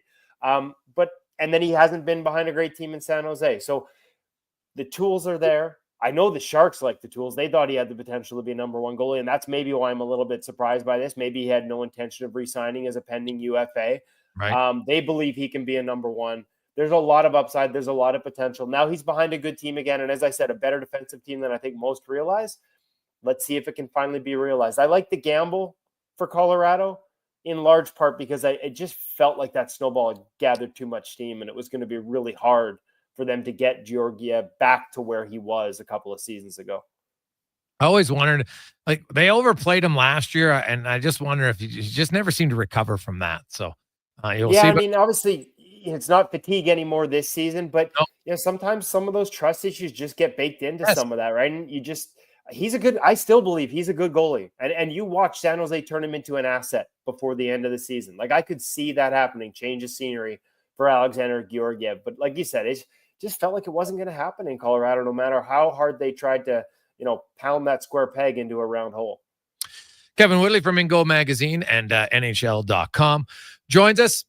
So, Kev, a few other ones. The Oilers, a pretty good test this week. Tampa Bay, and then 3 division winners, or leaders, I should say, in Minnesota and Vegas, and then Florida not till next week. But Vasilevsky and kind of where his season's at and what Oiler fans and Oilers themselves should be expecting tomorrow night. Well, I mean, his season is in bounce back territory for sure. Certainly last year he finished right around expected. And you remember I took a fair bit of heat when I had them ranked a little lower when we did those division rankings. And that was based on Andre's adjusted numbers last year. But the caveat was I knew he'd made some changes in terms of how he trains. We talked about the same guy that Stuart Skinner works with, Adam Francilia. Vasilevsky reached out to him and started working with him. Talked to him a little bit about it this week. And looking at the numbers right now, like he's back, from an adjusted save points, adjusted save percentage standpoint, flirting with the top 10, just in the top 15 right now, plus 1%, not quite peak of powers Vasilevsky, but a lot more or a lot closer to what we're used to. And I think the thing you need to look for when you watch him play, he's a lot narrower in his stance, a little more upright, presenting a little bigger, playing a little deeper in his net, which he says is a product, not so much of the changes as much as the way the game has changed and recognizing he can't be aggressive like he used to be. And after the back surgery and given all the minutes he's played over the last decade, especially, through those cup runs and everything, just needs to conserve energy, just has to play smarter, can't rely on the physical gifts that he has as often as he used to. And so it's a lot more controlled, contained game. And man, like there's been times this year where it looks like it's really clicking. And it reminds me a little bit of Connor Halley, just sitting back and waiting and not having to explode and extend, not getting locked in low and wide with his hands up by his ears, just shifting into pucks, taking them off the chest, using his hands patiently. There were moments in that Canucks game the other night where I saw the same thing, and it was really fun to watch. It almost at times looks slow. It's deceptive that way, but there's just a calmness to his game that even when he was at his best, that wasn't necessarily why. And so good on him for recognizing, despite all the accolades and the Stanley Cups and the Vezina trophies and everything he's won, that you need to continue evolving. And I see that in his game. And there are signs statistically that it's already paying off. But I think the long-term payoff will be the ability to keep playing at this level for a lot longer period of time behind a team that leans on him a little more than they have in the past. So, and as you said, they finally got healthy here in Vancouver.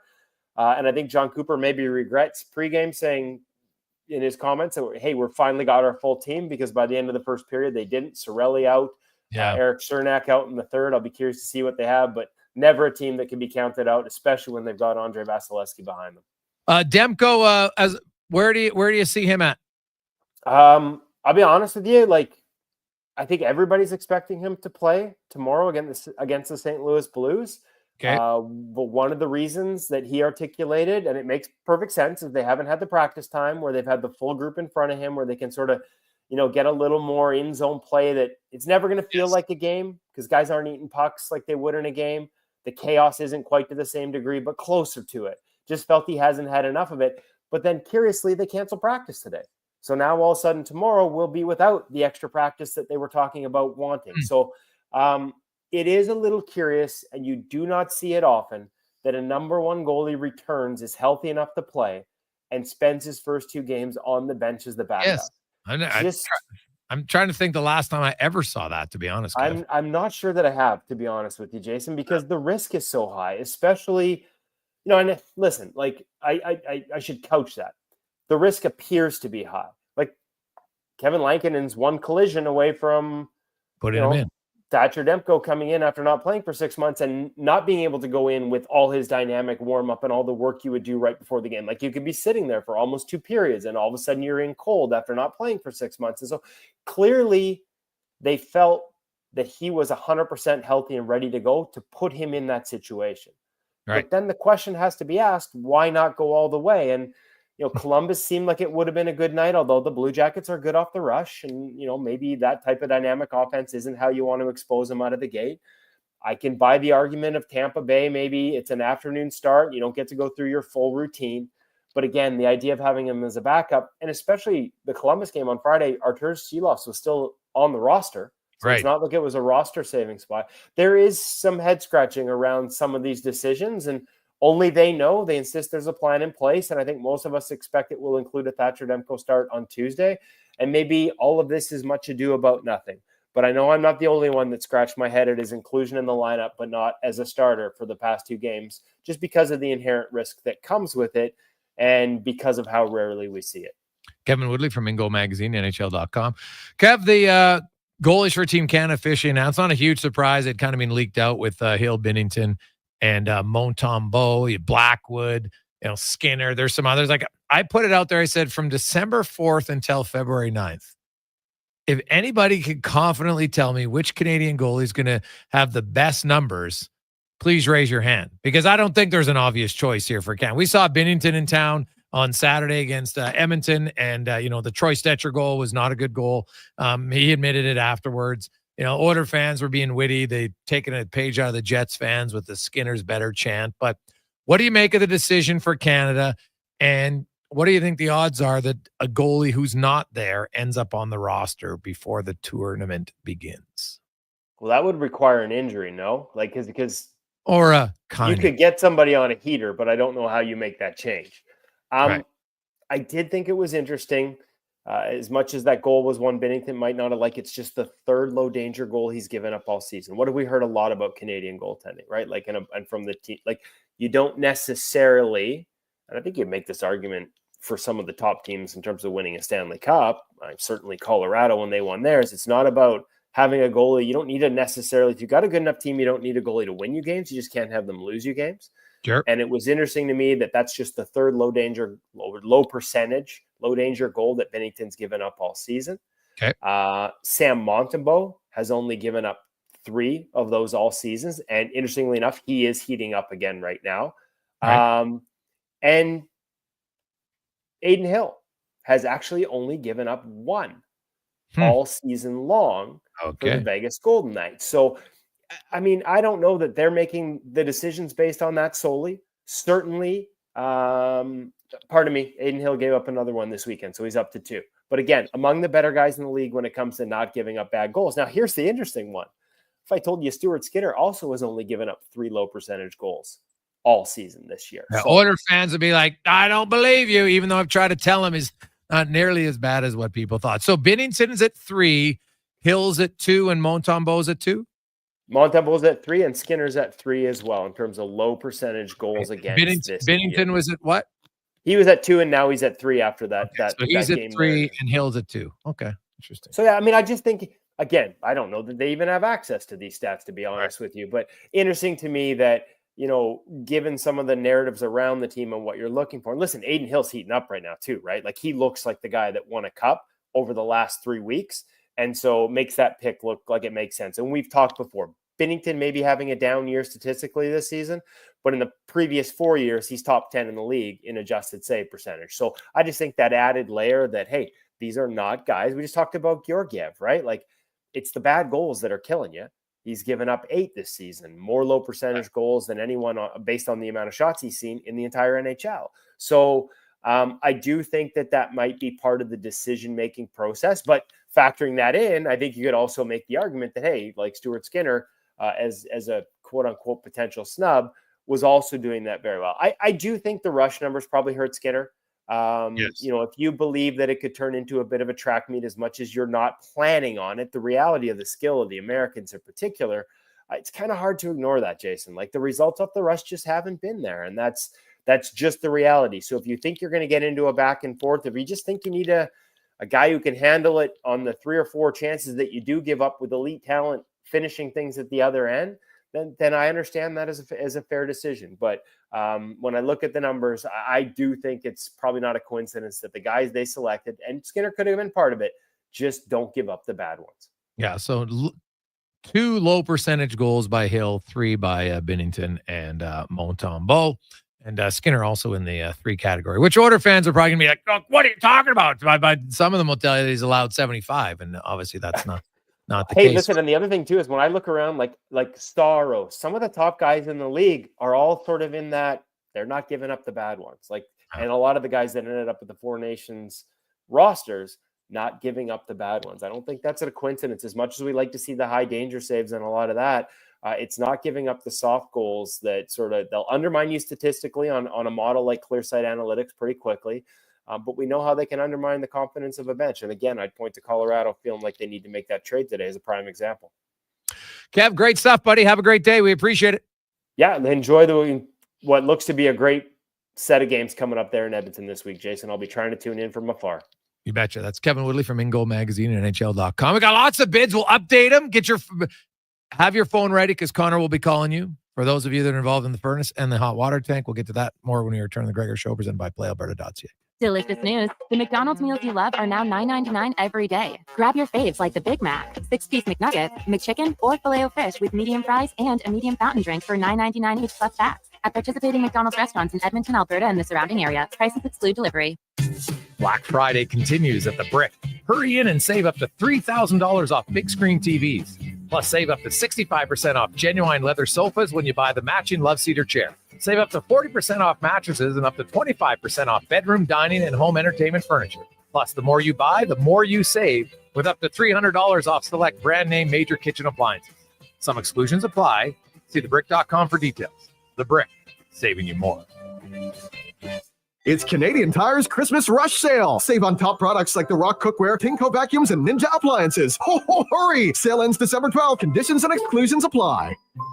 Celebrate Christmas with the gift of hearing from I Hear Unicare. Our locally owned centers in Stony Plain, St. Albert, Spruce Grove, and Edmonton can help you experience the season's cheer in every detail. I hear you and I care. Visit ihearunicare.com. Could your school, charity, or community group use financial support with a capital project? Maybe Vision Credit Union can lend a helping hand. Vision proudly offers helping hand grants of up to $10,000 to qualifying organizations for capital projects that benefit our branch communities. Apply by January 31st, 2025 for a chance to qualify. Helping hand grants up to $10,000 from Vision Credit Union. Learn more at whatsyourshare.ca. Portions of this hour brought to you by On the Rocks. Watch every Oilers game at OTR with $5.25 Molson Canadian, $5 Pink Whitney shots, and 60-cent wings. Plus, play Oilers score and win for your chance to win On the Rocks gift cards. Oilers hockey at OTR. Book your table today. Jasper Ave in 118th. From puck drop to kickoff, it's the Jason Gregor Show on Sports 1440. Presented by PlayAlberta.ca, Alberta's only regulated online gambling website. It is the final countdown.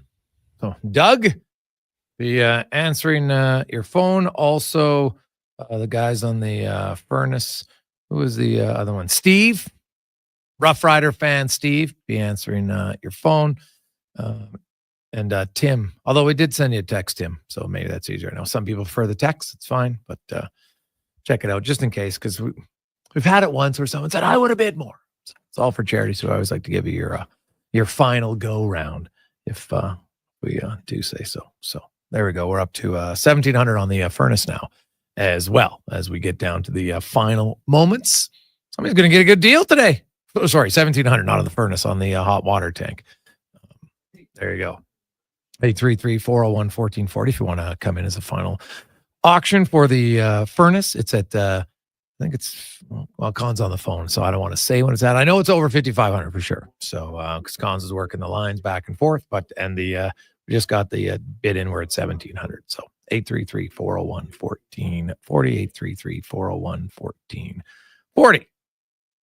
Got a lot of text to get to for the orders in the Elks. Hey, guys, I'm pretty excited as a longtime Elks fan on what the organization has done.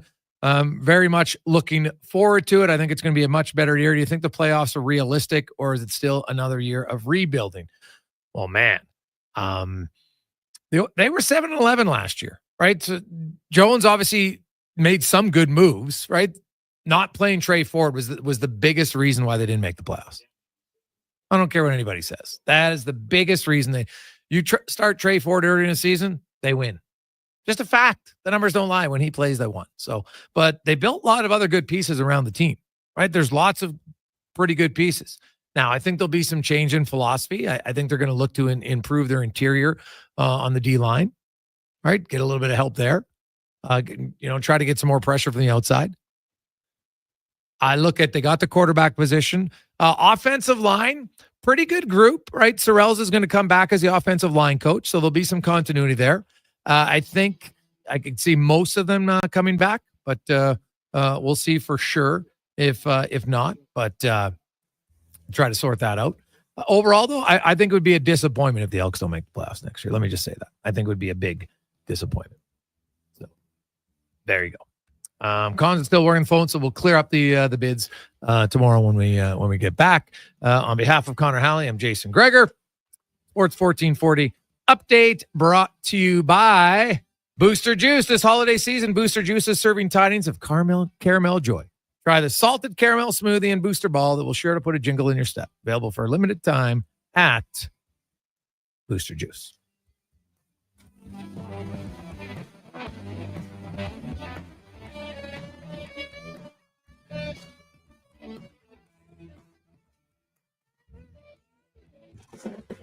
This is a Sports 1440 update. Trade in NHL today. The San Jose Sharks trading goaltender Mackenzie Blackwood, forward Giovanni Smith, and a 5th-round pick to the Colorado Avalanche. In exchange, Sharks received goaltender Alexander Georgiev, forward Nikolai Kovalenko, and a 2nd-round pick in 2026, plus a 5th-rounder in 2025 in the NHL. On the ice tonight, Detroit Red Wings right now trail the Sabres 3-2, and the Hawks and Rangers tied at 1 apiece. Both those games are at the first intermission with 5 minutes into the first period. Canadians up on the Ducks 1-0. Patrick Laine with his 3rd goal of the season. In the NFL, Week 14 will wrap up with the Cowboys hosting the Bengals kickoff set for 6:15. And in the NBA right now, Raptors lead the Knicks 16-13 with 5 minutes left in the first quarter. RJ Barrett leading the way with 8 points. Former Toronto Blue Jays closer Jordan Romano has agreed to a contract with the Philadelphia Phillies pending a physical. Romano, a 2-time All-Star, was not tendered by the Blue Jays earlier this offseason. And at the Canadian, for the World Junior A Championships in Camrose, the U.S. defeated Canada East 8-0. West will take on Sweden tonight at 7:30. That'll do it for us here on the Jason Gregor Show. Coming up next, Fox Sports Radio. Carry us back tomorrow morning, 7 a.m. with live local coverage. I'm Connor Halley. This has been a Sports 1440.